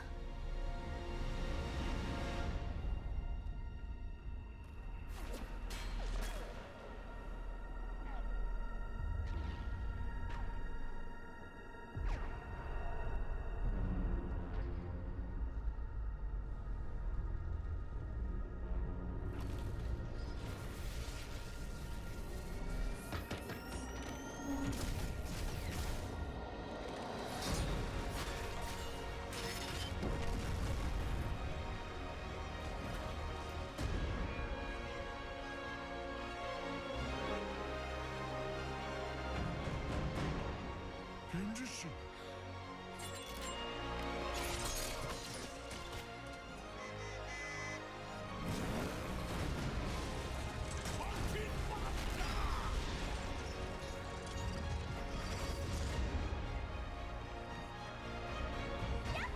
해결사들이 왔어.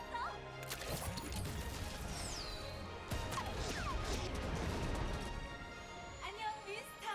에코니.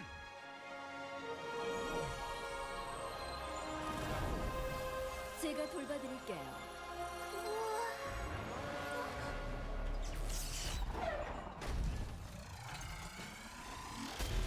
강작 전개. 저걸 대체 어떻게 막죠? 네, 그 배낭. 바로 그거예요. 일성님, 펄스 폭탄 여기 있어. 슬슬 위험하.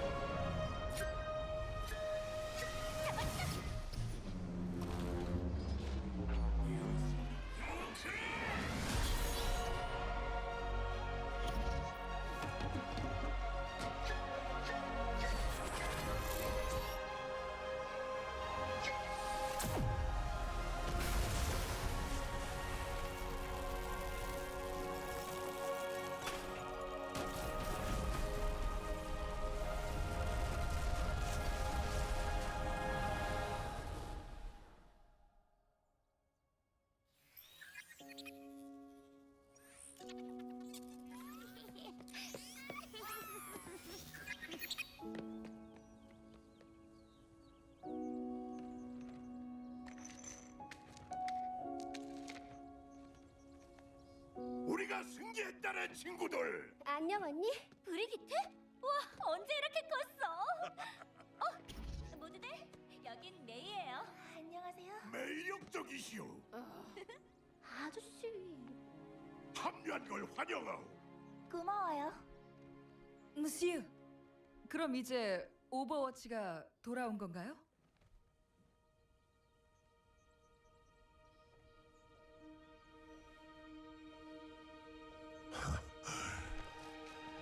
네, 그렇고 말고요.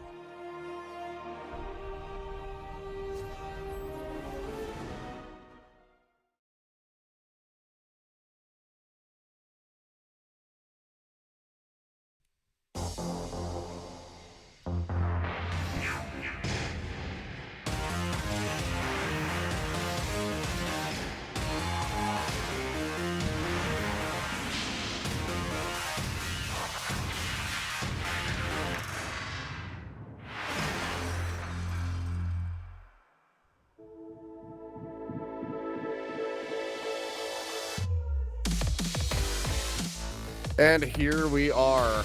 Welcome back. One final map. Standing between either of these teams from claiming this series. We are tied up 2-2. Lunatic-Hai able to bring things back. Yeah, on and Ryujehong Tower. Bringing it back in a big way. You know, it feels like the Ryujehong Tower win there was a big statement. It was a fairly dominant win.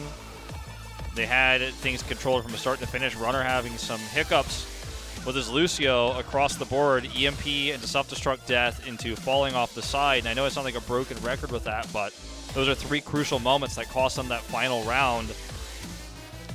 For Runaway here, you know, I mean, it feels like they were so close to, you know, despite this being a show match and not equivalent to winning an Apex or anything even remotely close to that, but it feels like they were so close to besting Lunatic-Hai in a high-profile match once again, and it's slipping away as Leetaejun is subbed into the booth here. We saw a glimpse of that before the break and confirmed that Gido will be out for what was very likely to be our final map of this series.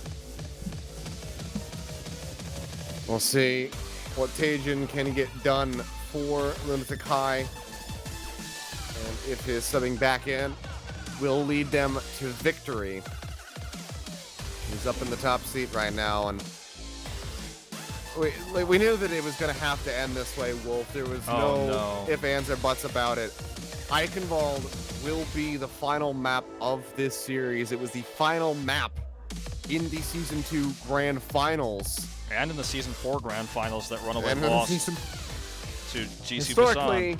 Historically not been a fantastic map for Runaway in high-stakes situations. This is a show match, but this is a rematch of that Season 2 Grand Finals. They are looking to turn history around, rewrite it, and come out victorious this time. Lunatic-Hai. What a story it would be. To repeat history here. What a story it would be if Runaway could defeat Lunatic-Hai on Eichenwald. And imagine if they cross the finish line on Eichenwald Bridge. Imagine if that's the end point. I think everyone will lose their minds. There is one terrifying thing, multiple terrifying things, but one big terrifying thing, and that is going to be Tobi on the Eichenwald Bridge that they have to get through, if they could even get to the bridge. We're going to find out, guys. Map number 6 here in this first of 3, the final map of the series. Runaway looking to turn it around. Lunatic-Hai looking to close it out. Let's see who takes this as we jump into Eichenwald.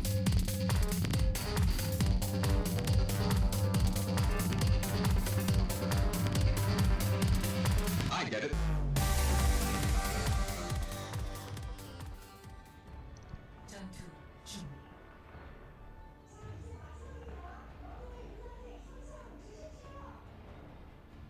가자! 러너웨이! 하나, 둘, 셋! 적의 공격까지 30초.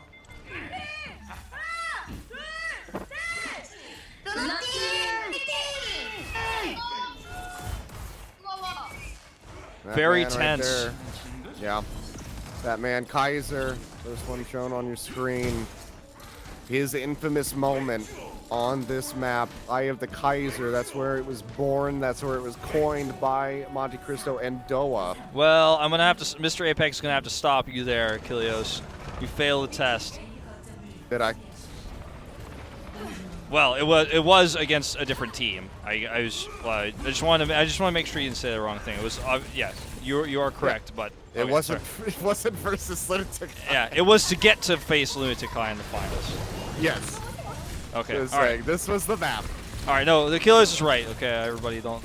I'm the dumb one here. But anyway, we're already like right into this. We're dropping straight into the first big team fight. Bionate's going to be connecting on the 2, and we're actually going to be seeing Sigma for the first time. Bumper going to be using that here. As Whoru is still going to be sticking through with the Echo, has been a major boon for he and the rest of Lunatic-Hai.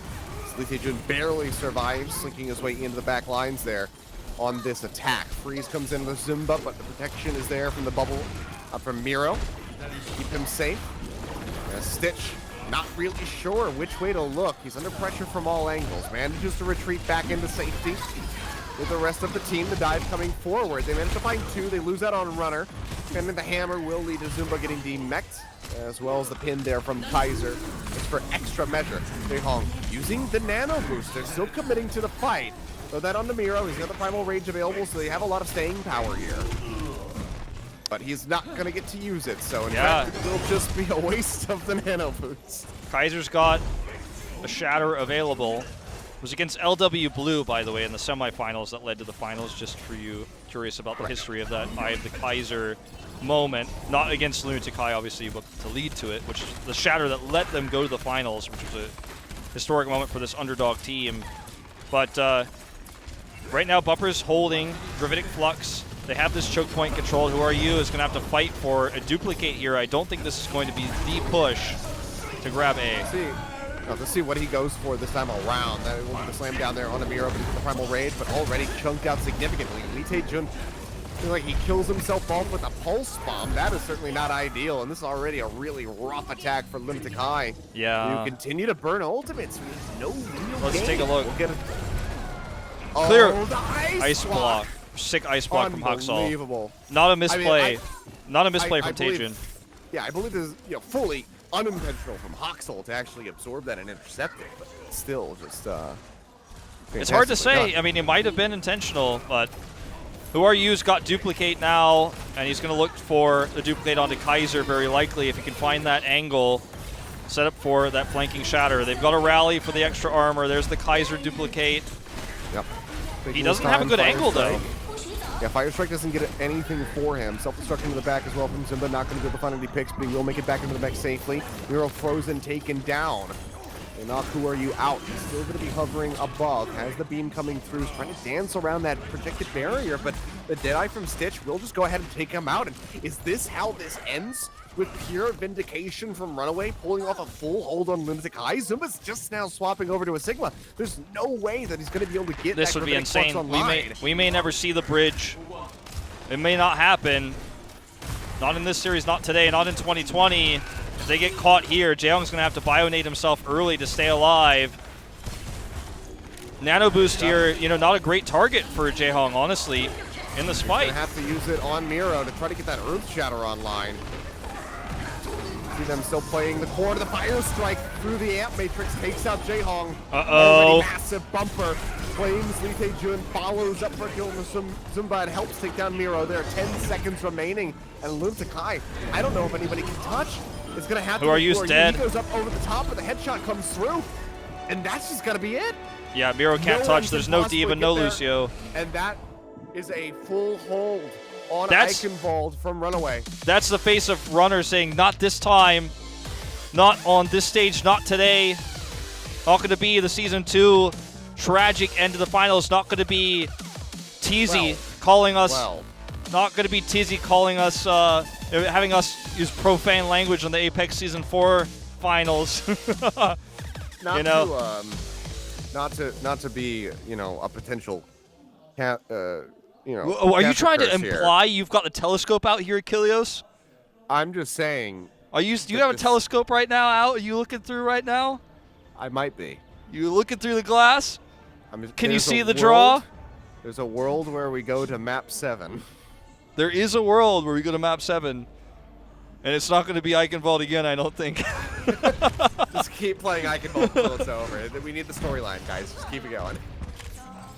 I wonder. Eichenwald till your eyes bleed. Like, interestingly enough, like Runaway's just not gonna. They're not gonna play Echo. They just won't do it. They're gonna stick with the. They're gonna stick with the Mei. It looks like they want to run the double shield. Haskal play it too. Yeah, I just don't think. I guess he's not ready. I mean, he's been taking quite a long break since the Vancouver disbanding, or breakup, whatever you want to call it. The OG players leaving Vancouver. Kerfuffle.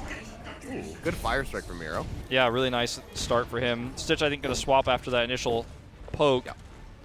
But yeah, I don't think Haskal's been practicing Echo very much recently, and it's going to lead them to run this composition. It's not a wrong choice or anything like that. Now, I think Lunatic-Hai's comp's very strong because they're running goats, essentially, and it's very difficult to break through this with Sigma, you know. You might just simply get out-healed and chunked down. Oh, that's going to be Twilight taking. Oh, the point! Oh, Stitch almost gets the back cap! Oh my god, I can't believe he almost had that. They barely capitalized. That would have. Oh my gosh. What Stitch went for it, man. That was so close. Oh! Like fraction of a percentage off. I almost jumped out of my chair. Unbelievable. Close call, but not close enough. Yeah, he tried. He gave it his best effort, but instead just goes ahead, swaps over onto the McCree. Leetaejun nearly with the Graviton Surge online. Tobi in a rough spot here. This is available. That is going to be the Gravitic Flux. Pulls Tobi up into the air, slams him back down. They're looking for the finish. They haven't been able to kill him off yet, and Kaiser does fall. Miro finding that kill. Mortality Field going to be gone. Leetaejun still holding on to the grab. Doesn't want to use it here. Wants to wait. Needs to chew off more time from the time bank. 100 energy here for denies a couple sight lines, but yeah, Bionate is huge. Bionate's huge. 100 energy for Leetaejun. I'm gonna have to pull my telescope out of my suitcase here. I brought it to the quarantine facility just for such an occasion. I might be peeking out a draw from far away. Bumper has to swap to match. He is starting his grab charge versus Leetaejun, having his already starting base 60 energy for this fight. They've got a nano boost. There's the grab. Yeah, grab gets Great locked in. ice The wall. comes up to try and protect, but they still manage to squeeze their way through. Deadeye comes out looking for a target. Shatter going to be dropped in from Miro, and he's going to be the one that gets taken down. Tobi just a little bit too late with that sound barrier. Can they turn this around, though? Kaiser puts himself into the corner, puts up the shield, stays safe. Stitch rides back around the corner after falling low. Leetaejun, a sliver of HP remaining as they start bumping him back up as quickly as they possibly can. Super close. Kim doesn't find anything. Leetaejun going to be gone. Who are you falling? Runaway. Online, Kaiser looking for it. They get the knockout on the mech. Shatter gets dropped. It doesn't lead to anything, but it does not matter. Runaway. They make their way to the point. Runner this time. He's not going to be breaking the booth, but he is still ecstatic, exchanging high fives and hugs with the rest of his squad. Runaway. They have done it on Eichenwald. This time around, they take down Lunatic-Hai. They take down Lunatic-Hai. He doesn't break the vent you see to the top of the booth there in the ceiling doing it. But a very, I want to say almost anticlimactic end to Eichenwald. We don't see the iconic bridge. We don't see Runaway best Lunatic-Hai in that rivaled, famed spot that Runaway has failed on so many times to close out very close series. It doesn't happen. We don't get there. It just ends up being clutch plays all around. Tobi tries to make the boop happen with the self-destruct from Zunba. Sound barrier's late because of it. As you mentioned, then there's an opening pick, and it all falls apart. But, despite the opening from Apex Season 2's finals where they stare each other down, Runner and Jaehong, very close friends since they met for the first time when Runner called Jaehong on stream to ask him if he was interested in playing for Runaway. They needed a flex tank. That was the first time they spoke to each other many years ago, almost 4 years ago now, and it's a very different timeline here, and this has been such an incredible celebration of Korean Overwatch history and of one of the most iconic rivalries of all of Blizzard esports, despite the fact that Apex only was around for 1 year. From October 2016 to October 2017, it is the most iconic Overwatch tournament next to Overwatch League. People will remember it forever. And Lunatic-Hai, despite, disbanding right after Apex Season 4, not going into 2018, 2 years ago, over 2 years ago, they shut down as an organization in Overwatch, and yet they could still draw a crowd. They could still have people line up, do fan cheers online, break the internet, bring tons of viewership to Overwatch in Korea that we haven't seen in a while, the biggest we've seen in quite some time. That's what Lunatic-Hai is. That's what being the most famous team in Korea is. But Runaway, it's 2020. They didn't disband. They stayed together. They fought through 2018. They won that title. They became the Vancouver Titans, and there's multiple more generations of Runaway. And in 2020, even though it's the old generation of Runaway, Runaway is the stronger surviving team. That they are. Well, we do still have interviews coming up, guys. Looks like we're going to take a quick little break, roll out the highlights throughout this entire 6-map series. And then when Wolf and I are back, we will hear from the players.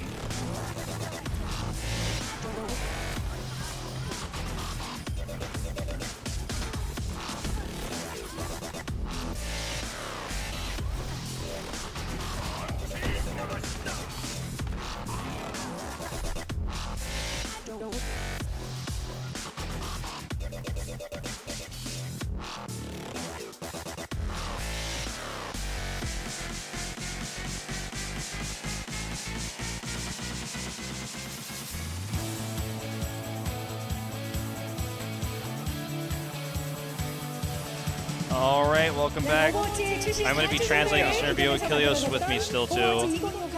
I love this music. This is the interview music for Apex, the rare interviews we had in Apex. It's a rare song. Insert joke about Taimu.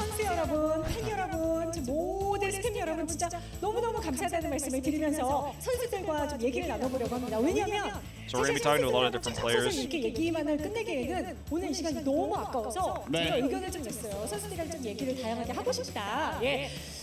오늘 승리를 거둔 러너웨이하고 먼저 좀 얘기를 나눠볼 겁니다. So we're going to talk to our winning team first, Runaway. 네. Runner.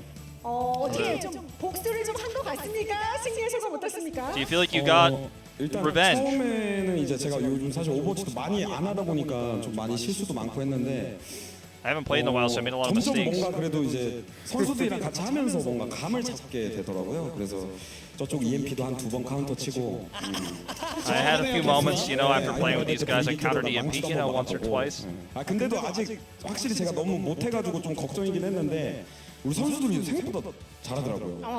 I still feel like even though I had my moments, I didn't play that well, but my players, the players played so well. 그 장난이고 그거는 장난이었고. 장난친 거를 여기서 공시성상에서. 그러니까요. 어차피 이거 다 예능적으로 하는 거잖아요. 본인이 어제 개인 방송에서 많이 보실 때도 다 얘기했어요. 다트볼이라고 저한테 개인으로 전화 걸어가지고 장난쳤어요. 아 근데 진짜 너무 잘하더라고요. 그래요? 오랜만에. He's just kind of reiterating, like they're making jokes, but he's reiterating the team behind him is they played really well. 되어본 소감 어떻습니까? 그러니까 저는 이제 지금 컨텐더스 오버워치 팀을 이제 피드백을 해주고 있는데. 막상 플레이하니까 제가 했던 피드백이 제가 안 되는 거예요. He said, I've been giving a lot of feedback to my contenders players, but after watching my own play, I don't know if I can do that anymore. 정말 힘들구나. 정말 선수는 힘들고 He's saying, oh, this is how it must be hard for the players nowadays. It's a really hard game after playing 오랜만에 아주 it. 또 So we're going to be 이렇게 talking to 많은 Kaiser. 팬분들이 시청하는 자리에서 We haven't 아주 talked to 그나마 you in 대지부에서 a 오늘 while. 아주 멋지게 들어가는 장면들이 여러 차례 있었는데 어땠어요? 예전에 동료들과 함께 이렇게 또 멋진 How does 자리에서 it feel playing with your old allies here? 간만에 이렇게 웃으면서 게임한 게 저 오랜만이에요. So honestly, it's been a really long time since I've just been able to sit down and smile while playing the game. 이겨서 아니면 정말 어떤 것 때문에? Is it because you won? He's like, yeah, I think so. 오늘 사실 카이저 선수가 인터뷰하기 쉬운 선수는 아니거든요. 아니 그래도 카이저 예전에 그 에이펙스 4강 때에 5인 대지분세 그 명장면 알잖아요. 본인 알죠? 네. 예, 많이 돌려봤죠? 좀 몇 번 돌려봤어요. 그렇죠. 그러니까요. 오늘도 그만큼의 대지분세다. 오늘 좀 보여주신 She said, 것 like, you remember the round of 4 같아요. back in Apex. I think she's talking about the Eye of the Kaiser. 제가 기대한 것은 절반 정도 나왔어요. 오 그래요. 이야. If I caught that correctly, I think he said he played it. He thought as well as he expected. And she said there's a lot of great moments for him this 지금 series. 현재 오토블라스트에서 열심히 뛰고 있는데 카이저 선수의 목표, 예, 팬 여러분들께 한 말씀 부탁드립니다. What's your goal? You know, you're still playing for O2 Blast right now. 한 번이라도 제가 직접 뛰어서 우승을 하는 거예요. 뛰어서 앞에 그 리그에 가서 아니 그냥 지금 있는 컨텐더스에서라도 우승 주전을 뛰어서 우승을 하는 거예요. 지금까지 제가 준우승을 하도 많이 해서. 그렇죠. He just really wants to win and get respect. 알겠습니다. 카이저 선수 꼭 우승하시길 바라겠고. And he just wants to win in Overwatch League, and he said no, just contenders is fine. 선수가 많이들 궁금해하세요. 범퍼 요새 뭐 하고 사냐. So a lot of people are curious about Bumper, how he's doing. 안녕하세요. 다들 그래도 오버워치 하시는 분들이라면 저는 알 거라고 생각해요. 자신감. 아니 갑자기. 네, 예전 에이펙스만 보다가 중간에 범퍼를 본 사람들은 못 알아봐요. It's been a while since we've been able to talk to you in Apex. 안 똑같아요. 그죠. 네. 와, 아니 그동안 뭘 그렇게 맛있는 거 많이 드셨어요? And it's like how they're making jokes about how he's gained a lot of weight. 저는 좀 궁금한 게 사실 그냥 단도직입적으로 범퍼 선수가 It's not taboo in street culture. 좀 이제 리그나 So how many good things did you eat? 좀 궁금해. 본인의 마음은 어떤가? 네. 팬분들한테. 저는 이제 쉴 만큼 쉬었다고 생각을 해서 이제 뭐 리그나 뭐 그런데 좋은 제의가 온다면 바로 다시 뛸 생각이 있는 생각이고요. 진짜요? He really wants to. He thinks he can go back into the Overwatch League. He wants to go soon. 잠깐만 옆에 스티치 지금 비웃는 거 아니죠? 네 아니죠? 아니네요. 고개를 돌리길래. 동료의 얘기에 감동을 받은 받은 건데. 그런 거구나. 모르겠어요. 감명받아서. 알겠습니다. 자 그러면 어떻게 범퍼 선수 우리 많은 팬 여러분들께 그리고 관계자들께 저 얼마나 열심히 연습하고 있는지 또 이렇게 좀 어필을 하셔야죠. Tell everyone how hard you've been training recently. 제가 요 근래 많은 막 모습을 못 보여드렸는데 그래도 숨어서 오버워치 항상 연습하고 있으니까. I'm just hiding and praying and practicing. You know, she asked him like you should appeal to the teams you want to join like. And he said, look, I know I'm hiding, but I'm playing a lot. I'm really good these 왜 days. 이렇게 마이크가 늦게 오지?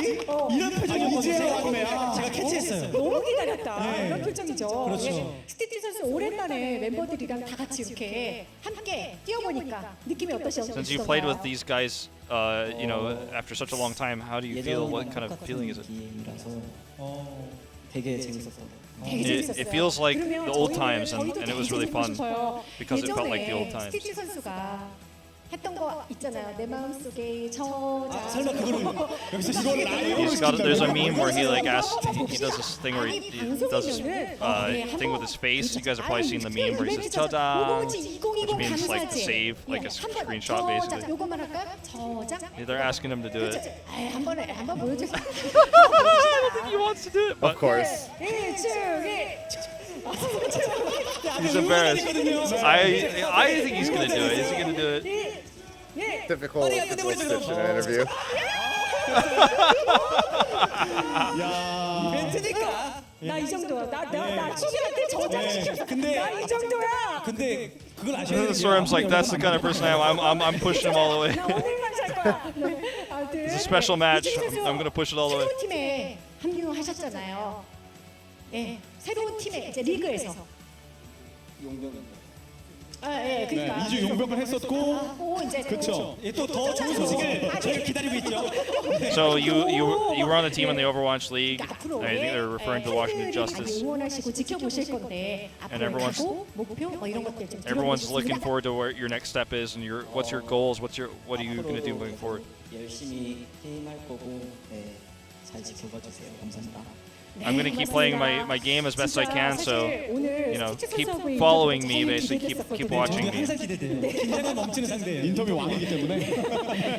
자, 트와일라이트 선수 마이크 좀 받아주실까요? All right, Twilight's turn. 트와일라이트 선수는 사실 예전에 에이펙스 때 같이 호흡을 맞추면서 뛰지를 않았었는데 이 무대에서 You didn't actually play with this team in Apex. 맞아요. 그때 다른 팀이었으니까.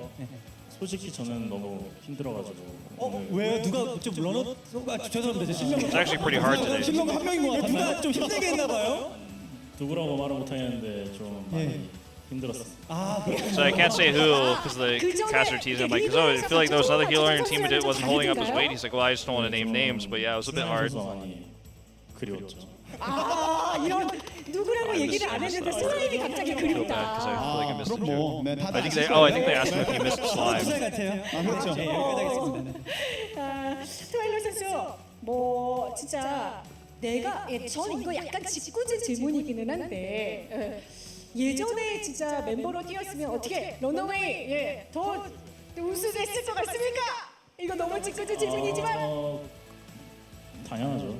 야. 전 자신 있습니다. 항상 자신감 넘치는 사람이거든요. I think she asked. It's hard for me to interpret everything, but I think she asked him if you were on that team back then, on this roster back then, would you have won? And he said, yeah, of course. 포부라든지 이런 것들 앞으로 잘 I believe that was the question. 이제 이적했잖아요. 이번에 이제 샌프란시스코 쇼크로 이적하게 됐는데 워낙 I'm on San Francisco Shock now. 더 열심히 해서 이번 시즌도 우승할 수 있도록 하겠습니다. I'm going to work really hard and hope that we can win this season. And San Francisco can win the season again. 또 나왔네요. 예전에는 굉장히 힘든 선수였으나 지금은 이제 스트리머로 지금 또 엄청 잘 나가고 있잖아요. So you're streaming a lot these days, Haskal. 어떻게 본인의 경기력에 점수를 준다면 몇 점? So how was this match for you today? 8점? 10점 만점에? Or how well did you play out of 10? I think and he said maybe 8. 네? 8 or 9. 90점? 네, 90점이요. 90점이요? 8 or 9 out of 10 basically. 초반에 너무 못했어요. 제가 그 적응이 안 돼가지고 예 초반에 너무 많이 똥을 쌌던 것 같아요. 아 스스로에게 되게 냉철하시네요. I don't know how to translate that, but the last time it wasn't so good. Last time I felt like 아니 솔직해요. 그래도 오늘 겐지로 he pooped. He pooped on it. He got pooped on. Yes, I guess is the best way to. 학살의 겐지 오늘 누가 더 잘했다 That's hard to translate into English appropriately for the stream. 캐시셨어요. 되게 앞에다 두고 같은 질문들이 와. 아니 역시 드리라고 하는 거예요. 네. 이거 되게 유명한 질문이거든요. 저희가 이겼으니까 제가 더 잘한 걸로 합시다. So they're referencing the trash talk video we had earlier a little bit. And saying, well, we won this time, so we're better. 자, 학살 선수. It's hard to interpret that if you guys don't know all the context, but 지금은 스트리머로 열심히 뛰고 있지만 다음 스텝을 좀 많이 기대하실 것 같아요. 다음 뭐요? 다음 계획. what's your next step? She said, and he said, next what? Your next step, your next plan. 일단 뭐 앞으로 앞에 뭐 좋은 소식 있을 수도 있기 때문에. So, well, there might be some good news coming up. 오래 안 걸리니까 기다리셔도 되고. And it won't take that long. So just wait a little bit longer. 열심히 노력할 테니까 다들 많은 응원 부탁드립니다. And keep cheering for me. But we'll slide in there the announcement. Say, you might have some good news soon. It won't be very long, so just keep waiting a little bit longer. 인터뷰 실력이 너무 많이 늘었어요. 너무 방송이 이제 돼서. Signed for 2 weeks for the Washington Justice. And they're saying his interview skills have improved. 러너 선수 오늘 근데 다양한 방법으로 경기를 했지만 일단 밴 시스템을 저희가 한번 새롭게 가져봤었잖아요. So we used a new ban system. 러너 선수 입장에서는 어떻게 느끼셨습니까? So how did you feel about the ban system from your point of view? 저희는 사실 이벤트 매치다 보니까 좀 약간 재미 위주의 밴을 좀 했었는데 I just played for fun with the bans, to be honest. OWL에 직접적인 좀 도입을 만약에 한다면 저는 좀 더 재밌을 것 같아요. He said, honestly, we kind of messed around with the bans, but if it goes into something like the Overwatch League, honestly, I think it could be more fun. 밴을 또 쓰고 또 언밴도 하고 이러면 나쁘지 않을 것 같아요. He thinks he's going to add some strategies with the banning and then later on unbanning. So he personally thinks it would be a good addition to Overwatch League. 이렇게 직접 스튜디오 와서 경기를 좀 했는데 팬분들을 좀 직접 만나지 못한 좀 서운함이 있지 않을까라는 생각이 들거든요. So anything he wants to the fans who couldn't be here today? 코로나 때문에 이제 너무 아쉽죠. 이게 사실 이 앞에 It's been really tough with the coronavirus. 좀더 뭔가 이 옛날만큼의 그런 기분을 낼 수 있었을 것 같은데 그게 너무 아쉽고 근데도 이런 자리 만들어줘서는 솔직히 블리자드 그리고 뭐 오젠 측에 너무 감사드리고요. 그리고 절대 못 이겼던 상대인데 결승전에서 저희가 절대 못 이겼었는데 그래도 이렇게 한번 이기게 해주셔서 이길 수 있는 자리를 So he said it's been hard with the coronavirus, and he was really hoping to see everybody on the stage and go back to the way things were back in the day. It didn't happen, but he still really appreciates Blizzard and OGN making this possible. And even though it wasn't a finals, and even though it wasn't real, he still is happy they gave him a chance to beat Lunatic-Hai one time. 처음에 여기 올 때는 긴장도 안 되고 별로 이렇게 흥분도 안 되고 그래서 별로 안 떨리겠다 이랬는데 막상 이 친구들이랑 딱 이 자리에 서서 이제 대회를 하니까 정말 옛날로 돌아간 것 같더라고요. 약간 타임머신을 타고 그래서 이러면 안 되는데 뭔가 선수의 맛은 이건가 이 승리의 맛을 So 이렇게 it's actually a really good answer. He said 느끼게 해줘서 또 너무 고맙고 앞으로 다 잘 됐으면 좋겠어요. I really want to translate all this perfectly. Okay, so he said, I'll try to say as fast as I can. So he said, it felt like when he first came to studio, he wasn't nervous, he didn't really feel it, he wasn't taking it that seriously, but when he played with the players on stage, he started to feel nervous, like it was the old days. He felt like he took a time machine back in time. He started to get stressed out and started to get nervous. And it was, really exciting for him. And he was like, oh, this is what it's like to be a player again. This is what it's like to be a pro gamer. 그럼 저 줌바 선수. So we're going to talk to Zunba now. 뭐 여러 가지 뭐 질문할 게 많지만 와 오늘 뭔가 그 줌바 하면 자리야 이런 이미지 있었는데 So Zunba's image is Zarya. 오랜만에 멤버들과 함께 하면서 또 자리야 하는 이런 느낌이 좀 어떠시던가요? And how do you feel? Even though you played a lot of D.Va, like he's now playing Zarya again with the teammates. How does that feel? 긴장은 안 됐는데 막상 경기 시작되다 보니까 심장 막 엄청 빨리 뛰고 진짜로. He said, at first I wasn't nervous, but once the game started, my heart started racing. And it was really, really fun. I really enjoyed it.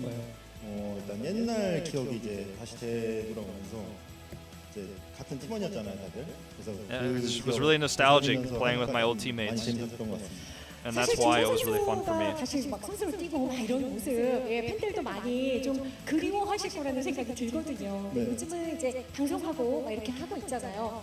예, 어떻게 좀 이런 이벤트 매치가 이렇게 있으면 어떻게 자주 좀 출전해 주실 건가요? 저야 불러주면 진짜 감사하게 나오겠습니다. 아유 그래요, 예. He's streaming, you know, and playing a lot of games recently. How do you feel about playing with the team? I think he's the gist of his answer is that he's happy they brought him into play. 천만다행이네요. 네. 참았어요. 자, 준바 선수 이제 앞으로 준바 하면 팬 여러분들께 어떤 선수로 기억이 되고 싶으신가요? How do you want to be remembered as a player? 어렵죠. It's a hard question, right? Says the Marine. 진짜 리그에선 아니더라도 이제 에이펙스에서만큼은 진짜 기억에 남는 선수가 된 걸로. Even though he didn't do well in the Overwatch League, he just wants to be remembered as essentially an Apex legend, a player who played well in Apex. He's struggling to say it, but he wants to be. He doesn't want to be famous, but he just wants to be remembered as a top Apex player.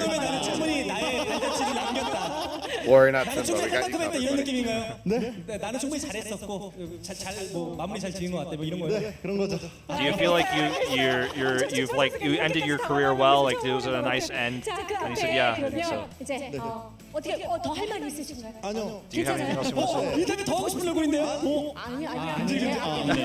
Marine's like, I'm pretty sure you want to say something else. He's like, no. He's like trying to. Marine's joking with him because he's like clearly trying to give the mic away. 이것도 최근에 궁금하신 분들 많아요. 미로 선수 뭐 Miro now. 이야기도 있었고 뭐 군대 가는 거냐 어떻게 되는 거냐 뭐 얘기도 있었다가 선수 다시 복귀하는 거냐 막 채팅창에서는 우리 미로 오빠 좀 뽑아주세요 뭐 이런 얘기 계속 올라가고 이랬었는데 미로 근황 좀 알려주세요. 지금 근황은 집에서 열심히 공부도 하고 영어 공부도 하고 리그를 위해서 그리고 체력도 기르려고 운동도 열심히 하고 그리고 개인 방송도 하면서 열심히 오버워치 메인 탱커 연습을 하고 있습니다. So he's just practicing a lot, practicing and training a lot, and he wants to be a main tank player. He's streaming, he's training, he wants to be a main tank. 열심히라는 단어만 한 5번. And he just wants everyone to know he's practicing really hard. 그쵸. 끊고 매지기. 확실했어요. 자, 미로 선수. 근데 아니 못 보던 사이에 진짜 살도 좀 빼고 운동 진짜 열심히 한 것 같아요. 근데 가장 중요한 건 선수로서의 의지를 지금 가지고 있다. 연습 열심히 하고 있다. 이렇게 들었거든요. 그렇습니다. 예, 어떻게 이럴 때 어필하셔야 됩니다. 저 오늘 그래도 조금은 하지 않았나요? 많이 했어요. So the question is kind of like you look like you lost weight, you've been working out a lot, but you're playing Overwatch, you're training a lot. So what's 정말 오늘 이제 형들과 같이 하면서 정말 너무 재밌었고 said it's really great playing with my older brothers again. 원래 있었지만 다시 한번 더 불타오르는 그런 계기가 되었고 정말 리그를 지금 가고 싶어하고 있는데 가면 정말 잘할 자신 있으니 And he wants everyone to know that he really wants to go into the Overwatch League, and he thinks he can do a good job. He said, "Please trust me, I can do a good job. Please give me that chance." Okay. 정말 대단합니다. Miro wants to return. 진짜 앞으로 저는 기대하고 싶어요. 선수로서 다시 뛰는 모습을 보고 이미 싶거든요. 그러니까 리거로서의 준비가 다 되고 있는 거예요. 사격 배점도 체력 기르고 있고요. 리거로 가면 또 체력 부족하기 때문에 체력 기르고 있고 영어 소통 가능하게 영어 공부하고 있고 메인 탱커 실력도 오늘 입증을 했고 류재영이 비웃었지만 그래도 입증은 됐다. So he's just kind of repeating what he said. You played really well, etc. And he's like, "Well, you were supported by Ryujehong, but you looked pretty good." 화유 선수랑 인터뷰하는 게 저는 정말 너무 두려웠거든요. 근데 이제 성인이 된 화유. 네. So who are you? An adult now. 네. 성인이 되니까 뭐가 제일 좋습니까? You're an adult now. What's the best part? 네. 사실 좋은 거는 없는 것 같아요. He's like, honestly, there's not any good things. What about the tough parts? 뭔가 이상하게 하루가 빨리 가는 것 같고 이제 나이가 먹어가는 것 같다는 느낌이 들더라고요. Finally, it feels like time's passing quickly, and I feel like I'm getting older. 하루가 벌써 빨리 간다네요. 아니 근데 기억나죠? 예전에는 아까 오늘 만나가지고 예전에는 사실 후아유 선수가 저랑 눈도 안 마주쳤거든요. 굉장히 부끄러워가지고 네. 이제는 좀 부끄러움이 많이 없어졌습니까? 이제는 You used to be so nervous in interviews. Aren't you comfortable now? Or you seem comfortable now? He said, now I can, and he said you wouldn't look me in the eye. He said, now I can look you in the eye. He does a little eye thing. 아니 진짜 저 아이 컨택을 하는데 정말 찌릿했잖아요 지금. 정말 저렇게 약간 자신감이 약간 좀 부족하지 않나 싶었는데 이제 진짜 자신감도 있어 보이고. It looked like you didn't have a lot of confidence back then, but you certainly do now. 네, 후아유보다 내가 낫다 겐지로 이렇게 얘기를 했습니다. 후아유의 생각은 어떠십니까?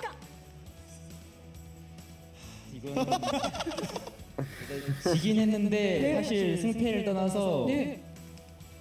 재밌는 경쟁이었다. 겐지 차이는 좀 낫다. They're talking. 내가 이겼다. He said, I lost, but talking about his Genji skill compared to Haskell's. 차이구나. 이게 킬러 차이라고 지금 그렇게 얘기한 He 거죠? said, well, I mean. 아니 나는 나노를 덜 줘서 학살을 도와줬다 류재용이. I'm not entirely sure what he said because it kind of cut off. It looks like Runner's trying to get us to stop talking. I don't know. Well, they're talking about the support, the differences in supportability. 야, 나는 사실 더 잘할 수 있었으나. 더 잘하긴. I don't know how people do interpreting. When I talk, I can't hear what they're saying, and then I'm like, oh, I miss things, so I like have to wait. It's hard, man. 이거는 여러 사람을 죽이네요, 같이. 여러 사람을 죽이네요. 알겠습니다. 자, 호유 선수 이제 뉴욕에서 활약하는 모습 이제 팬 여러분들이 더 많이 기대하실 So 텐데 앞으로 한 말씀 마지막으로 you're in New York, so what do you want to say to the fans now that you're in New York Excelsior player? 비록 아직까지 리그에서 그렇게 좋은 모습을 많이 보여드리지는 못했지만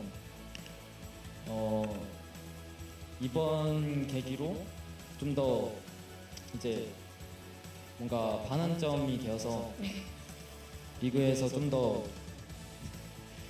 뭐 슈퍼 플레이도 많이 나오고 좋은 모습. So he basically said like he hasn't shown the performances in the Overwatch League that I think people expected of him yet, and he hasn't had those super plays yet. So he's hoping to have some star plays and make some big plays in the Overwatch League. He's not satisfied with where he's at. Essentially, New York just yet. 이태준 선수 오늘 어떻게 Leetaejun. 오늘 경기력은 마음에 드시죠? 왜 웃으세요?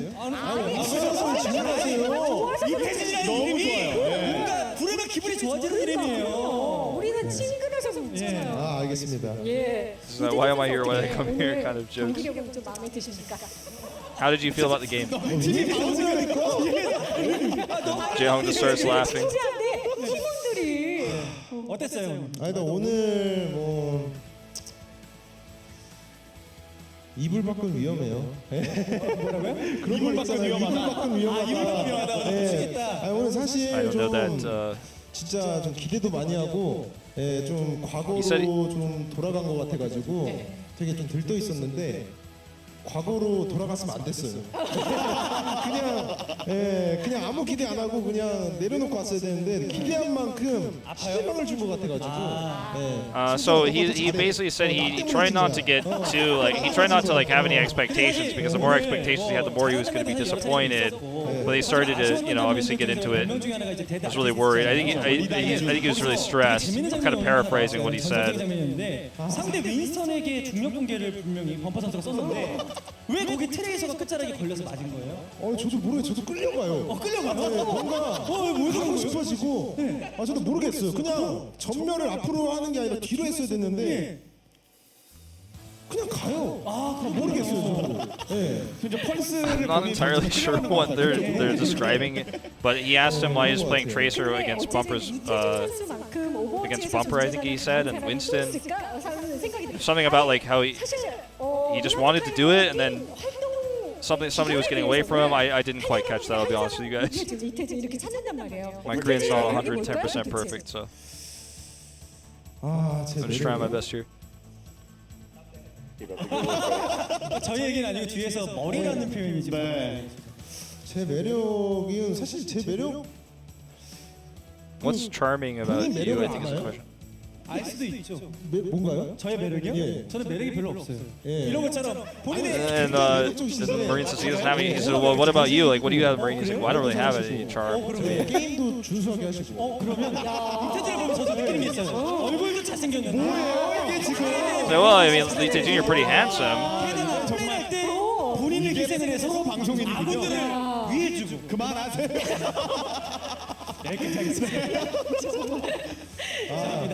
그래도 모든 오버워치 선수들 중에서 가장 성공한 스트리머 아니에요. 아 그건 아니고. 왜 아니? I think Assasin is the most successful streamer. 기준은 다 따로 있기 때문에 저는 아직 멀었다고 생각합니다. 아 그래요? 아직 멀었다. 그러면 이태준의 목표, 최종 목표. What's your goal? 일단 저의 목표는 100만 유튜버. 그리고 He wants. I 플랫폼 have to 안에서는 think about the Korean number system. I think he said he wanted 1 million subscribers on YouTube, and he wants to get more followers on Twitch. And if I talk about other goals, and he wants to go to the military and back as soon as possible. 아까 이태준 선수 지금 목표한 것처럼 여러분이 많이 또 사랑해 주시기를 부탁드리겠습니다. 자 이제 토비 선수. 네. All right, talking to Tobi 사실 now. 토비 선수 하면 에이펙스 시즌 2에 우승할 때 가장 먼저 눈물을 흘렸던 걸로 저는 이제 기억을 한단 말이에요. I remember you were the first person to cry when you won in Apex Season 2. 경기해본 소감 어떠셨습니까? How do you feel today on this stage? 오랜만에 이렇게 쉽게 모이기 힘들잖아요. 이제 스케줄도 더 다르고. It's really hard to bring everybody together. Everyone's got different schedules, different lives. 진짜 즐겁게 게임해서 정말 재밌었어요. But we were all able to group together and have a great game, and it was really fun. 상황이기 때문에 아무래도 오늘 경기 하는 데 있어서 진짜 옛 동료들이 좀 반가웠을 텐데 제가 생각하기로는 그때 안경 분쇄가 시즌 2에 나왔었던가요? 네 맞아요. 시즌 2 4강 이기고. 아 4강 이기고. 네. 오늘 안경은 좀 무사하네요. So they're asking about his glasses. Like, are those the glasses you won back then? He said, "This is the glasses I won when I won the semifinals back 오늘 then." 경기를 하시면서 이렇게 좀 길어질 줄 아무도 몰랐을 것 같은데 좀 어떠셨어요? 이렇게 좀 치열한 승부를 러너웨이 하는 그런 기분? 저는 예상하고 있었어요.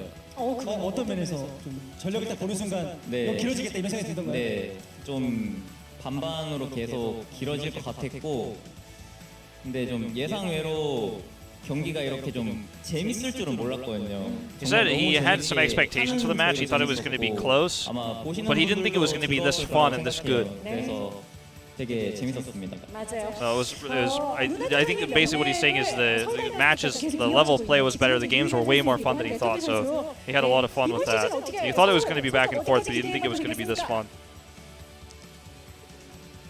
바로 최근에 결승 갔잖아요. 있었잖아요. 네, 그렇죠.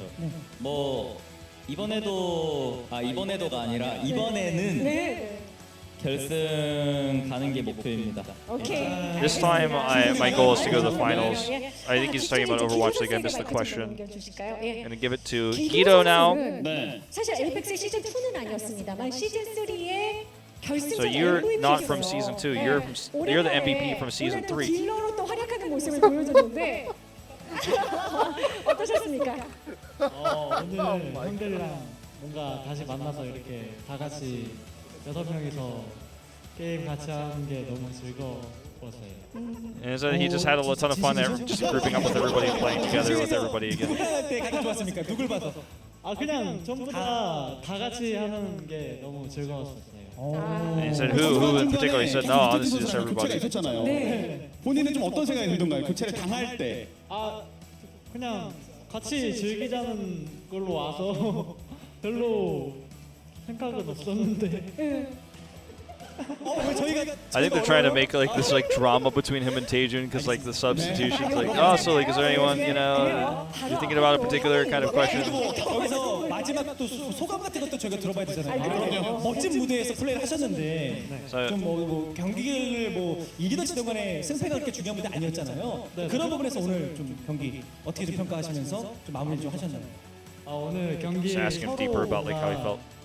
다시 옛날로 돌아간 느낌으로 해서 I felt like I went back in time, back to those days. 다음에도 이런 기회가 있으면 또 정말 좋을 것 같아요. And I hope we'll have another opportunity to play a series like this again.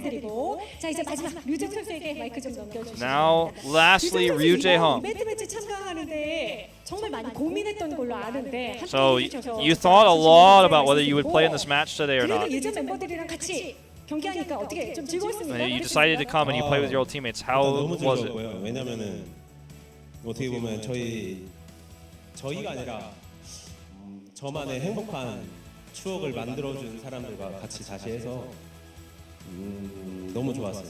여기 와서 I played with the people who make me happy. And you said it wasn't about me like being happy. It was about playing with the people that made me happy, and that's why I enjoyed it. 그러니까 그 이후에 류재홍 선수가 어떻게 될까 이거 궁금해하시는 팬 여러분들이 굉장히 당연히 많지 않으실까 생각이 되는데 뭐 저희가 어느 정도로 예상하면 될까요? 뭐 아니면 이렇게 잘 돌려서 어떻게? 지금은 따로 생각하는 거 없고요. 일단은 좀 시자가 제일 크고요. I don't have any other plans. I'm just taking a break. 솔직히 게임은 오버워치만한 게 없어서 쉬다가 오버워치 한 번씩 하면 너무 재밌더라고요. 며칠 전에도 막 방송 키고 몇 시간씩 계속 하고 그럴 정도로. 근데 You know, it's 하고 나서 더 재밌고 솔직히 하고 싶은 마음도 생기긴 하는데 제가 또 나이도 많고 이래가지고 아직은 더 생각을 해봐야 될 것 같아요. He said it's been fun taking a break from Overwatch, and like after he takes a break, he has a lot more fun playing the game because he's not playing it non-stop. And he said, and it was really fun playing with my teammates here, and I really enjoy it. But I'm getting old, and I really have to think about it a little bit more if I want to keep taking a break or if I want to be done as being a pro gamer. 그런 건 아니죠. 제 아내 야망은 아직도 그런 방금 말씀하신 대로 우승하고 이런 건데 저는 좀 아쉬운 게 어떻게 보면 이런 멤버로 같이 또 할 수 있는 기회가 있으면 좋겠다 싶은 거고요. 네. 오늘 So he just wishes he could have more days like this, more times to play with his teammates, his old teammates. 한 말씀하세요. 이런 기회에. Anything you want to say about to Eska? 평소에 연락 좀 많이 하십니까? 연락 정말 많이 하고요. 네. I text him a lot. I talk to him a lot. 발로란트 같은 경우는 같이도 하고. And we played Valorant together a lot. 죄송합니다. 다른 게임도 같이 했어요. And everyone's like, he got punched. Everyone's like, there's a little bit awkward. He's like, well, I mean, sorry, can I say that? And she's like, well, everybody knows you've been playing Valorant. 그래서 근데 오케이 하지 말할게요. 네, 인재랑 많은 연락을 주고받고 있고 인재가 Stop talking about Valorant, but he said I've been talking to him a lot. 10개월 그거 하면은 And he's got 10 months left in the military. 그러니까 뭐 무엇이 됐든 여러 가지 오버워치도 그렇고 게임을 같이 또 뭐 팀을 하던 같이 게임 하자고 했거든요. So when he gets out, I want to play on the team with him. I want to play together with him. 그만큼 열정이 많은 애여서 저도 그렇고 솔직히 좀 많이 비슷하거든요. 그런 열정이 있어서는. 근데 약속은 했는데 또 그때 가서 어떻게 될지 모르지만. We promised we play together on the team when he gets out of the military. I don't know if it'll happen, but 사실 류재홍 하면 what they promised. 이렇게도 많은 팬 여러분들이 느끼실 것 같아요. 그래서 팬 여러분들 입장에서도 류재홍이라는 선수를 생각하는 마음이 각별할 수밖에 없고 류재홍 선수도 역시 팬 여러분들을 생각하는 마음이 각별할 수밖에 없을 것 같은데 그런 팬 여러분들께 So there's a lot of fans who are curious about you, love you, etc., etc. Like, what do you have to say to those 이 자리에 people? 나오는 거를 많은 고민을 했는데 죄송하다는 말씀 드리고 싶고 일단 나와서 뭐 팬분들한테 이렇게 얼굴 비추는 게 좋고 저도 나오니까 더 좋더라고요. 이런 자리를 만들어 주신 오젠 분들한테도 블리자드 분들한테도 고맙고요. 일단 저에 대해서 뭐 많은 걱정이 있으실 수도 있고 없으실 수도 있는데 많은 걱정 안 해주셔도 되고 지금 많이 좋아졌으니까 뭐 조만간 좋은 소식이 있을 수도 있고 네 많은 응원 부탁드리겠습니다. 저희 루나틱하이든 러너웨이든 감사합니다. He said, I know I thought about doing this match a lot, whether I do it or not, and I want to apologize for that. Now that I'm here and that I've done it, I had a lot of fun. I know a lot of people are worried about me, but please don't worry about me. I'm fine, and I might actually have some good news coming up. I may or may not have some good news coming up very soon. His last statement was like, don't worry about me. Keep watching me, keep watching all my Lunatic-Hai players and all the Runaway players. And I think that's the end of our interview. I translated as best as I could. I missed a lot of stuff, but it's a long interview. I'm not a professional translator, but I try my best to give you guys as best as I could, the translation or paraphrasing. Do that one. That was a marathon for me. Nailed it, Wolf. Don't worry. Absolutely stellar job bringing us that interview. So thank you so much. I'm sure that the viewers, both right now and the ones who will be watching the rebroadcast on the bot, are going to be very much appreciative of that. To get some insight, into these players' lives, especially ones that have been suddenly, taken out of the Overwatch League, in the case of a lot of the Runaway players as well, and getting updates on them, Ryujehong and whatnot. So awesome to hear from these guys and hear that there's potentially some big news around the corner. Yeah. We'll have to just keep our eyes open, our ears focused and listening for that good news. Checking social media every day, hoping for some good announcements, some good news for these players. And I just want to make sure we're closing before. Yeah, she just said thank you, for grouping, for all these players grouping up. Please appreciate that they all came together. Yeah. And we'll say the same. I mean, thank you guys for watching. 무엇보다도 이 이벤트가 열린다는 걸 알고 흥분해 주셨던 우리 많은 팬 여러분, 오늘 목소리 보태주신 분들, 취업을 올려주신 많은 팬 여러분, 그동안 오버워치를 사랑해 주신, 앞으로도 계속이지만 사랑해 주신 모든 오버워치의 팬 여러분들께 다시 한번 깊은 감사의 말씀을 드립니다. 4년, 그러나 앞으로 더 많이 여러분께서 사랑해 주실 것을 부탁드리면서, 그리고 이런 이벤트 매치가 더 많이 펼쳐질 것을 기대하면서 저희는 오늘 순서 여기서 마치겠습니다. 함께 해주신 여러분 고맙습니다. 안녕히 계십시오. For making this happen. I think everybody really enjoyed this, from the players to the fans to you and I. It was an incredible experience, and I'm so glad you guys stayed up late or woke up early to watch it with us. I never thought we'd have a chance like this again, but we did, and it was amazing. Absolutely magical. And hell, let's do it again. Season 3 rematch, Lunatic-Hai versus Kongdu Benthera. Let's get the teams back together. Let's make it happen. Maybe in the future. But guys, thank you so much for tuning in.